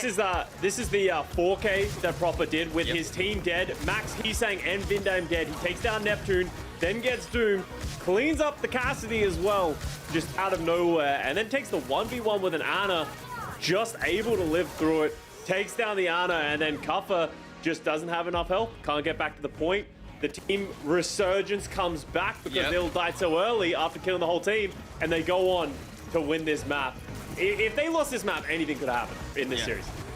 But I mean, Proper, like you said, he said, no, I'm not going to go down here. And he single-handedly carried this fight. And then they were, if you're looking at it, they were 0-99. And then after Proper won that fight, that's when they started to, go be on a roll. I do want to jump in before we just hype Proper up for the entire time like we usually do.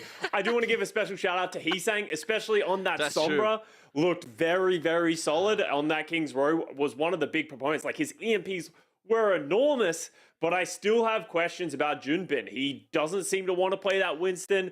Didn't like much what I saw of the Doomfist, so a lot of questions still going around the Shockers. This match was quite close. Timeless pushed them right to the edge, and a special shout out to my Australian brethren as well. Kuffer played a great game on that Winston. Honestly, against the elite backline of the San Francisco Shock, he did a lot of work and was honestly probably the best tank in the server in this series. Timeless for sure put up a really, really good fight. So, send them some love on the socials. We had a real blast watching them play in the Pro-Am. Unfortunately, we had to say goodbye early. But let's take a look at our winners. Finn is standing by with an interview with Danny. Thank you so much, Zoe. Finn, can you hear me? Finn 선수 들리시나요? 인사 한번 해주세요. 네. 반갑습니다. All right, Finn just says hello. It's good to see you back, Finn. And Hello. of course, congratulations on getting this win. Now, I do have to start off this interview by asking you this question because, it seems like San Francisco Shock right now is struggling. Of course, you guys did get the win, but it does seem like, it's a different sort of San Francisco Shock from what I was used to watching. And you guys, of course, are sort of struggling. So I want to ask you, what are some of the difficulties that the San Francisco Shock is facing in the Pro-Ams currently? 첫 번째 질문은 어떻게 보면 좀 아픈 질문이긴 하지만 솔직히 말하면 어떻게 보면 센쇼기 지금 프로엠 토너먼트에서 좀 이렇게 힘들어하는 모습이 보이는 것 같아요. 그래서 핀 선수한테 좀 여쭤보고 싶습니다. 좀 어떤 어려움이 지금 현 상황에 센쇼기에 좀 있는 것 같으신가요? 일단은 지금 저희가 합숙 생활을 안 하고 있거든요. 그리고 솔직히 핑 문제가 이제 없다고는 거짓말을 못 하는데 이제 핑도 좀 높고 그리고 아직 팀합을 맞춰가는 상태이기 때문에 이거는 시간이 해결해 줄 것 같습니다. Alright, I think some of the notable things are, of course, currently we're not living everyone together, and also, of course, I do have to bring up the fact that we are playing on high ping as well. So, of course, because we're not living together right now, we're not in the same team house. It's really sort of hard to build that team synergy, and we're sort of trying our best to build our synergy as we go along, and this is sort of our start of the season as well. So I do believe we will definitely get better with time, and I do also believe that as well. As we're seeing, you guys did get the win today against Timeless, and I do see the improvements in the team synergy. So my next question for you, Finn, is what can we expect from the San Francisco Shock in the Pro-Am tournaments moving forward? 자, 방금 말하셨다시피 어떻게 보면 이제 팀워크나 좀 이런 면들이 제가 봤을 때도 좀 이렇게 좀 나아지는 것 같습니다. 어떻게 보면 이제 핀 선수가 보셨을 때는 그럼 이제 남은 프로엠 토너먼트 저희 또 센쇼의 팬들 또 이제 많은 분들이 센쇼를 보면서 좀 어떤 모습을 기대하면 될까요? 일단은 지금은 솔직히 저희가 막 그렇게 막 잘한다고는 이제 할 수 없어가지고 지금 초반에는 성적이 좀 안 좋을 수도 있는데 무조건 일단 한 6월 이후로는 진짜로 엄청 세진 이제 샌프란시스코 쇼크를 보실 수 있게 될 겁니다, 여러분. 5월, 6월이라고 하면 이제 저희 정규 시즌에 들어가게 되면 네. 그때쯤. 알겠습니다. Alright, so currently right now, I can't say that we are the best. We don't really have the best looks as the San Francisco Shock. So we could be at times, struggle during the Pro-Am tournament. But I will make sure, I could say this right now, when the regular season comes in during April or May or June, during that time, I do feel like we're going to get back into shape, the shape that everyone knows and love. All right, Finn, that is it for the interview. Thank you so much for your time. And again, big congratulations on the win. 자, 이걸로 인터뷰 마치도록 하겠습니다. 핀 선수, 감사드립니다. Thank you so much. Thank you, Finn. It's great to hear from Finn from the San Francisco Shock. Congratulations to him and the team. Finn and Proper, of course, the two veteran guys on that team this very season after having their rookie season last season. Just to say season 3 times now. Actually, we have a tweet for you as well coming out from the San Francisco Shock about the 180 ping Warriors. That's right, aren't out of the fight yet. And Proper had some fighting words there. Going to go back to being that guy, since they all seem to have forgotten. Proper, we haven't forgotten. Well, others have forgotten. We never forget. Others might forget. Other people like to call it excuses, but Proper still proving he is that guy. And that was a great interview, Danny. It was awesome hearing from Finn. You know, obviously, he's going to cite ping as an issue. It is an issue, but one that he really highlighted was they have 4 rookie players on their team. They aren't in person. It is very difficult to sort of build that bond as players and a team, even though they have previous history. So maybe once they start playing together as well, they get in the same region and location, they'll be able to start improving in that way as well. Yeah, it really makes a world of difference in a game such as Overwatch. Now, let's take a look at today's schedule to see where we are at, as we're almost through with all the matches on day number 3, not 2. We're gonna see the Saints going up against Spitfire in our last match of the day. Spitfire, I mean, the first match they played today against the Vegas Eternal, that was a scrappy affair. We talked to Sparker right after that, and he didn't promise that it's gonna be less scrappy. He didn't go that far, but he said he will try. Well, let's see if the Saints will allow for them to play it a little bit more smooth. What do you want to see from the Saints? I just want to see them keep playing their style. I think they have like a very, not unique, but just like normal style that they can play around. They can pull false in to play that Ramatra ball if they want, but they're happy to play the Winston and the Wrecking Ball. Just keep leaning into that and keep playing. If London Spitfire play anywhere close to how they played against the Vegas Eternal, then they should have this one in the bag. King has been going absolutely crazy on that Tracer, and if Tree can start having better games in this Pro-Am, I think the Saints are going to be a hard team to deal with. I also agree. I think this is going to be a close fight. But remember, when we were talking with Sparker, he did say that when Vegas was playing that sort of unconventional composition, that sort of threw them off guard. So I think if Saints don't really have that sort of weird comp, then I think London would be in a good position. Yeah. We did see London try out a few new things, adding some other pieces, some of their new pickups to their lineup. Didn't work. They switched off very quickly after that. Do you want to see them experimenting more with their roster, Costa? At the end of the day, it is the Pro-Am, right? These guys, the most important thing is getting these players comfortable on stage. This is kind of a preseason for a lot of these Overwatch League teams. Give your players some reps. Even though it didn't look great, that's great. Get that first match jitters out of the way. Give them more reps. I would love to see them again. And you know what else I want to see? Support bundles being on sale, as you can see on your screen right now. London Spitfire, if you want to rep their support bundles, getting the Kiriko, Ana, and Baptiste, as well as a fancy schmancy weapon charm, then you can do that now for just 350 league tokens. That's right. Now we are getting ready for this last match of the day, but first things first, we want to take a look at the predictions for this one. Saints, once again, a reminder, they are the #1 NA qualifying team from the contender scene. But is that enough for us to put all our eggs in the Saints basket? Did we buy into the hype? They're currently 1-1, so it's not bad. It's not the greatest. Could be better. All right, sorry. So what is it? Sorry, what are you doing? Sorry, what is it? I'm buying time because I couldn't remember which one I picked. I was doing the same. I was like, I'm looking forward to see what Zoe did. London, of course. Today my brain is mush. I am terribly sorry, but yeah, London. That's my pick for this game. Honestly, I feel good about this one, though. I do think that unless London Spitfire once more let the opposition drag them into some weird Chengdu zone, they should be fine. They have the right pieces. Yeah. They have been playing together for quite some time. You know, they have the synergy. They have the understanding, and clearly the capabilities to play the current meta at a high level. I think they've looked good on their Rhine Brawl. There is no reason to not go for the London Spitfire. I also went with London, but I'm not too confident in my pick. I'm sort of worried about the King Tree duo. It was hard. I just went with London because I think it was a safer pick. I submitted my picks at the beginning of the day when I was extremely confident in the London Spitfire. I am no longer don't throw curveballs at them. London should feel a lot more comfortable and be able to get this edge. So London Spitfire need this. If they win this match, they will clinch their position into the bracket, into the next stage, which is going to be important for them as well.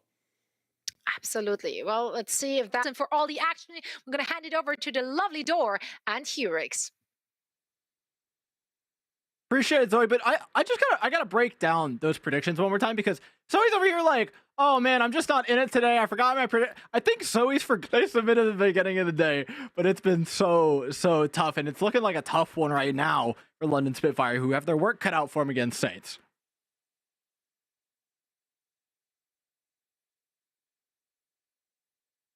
It one time, right? I was bound to do it one time. But yeah, this is a little bit of a recurring storyline, right? Especially when we look back at qualifiers, because Saints, we constantly had that discussion of, okay, Rhine comps versus the dive comps, right? That was the big discussion. What was it going to look like when we get into the actual group stages and into this tournament here, away from the qualifiers as we're gearing up for Lijiang now? Now we're here ready to look at that exact same conversation again. I mean, Saints are going to be probably playing to those Winston-style compositions, Hammond-style compositions. London, on the other hand, they have obviously picked up, right where they left off from last season, playing those Rhines. And in the qualifiers, Saints did kind of come out on top, and they certainly steered the conversation more in their direction of those Winston-style compositions, maybe looking a little bit better, especially as you develop the synergy and the execution. But now London, I mean, that's a different team, right? That's a different beast in its entirety. I mean, it's tough, right? They cut their teeth up against the likes of Trick Room in that qualifier, but it's only getting harder. And I don't think it's a better map to actually test that Rhine versus Winston. Then on this map in particular, Lijiang Tower is a fantastic play place for those two tanks, but Control Center maybe a little bit less so for the likes of Saints here. So getting things started here. I do like this pick here. London Spitfire opting for something that I think, I mean, it just bodes well for them. There's a lot of great opportunities to take full advantage of the Reinhardt compositions and really force some pressure, especially when we're getting started here. I mean, Control Center is there a better map for this composition to start off on against the Saints? However, I like this is a wrinkle here for the Saints. They're going, and I mean, this is basically as anti-tank as you can get. Starting off with the Orisa, there's going to be a tremendous amount of pressure now onto Hadi. A lot of sustain from Mikey just built into that kit. So look for Hadi to see how aggressive he's actually allowed to be in this matchup, because I expect that there won't be as much as what we've seen from him in the past because of the nature of this composition from Saints. Yeah, I mean, let's be real with the Orisa. It is a proverbial bending of the knee to the chatty, but yeah, it makes enough sense, right? You don't want to mirror Hadi in a Reinhardt battle, or Backbone in the May, to be completely honest. Landon, though, first pick on the King. So much for that flank. Saints now have to take this one from really only one angle, and Tree can hardly build up a railgun. Mikey's already running out of cooldowns here. It's not looking too hot, but the first railgun does connect. What charge Tree can get, he makes work. Mikey's still staying alive. Saints doing all that they can to get that value there. Wow. And man, I mean, Spitfire took control of the objective, but that's all they really came away with at 14%, Saints taking control of the fight. So now they have that positioning to their advantage yet again here. And again, this is going to be something to look out for. That Mikey versus Hottie matchup, all going to come down to how much Hottie is actually allowed to take swings. And Saints are trying to limit those opportunities to an absolute minimum. Not particularly difficult on Orisa. You just press your buttons at the Reinhardt and you really can't do much. It's like, it plays itself as long as you use your cooldowns and keep them reasonably spaced. But Mikey's a player that could take those cooldowns that are straightforward to use and make them even worse in the face of a tank player who really wants to get on top of him. He's willing to take this swing damage in the face of the Implication Matrix, and Tree gives it right back to Backbone. Custer was talking earlier, we have to see Tree show up in this match. We have to see him show up, most importantly, early on. He's been slow to start in the beginning maps of series thus far. Not this time. Comes out 2 major opening picks in 2 really important fights. Yeah, setting the tone early, that's just so important. You can see again that pressure applied to Hottie. It looks like... dude, Hottie's getting fun policed right now. Yeah. This guy doesn't get to play Overwatch. Oh god, the Terra Surge too. Saints have more ultimates than they know what to do with. I mean, how do you even deal with this if you're Spitfire, though? Because the thing here with Spitfire is that they want to brawl. You cry here, Ix. Unfortunately, you cry. They can't brawl at all because Saints are split. You see Tree up on a different angle. You see King playing those flanking angles. Mikey's forcing pressure onto Hottie, so he can't really even swing into the tank. I mean, there's not really a lot of options here for Spitfire. Soundberry now for Saints. Makes things bad for the London Spitfire. They'll throw out a Blizzard, but Mikey got the eat on it. Spitfire still come out on top. Tree's alive, though. Can't count the fight over until he's gone, but he does fall by the wayside eventually. 93, 94% cresting over here for Saints. I don't think they'll reach 99 critically, but Spitfire do get a cap. 97 is really close to that critical juncture, though, based off of if Saints win a fight. I mean, there may not be an opportunity for Spitfire to get back on. It won't be that insta cap, but not a lot of time at all for Spitfire to get back and extend things. Oh, when it gets worse. Here comes the overclock. Tree is a dangerous man. What? I mean, he's hardly even old enough, but yeah, I'll give it to him. When he's got the overclock in his hand, that's definitely the case. Rudging up another one. He's been sent all the way back to the London Spitfire spawn, which technically made a bit of space, but I'm not sure that's what Saints really wanted out of that play. Yeah, I think Spitfire are far more comfortable now where they don't have to deal with that split setup from the Saints. And you can see Saints actually making a swap themselves already to account for that. They're not going to be able to get Tree off to the side here, so they need a little bit more support. And why not reinvest into this anti-tank setup by bringing in a Cassidy? Dude, Hottie is having the least amount of fun on the server right now. His health bar at half, not going up anytime soon. An Amplification Matrix, oh, is a prayer, but it works. Somebody listened, and Hottie was the one who asked. It's a critical fire strike onto Squid, 78% now. Saints have to get out. Yeah, not a lot of time left at all here for Saints, and you can see actually swap once again. Squid trying to figure out exactly what they need in this situation, just opts to go back to the BAP. So they still do have that immortality, but you see King on this flank. I mean, this is an absolute flank. He is all the way behind them here, and he's got the pulse to turn their attention, and he gets a touch too. Gets the touch, holds the pulse for a rainy day. Hottie trying to hold the rest of them off the point. Knows there's a touch inbound. Pulse bomb out. It catches an immortality field from Lin. The tool is now dwindling for the Spitfire, as are their health bars. All down to half. How do you stabilize this point? Beginning to flip as the first bit comes through the shadow uncontested. Hits on a Mikey and Tree. Tree kept alive though by the immortality field. Taken down by Lin, and Hottie's got the whole point to himself. Critical damage being done by the Reinhardt, and the London Spitfire are taking one sub-map. Squid might have something to say about it here. But with King down, there's just not enough DPS to find the picks. London Spitfire hold on, albeit just Yurix. Oh man, Saints made it tough there, but saw that touch coming in, and unfortunately Saints weren't able to do much after that to be able to get that fight in their favor. We saw a couple of picks. I think critically, it was just all about that Earthshatter that came in from Hottie.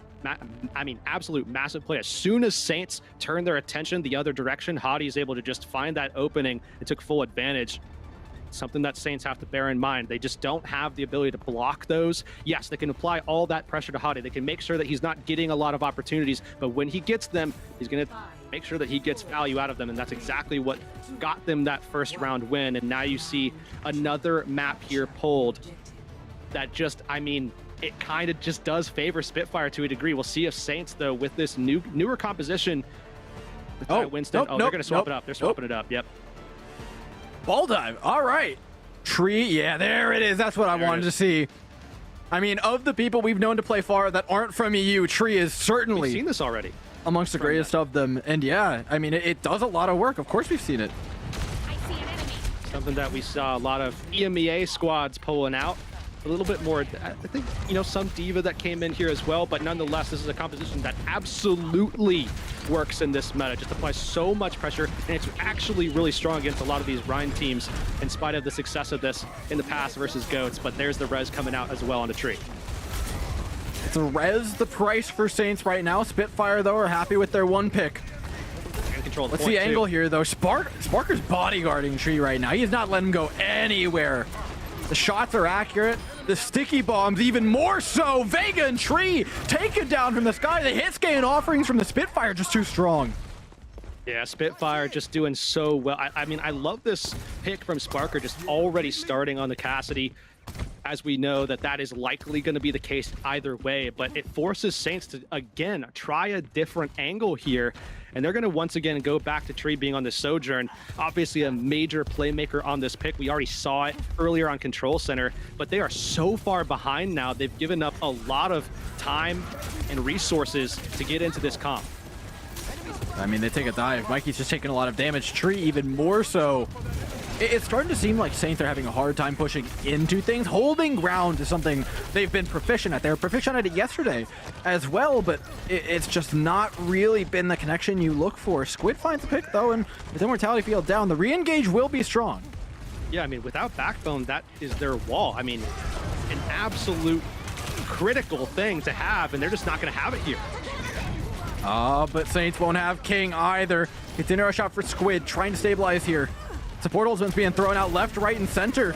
Spitfire on the wrong end of them, though. Tree's able to trade it out. It is getting messy, folks. Keep tracking the kill feed, because I've lost count already. Squid's looking for the pick. Spitfire are in charge of the point. Saints are just looking for an opportunity. They're just waiting for Mikey Teleport to get back up, and now they've got the mines. Oh, Earthshatter ready from Hottie. We saw him solidify the last round with that ultimate. Can he do it again? He's looking for it. You can sense it. Shatter available. Mikey down. We have to remember King has to try and touch point, but he can't. Sparker's marked him for death with the magnetic grenade. And the London Spitfire most likely taking in 2 sub-maps, a quick map 1 for the Overwatch League team.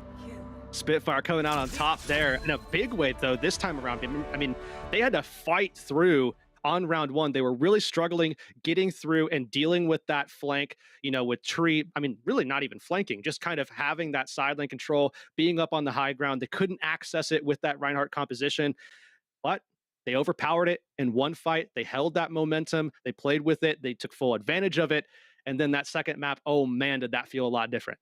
And I'm starting to wonder if that's going to continue to be the theme throughout this series, right? The team holding space has a massive advantage. It seems at least as much in this case as Backbone, Mikey, and the like were all playing very, very good guards to the space that the other team wanted. And I think a lot of that comes down to where they were putting the pressure. Most notably going on to Hottie initially from the Saints, and then on the other side, pressuring out King time and time and time again alongside Tree. Yeah, I think Saints came into this with a clear game plan, a clear strategy. Just make sure that we anti-tank as much as we can out of Hottie. And then as soon as that didn't work, it was just, okay, let's go back to the drawing board. Let's figure out what we got to work in the past. And even that struggled. We'll have to see what kind of adaptations Saints make now, though, as we get prepared for match number 2. We'll see you then after this break.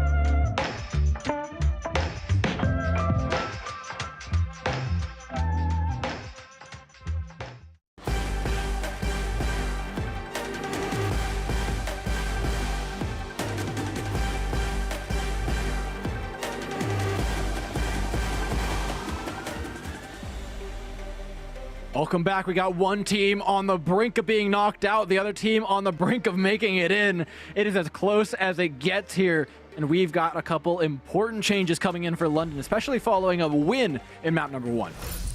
Oh yeah, big swap in. We're gonna have Admiral and Skyreaper together here now.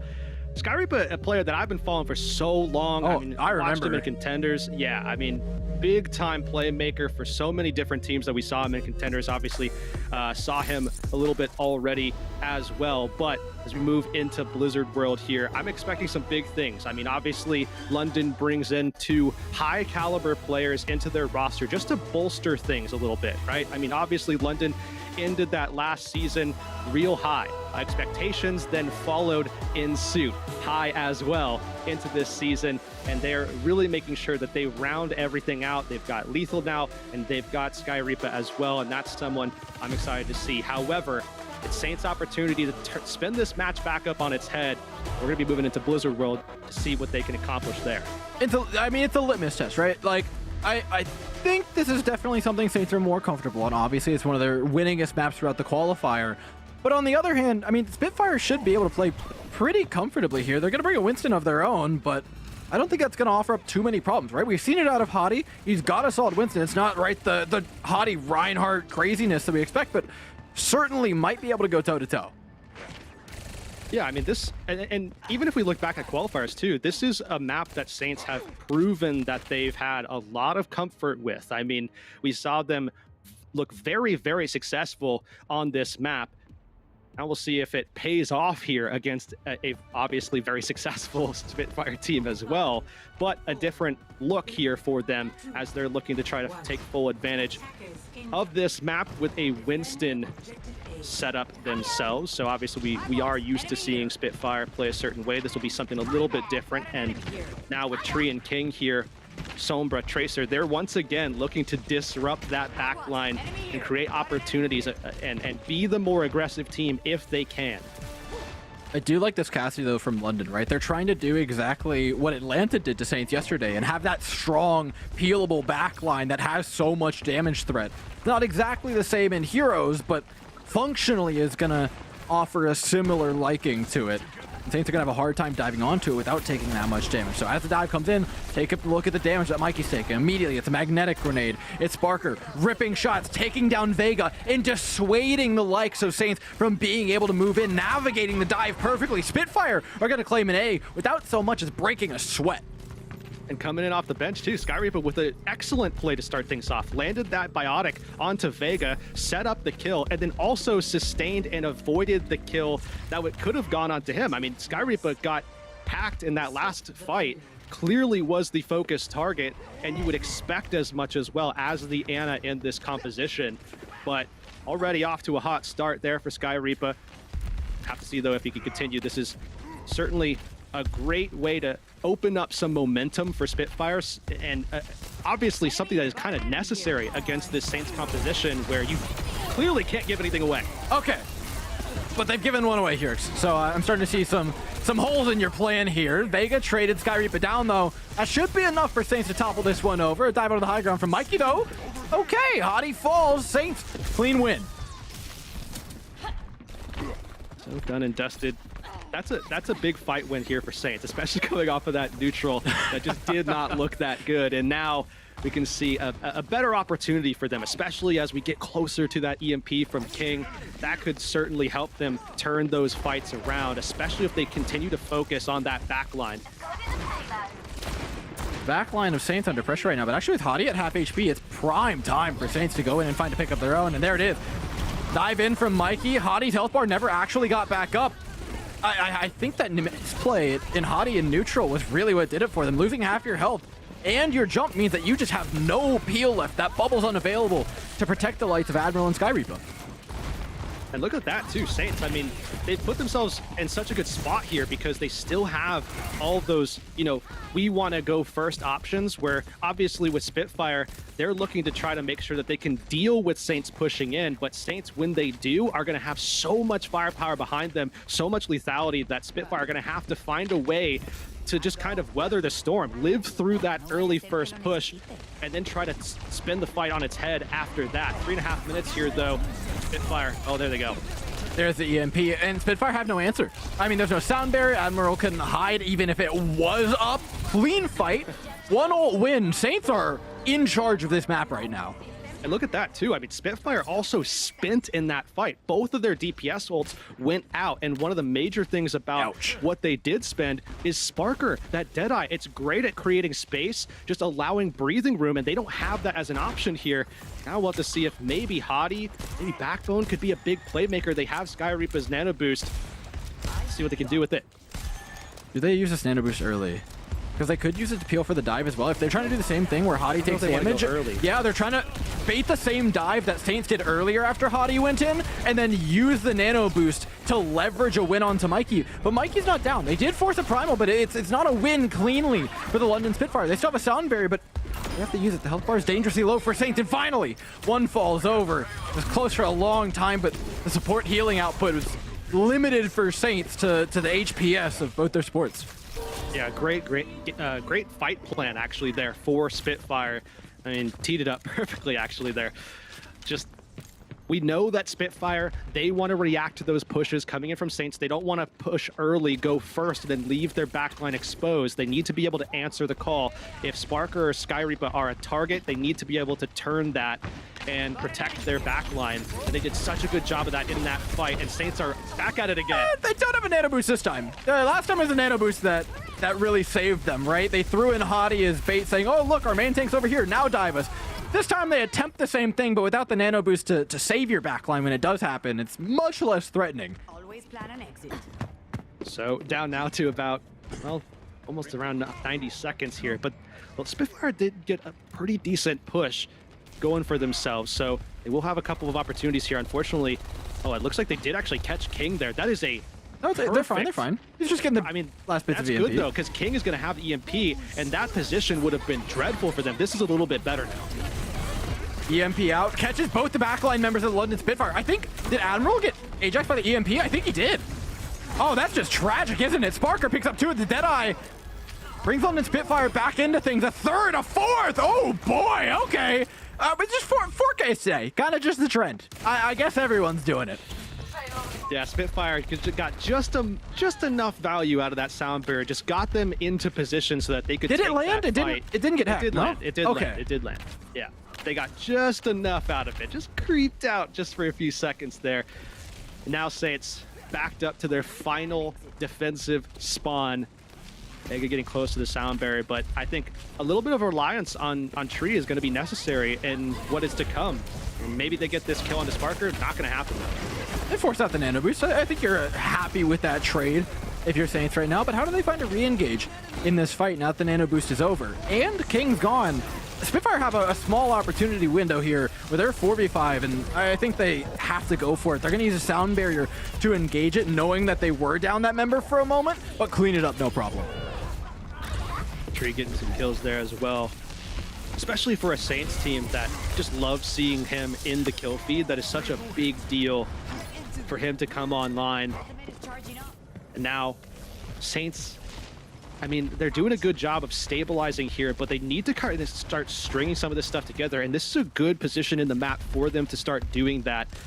One thing that they're going to be having to be wary about here, though, especially, is the fact that Backbone is coming up on this pulse bomb to match Trees, and we'll have to see who's going to get the most value here. It's Saints. It's Saints. End of the day. Period. They throw in a Kitsune rush, a quick dive from Mikey, and Spitfire topple over. No answer in sight. Only, I mean, like, one real solid opportunity left. Maybe 2 fights, though, here left for Spitfire. And they're coming up on so many of their weapons. Still have to contend, though, with the Pulse Bomb, with the EMP from King as well. Yeah, the options are piecemeal for the London Spitfire for the next couple seconds or so. Now Admiral can hide with that sound barrier. Can they find the Lucio, though, with the hack? That's the big question. Pressure onto Hottie. They're trying to force it early. They're doing everything in their power to not have to deal with the sound barrier, and they got it out of Admiral. They got the sound barrier out, but King died! Backbone runs him down on the translocator. A hero play from the DPS of the London Spitfire buys their way back into the fight. Now we've got the Deadeye. It was just as lethal on point B, and Saints want nothing to do with it. They would not want to be on the business end of that Peacemaker. Saints, how do you stabilize here? Sparker will not take no for an answer. Catches Tree with a magnetic grenade, and they're careening towards the end of the map. On top of that, Hottie's just buying God. so much space. Oh, this could be a big turnaround, though. Mikey looking to juggle. Hottie comes back into the fight, though. It's time for a little bit of Winston on Winston. They EMP 3v4. This is just... And they got nothing for it. What's the tool here? You have Sound Barrier into Nano Pulse. This is going to be a difficult engagement for both sides, but Backbone connects onto the Pulse, makes one more hero play. He will have won the map single-handedly. Nano Boost in, Hottie in the back line. Oh, Mikey needs a little bit of help here to sustain. If Mikey goes down, who's going to touch? Who can Backbone's sustain? done it again! 2 fights in a row! The man just finds answers! Saints cannot touch the point! And Spitfire have pulled from where the sun don't shine a C point here on Blizzard World. Backbone, we don't count that. We don't count that. We don't count that. Mikey was dead. There's no shot, man.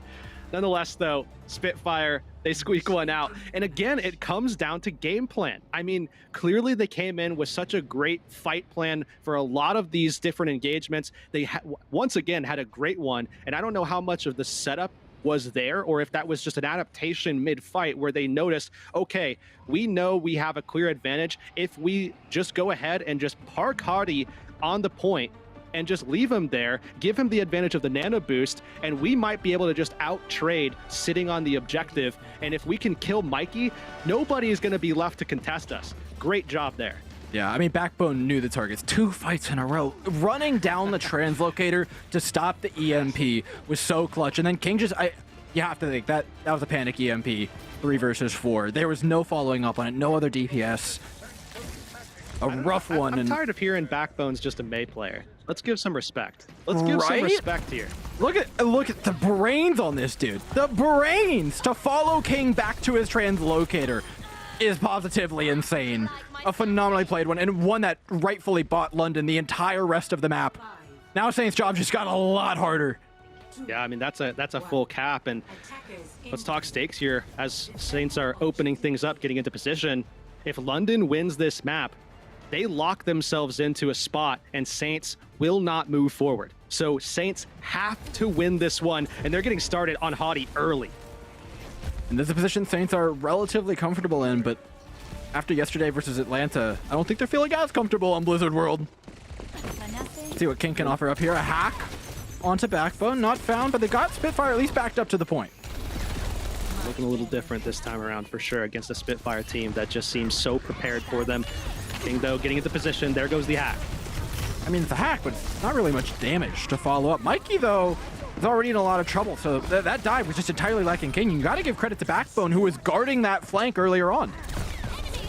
Yeah, and you have to put some respect on this as well for Spitfire, because obviously the name of the game here is the same for Saints. You know, it's a side swap, but the game plan has not changed. They still want to try to get into that backline. They're still looking to engage first and go early, be aggressive, find that early pick. But Spitfire, same for them, same story. They're trying to make sure that as soon as Saints go in, they counter that and pressure back. And they've done such a good job of sustaining that priority target from the Saints and making sure that they can turn those fights around. And they have great positioning here as well. Got the position to dive, but I mean, Sky Reaper just will not topple over, will not fall under any circumstances. It's 2 for 2 trade. Saints are gonna make things messy though as they lose a third member. Pulse Bomb makes it the whole fight. Backbone is just on one right now, man. This dude's cooking up something different because he has given nothing but beans to the Saints. What type though? What type? What are we talking about? Baked. It's got to be Straight baked. up. Yeah, it's got to be baked. Yeah. The most disrespectful type. Okay, fair enough. Nonetheless, though, Admiral, I mean, everybody, including Admiral, in such a good spot here. 2 minutes drained from the Saints here. An opportunity to actually straight up 1-to-1 the EMP. I mean, King's going to get into position here, but Admiral can answer that very cleanly. So can Sky Reaper. Whoever that target is going to receive a ton of support. Oh, no. Oh, no. He caught him. It's tough. They got to reposition. It's not the end of the world. Not everybody on Saints was ready for the dive following that. The EMP actually might be better. Admiral's hiding, doing a fantastic job of it, and he got the beat off, and it manages to catch all 5 members of the London Spitfire. Saints run like cockroaches away from the light that is Sparker with the Deadeye right about now, and I would too, if something like what point B happened to me. They've got control of the point though. Saints have the advantage. Sound Barrier used, re-engagement found. Hottie the first to go, Spitfire to fall afterwards. We will see a B point here for Saints. If Mikey thrives this Pulse Bomb, which we'll hold our breaths for, but he does manage to. It looks like Saints are going to be able to solidify this, but at a massive cost. I think certainly it does bode well for them that Spitfire spent just as heavily into that fight as well. But again, Spitfire can get positioned. They can get set up exactly like we saw on point A. And we've seen how that's proven to be a little bit of a struggle here for Saints, trying to rotate, get into position themselves, and not have King actually get spy checked, because Backbone, Hadi, they keep finding him in his rotations. He's playing Frogger, right? He's trying to cross the road without getting hit by all the flying projectiles. It's a more difficult task in Overwatch, though, than it is on a 2D platformer. Does manage to make his way somewhere, but how much EMP charge being built? Instead, just moving the cart forward for Saints, and the recall being taken out of Backbone should actually just mean more space on that cart for Saints if they manage to hold this neutral. Oh, a great job taking that pack. Forces the recall early. Tree no longer can take that duel. Backbone, I mean, that's a little bit of a victory for them moving forward. Oh, man. Yeah, sitting out in the open against Skyrim Pazana will do that to you. Oh. Uh-oh. Well, unfortunate. Oh, King's going back to spawn. One-way ticket. Yeah, that's two real quick ones. 100 to 0'd. Out of the mix there. 2:15 on the clock here for Saints. They are coming up on some necessary tools they're going to need. And again, that same problem that we saw from before, opening up their attacking phase. It's rearing its head yet again. Just can't get into position to even take a fight, let alone win one. They've got tools, though. A lot of ultimates available. It's Mikey diving in first. A hack onto Sky Reaper. Takes him down. They had no clue that King was behind them. And honestly, I'm confused how King got there, too, in such quick amount of time. Remember, he came all the way from spawn and ended up in Sky Reaper's back pocket. Man, Sky Reaper actually didn't really even spend his biotic, didn't really throw all too much. It looks like he was trying to hold that, but as we see this fight kind of break down, this does mean that Saints are at least going to be allowed to push the cart a little bit, but Hadi's already back, and of course, Spitfire, they have all their ultimates. No, they have all their ultimates. It's fine. Doesn't manage to get out yet. Cost him a leap, cost him the bubble. He'll go back in now. Nano boost in tow. Big question is, who's Sky Reaper putting it on? Right, because we've seen it time and time again on the Spark, but Hadi's a very optimal target in situations like these where you already have the high ground, where you already have a relatively safe space to cover for yourself. Spitfire refused to use any ultimates here. They know Saints have to engage onto them. Saints, I don't think Saints are even really looking for Sky Reaper, but they can now, of course, with Backbone out of the picture. And I mean, time is going to be everything here. Spitfire might have to spin in a 4v5 just to sustain long enough to get Backbone back into the fight. Thornberry engaged by Vega. EMP out from King. Everything's being thrown in by Saints, and they still managed to lose one to the Deadeye. Tree falling a little early, unceremoniously, but the London Spitfire are down. It's a little expensive for them, but it should net them a point regardless. Yeah, I mean, they needed to capture that momentum there, to be able to drive that payload forward, get into that final section of the map. Obviously, we know that Saints has to make it to the end, and they needed that extra little bit of time to make sure that they could ensure that as a guarantee. Now, of course, as well, London Spitfire spent both their DPS ults there. However, a lot of those kind of counter dive options are still available for them, and that's going to be key in these coming fights, especially without the worry of an EMP and a big sleep in biotic onto Mikey as well. Mikey's in trouble. Spitfire have ultimates, and I'm going to be honest, I think the biggest thing here, King's on a timer to get that EMP up. He has a minute 20, and he's spending time shooting tracers and not tanks to get such a critical ultimate into the playing field. London Spitfire can hold their cards close to their chest. Kitsune rushes out. Easy answer with the nano boost and the primal rage. Squid does manage to find Sky Reaper regardless, though. Hadi losing track, not peeling maybe as well as he should have. An opportunity has been given away to the Saints, gifted by the main tank of the London Spitfire. Backbone trades one back, though, and now it's Saints fighting a scrappy one without a tank. Oh, and Spitfire, though, they're coming up with some of the kills that they're going to need to be able to stabilize here, and they do, of course. Looks like they are going to do that still, though. The payload is pushing, so not at all a loss for Saints at all by any stretch. And 40 seconds on the clock.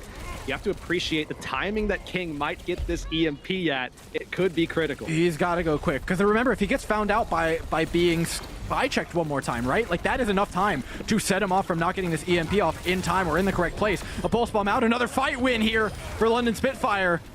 King's got the opportunity. There is so much pressure on the back of one man right now. I do not want to be in his seat. Responsibility is out of this world, and here's the concern here as well, Dor. It might take more than that. even if King gets a 5-man EMP and they wipe the floor with Spitfire, they might still need another fight, and Spitfire won't even let them give it to the They're top. trying to preempt it. They're trying to force King onto the cart. There's no real follow-up for this dive because everyone else is being zoned so far away. Spitfire have found an advantage. Mikey getting taken to Pain Town right now. Saints have a minor advantage, but Hadi's health bar still remains stalwart inside of his own bubble. Sound barrier available, and Vega pops it immediately, looking for the head of Hadi, and he's got a primal rage in the nick of time. He pops it. London Spitfire are back in full force. The cavalry have arrived here, and they're not here for just heads. They're here for a spot out of groups. Oh, Spitfire coming up on their support ultimates, though. That could easily turn the tides back into Spitfire's favor. Saints need picks, and they need them now. Gets in a rush out, answered by the sound barrier. They each lose one, though. Mikey coming up on a primal rage that could extend this fight out to as long as they need it to. Nano boost from Sky Reaper, thrown onto Hadi, putting everybody into a small room, each getting zapped. The electric chair is their fate. 3 members right now for Saints dancing around the cart looking for picks, and they're progressing slowly but surely towards the end, but also closer to the spawn of Spitfire. They can't step off the cart. They need picks, and they need them uncontested. They lose 1 for 2, and it's into the back line for Mikey, picking the health bar back up, but they're dwindling in numbers, and Sparker's got that Deadeye. We know how lethal it's been. We know how lethal he's been. They step off the cart for but a moment. Into the back line, dives Mikey off the cart for a moment. Azuzu to save his life from downtown by Squid. They bought their way back into the fight, but how on earth are you going to do this against Spitfire? They've got the tools, they've got the members, and long can Hadi stole them off the cart. Tree's got a pulse bomb in a dream, though. Can he make it work? An answer from Squid. The remaining members dressing, searching for any opportunity, and pulse bomb out. The card on the line. The Deadeye from Sparker looks to answer. All 5 members huddle behind. Overtime burns down, but by God, Saints have made it. And guess what? This one might just count. C9 called out by Saints. It might actually count there on that one. Spitfire just weren't able to contest it. Oh man, the dream is still alive. A contenders team remains in the mix, at least for the next minute or so. Spitfire, they're going to attack first, but man, you got to catch your breath after that one. We only get a minute more of this from either side. I don't want to see this game end here. So, like, the best of 3s have been great for when the 2-0s are quick, but if Saints are to go out 2-0 in this, it will have been painful, knowing what it could have been. What they could have been as well. Obviously, we've talked about it already before in this matchup, as well as in previous matchups that Saints have had. I mean, CJ, clearly a loss for them. Squid has come in and really, I mean, stepped up to the plate in a big way. They just haven't had much time with them. Squid's been going crazy, dude. I mean, we've talked about stepping into the shoes of somebody of the caliber of CJ. Squid found 2 openers in the course of that one final fight. That is insane clutch. Gonna have to rally behind that. Obviously, Spitfire have just done such a good job of marking King, spy checking, finding those early pathways for success. Spitfire gonna be looking to do that yet again here. They seize King. They once again spot him out early, sends him back. But, all right. Pretty much 1 opportunity, maybe 2 for both these teams. Who's gonna pull out ahead? Pressure's on. I mean, Saints, the onus is on them. They've been having to dive the London Spitfire time and time again. The Spitfire now having to capture a point of their own. It's a much more difficult task. Saints re-dive onto the back line of London Spitfire. The counter dive, not as successful as it has been in the past. They got to get the heck out of Dodge right now. The second it doesn't work initially, it's over. Squid can't TP out. Saints are on the ropes. Oh, Saints, they're backed off. They need to get back in here as quickly. I mean, they cannot allow Vega to push through them. They can't allow this. Where's he going, dude? He's trying to run into the ocean, go anywhere. There's a recontest from Mikey. Do you try this? Because you're also giving up the initial choke. They're going to go for it. Saints are betting it all on black. A dive into the back line. It's Sparker under pressure. Tree trying to regroup with his tank, but now he's stuck on an island. Oh, God, Tree can't get out. It's all falling apart for Saints. Oh, this timing is key for Spitfire as well. Saints, they're giving up those late deaths, which means that they're going to be, you know, obviously off kilter already. You can see that continuing here, but Spitfire are going to get so much free progress out of this. This is where that Overwatch League experience comes in. Spitfire have been in these situations before. They've been on the brink of knockout. They've been on the brink of victory. They know what it's like to be under pressure. Saints, as youthful a roster as they are, don't have that in a player, but maybe Mikey, who's got to pull the team together in important moments like this. A potential dive onto the back line isn't had. Hottie's taken low. Anti-nade thrown in. Primal Ratio being forced out. Spitfire have to use ultimates pretty early here, and Skyreaper's looking the other way. Meanwhile, Sparker's doing some real work. Skyreaper's literally 1v2 in the back and not dead yet. How? Sparker has gotten 3 on the other side. Support ultimates, both of them stay up for Spitfire. This push could keep going. Yeah, I think it might too, because Saints, they're going to be looking for those early kills, and look at the tools that Spitfire have. It's everything that they could possibly need to be able to counteract an aggressive dive. That push in that we're going to see from Saints, the EMP, it's going to be crucial here. Saints have to land this and land it earlier. Spitfire are going to be able to turn it around. Pressure's on King again. Only 94% to the EMP, though. They're engaging before they actually have the ultimate. Spitfire have all theirs meanwhile and pop them. EMP out, but the dive, the follow-up, it's okay, but it's not particularly coordinated from Saints. It's a complete mess, but Squid's found 2 again! This Kiriko can't be stopped!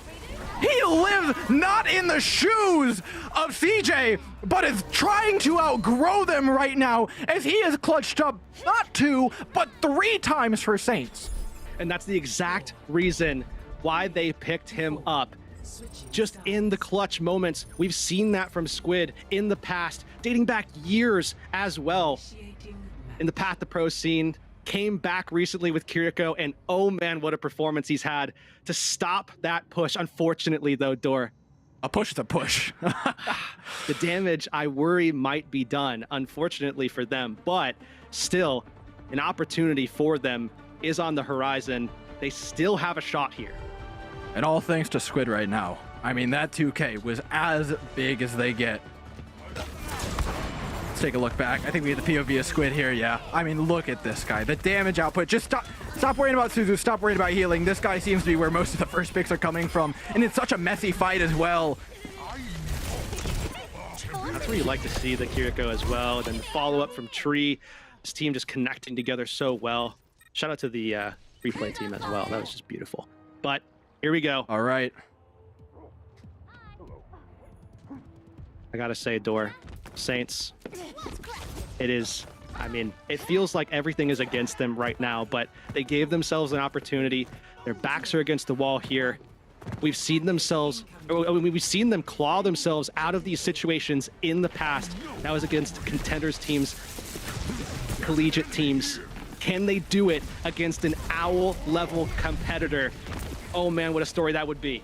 It's the best of the best on the other end. The London Spitfire have been stalwart in their defense. Saints, one dive. You have to imagine Mikey, who's been to the very top, is leading the comms right now, telling them to be calm. The hack lands onto the Ana, booped off the high ground as King. Can they find another target? No. Saints fail on their first dive, and we know what happens following that. They usually lose. They've got to find a way to regroup safely, but they can't.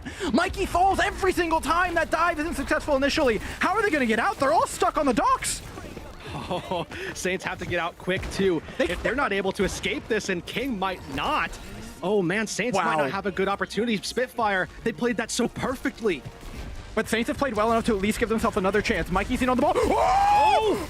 Oh my God! Everyone's gone! The boot from Mikey's followed up by Vega! Thought they needed it most! Saints have found the most unlikely of plays and drink yet again from the chalice of vitality, giving themselves one last shot at life, Herix. This is what Overwatch was meant to be played for. How does this keep happening? Saints, once again, they've done it. A miracle. Another miracle.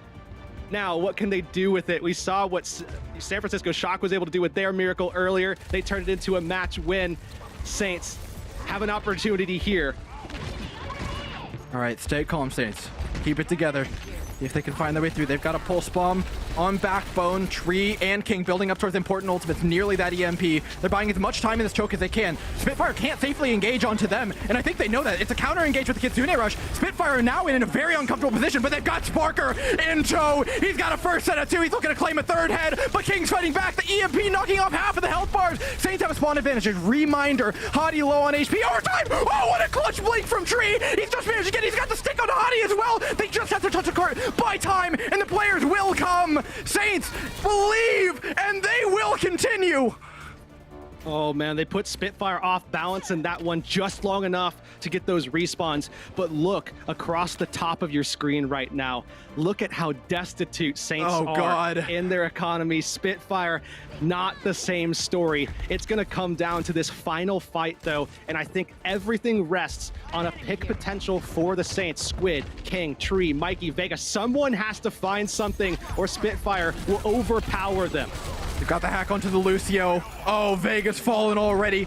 Saints counting their numbers as they dwindle. Overtime, remember, they have to touch this card at any given point in time. They're watching their teammates fall one by one. Any member that's not on the cart has been sentenced to death. London Spitfire have come to claim, and what they'll claim is a spot out of groups. Oh man, they've done it. London Spitfire are moving on. They've solidified it, and in one of the toughest groups, certainly, objectively, in this tournament, they are going to be moving on. Unfortunately for Saints, the road ends here to a degree. They still have a match to come, still after this one tomorrow, but that'll be just to see if they can play spoiler to someone, or maybe just to, I mean, they can't even really do that. There's already 2 teams locked in, so they can't even really do that, actually, Dor. I mean, man, we have gotten 2, at least you and I, insane 2-0s. Yesterday was like, stop 2-0s. You really cannot put into words the level of match we've gotten today, despite the score lines. And of course, we've got a massive player of the match right now, and it's Hottie. Insane communications with the team, leveled them up massively, and I think the biggest thing about his play was how measured it was. So much aggression being thrown at him, being able to change when it was being thrown at his backline, understanding when to be aggressive, when to peel, and when to sit with the space and trust players like Sparker to do what they do best. It's that ability to change at any given point in time. It's that versatility that makes Hottie such a weapon. Yeah, Backbone obviously stood up and had some great plays, but Hottie, I mean, just throughout this series, just incredible. I mean, all that focused pressure to open this entire series up, and yet still maintained that composure, was able to deliver some, I mean, killing blows in a big way. I mean, Earth Shatters abound, and then when we saw that go over to map number 2, that's where he really took things over on the Winston. You can see the stats there, clearly a major factor in this victory, and well fought by Hottie and the rest of the London gang. It's just as impressive, man. The coordination with the team was so on point. I mean, I think back to that one play when they were thinking, okay, we got this way prior, so now we're going to send Hottie up to the high ground in order to bait for us. Just creative fight through. And London deserved that qualification spot, dude. Saints made them work for it here. Holy. Yeah, I mean, I know that Custa was saying, okay, maybe, people weren't feeling as much the London Spitfire, leading into this match. There was some concerns based off of what we saw earlier. Well, I think maybe now at least some of those were answered. But again, Saints, contenders team, did really, they really made them pump the brakes a couple of times, but this is still an incredible Saints roster. You have to put some respect on their name. I know a lot of people are going to look at this and say, oh, but that was just a contenders team. That's not just a contenders team. That is a phenomenal roster. You should expect to see a lot of those players in Overwatch League at some point for certain. Yeah, and you expect a team that's now been tempered, understanding what it's like to lose. Like Saints coming into this tournament didn't know loss. Now they got smacked by the rain and hell, more handily against the Spitfire. They're clearly getting more used to this pressure. I'm excited to see what they can do, but I'm also excited to hear what Adesk has to say about the match and about the day in general.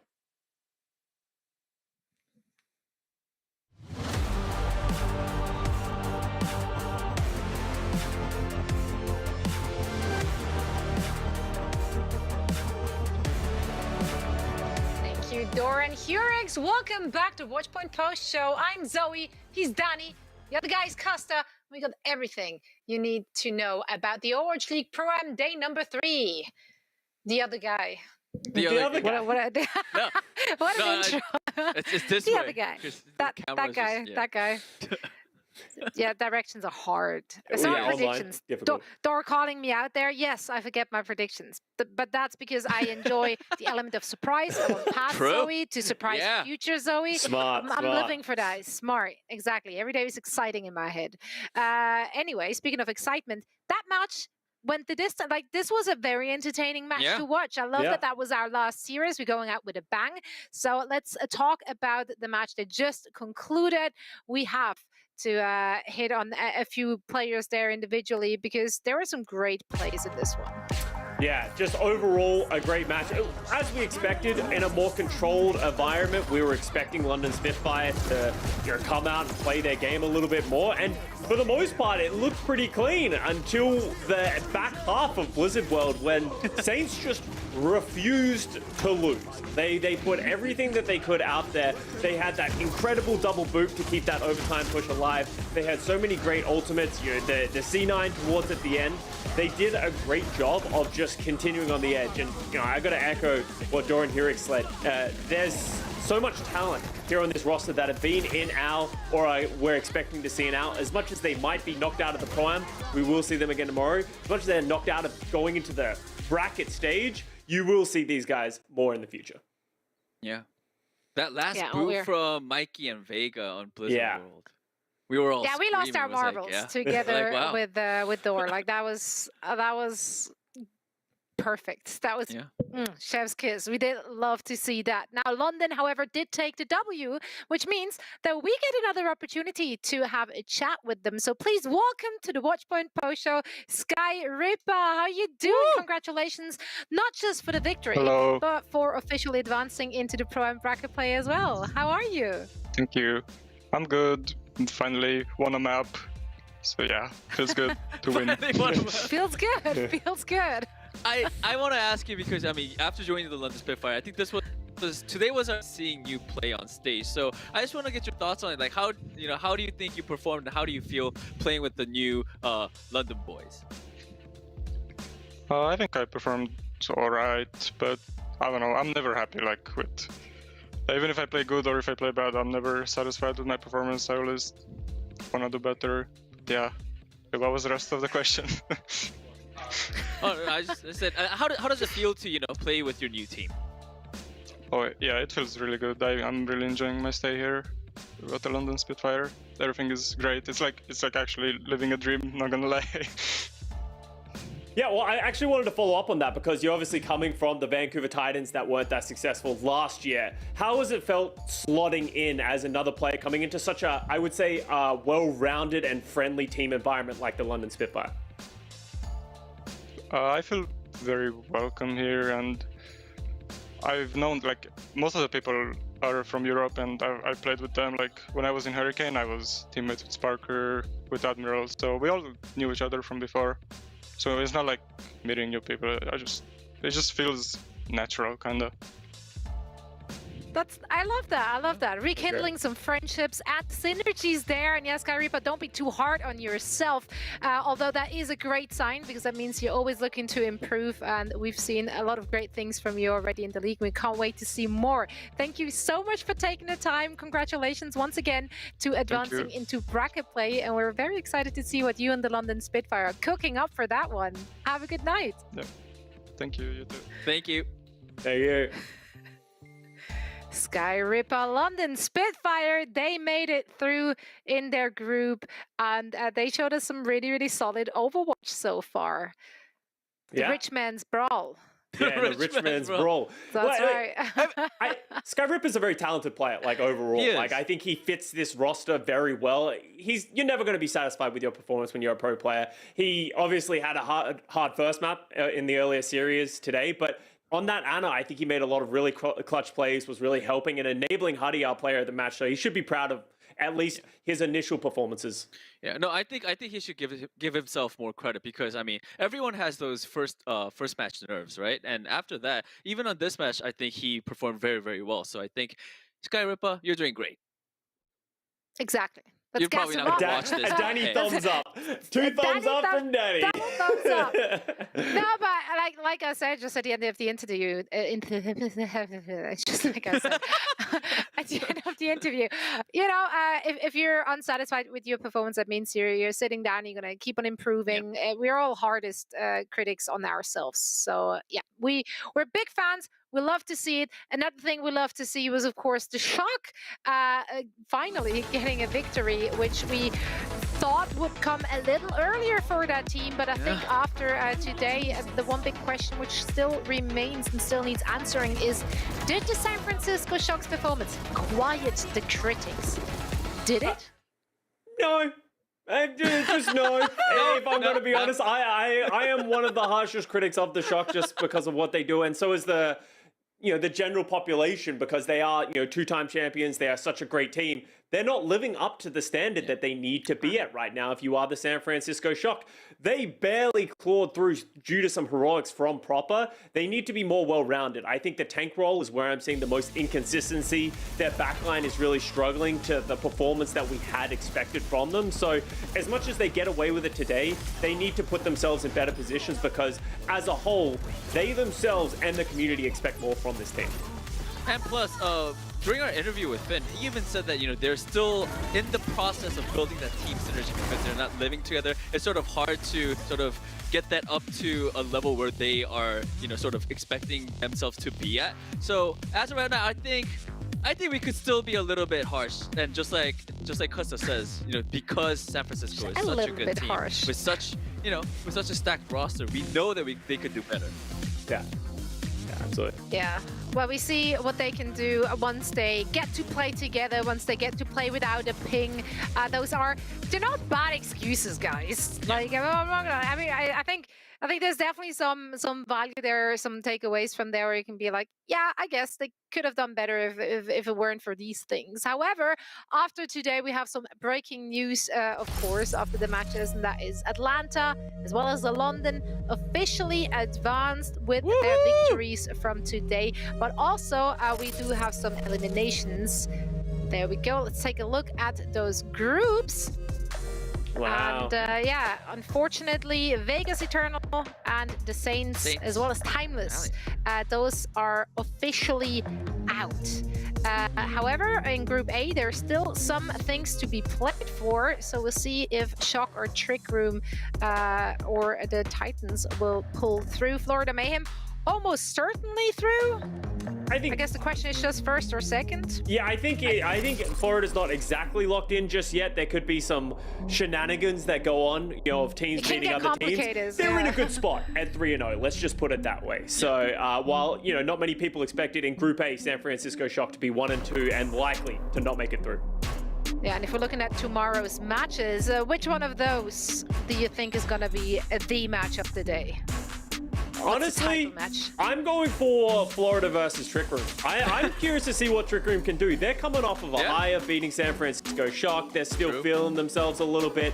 Florida are going to be an aggressive team. Are they going to be able to sort of match that aggression that the Florida Mayhem are known for? And of course, the biggest match has to be San Francisco Shock versus Vancouver Titans. Vancouver Titans looking really, really good. San Francisco Shock, they did get the win today, but they do seem a little bit shaky still. So we'll just have to wait and see who wins tomorrow. Yeah. I'm especially excited for this one because I know whatever happens, Titans they're gonna come out with the memes. Oh yeah. Someone's just here for the memes. My socials are gonna be in a good place tomorrow. That I know for sure, and I appreciate that. But no, I mean, even some of the teams which unfortunately are out already, they will be playing tomorrow still, so they still have an opportunity to go out with a bang, which we absolutely love. Lots of great matches to conclude those first two group, but what a day it was today. And friends, it's been once more a blast to have you both with me on the desk. I also want to give a shout out to Lemon Kiwi, Leg Day, Hurix, and Dor for calling all the action today. Dude, Dor went crazy. And once again, I know, right? he was living Someone that check on Dor. Someone check on Dor. Is he alive? I don't know if he's alive at this point. He might have passed out directly after that cast, but honestly, it was a great cast. It was a great match. Yeah, it was worth it. It was worth it. Send some love to Timeless, Saints, and Vegas Eternal, who are officially not going to make the bracket play. But again, they do have another opportunity to show us what they got. Go out with a bang tomorrow in their last few matches. So make sure to tune in to see the epic conclusion of the first week of the Overwatch League Pro Am tournament. Same place, same time. That's it from us. Have a great night. Night. Thank you.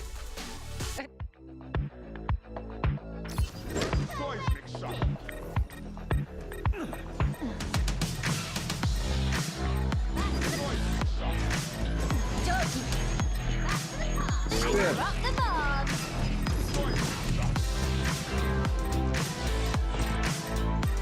It's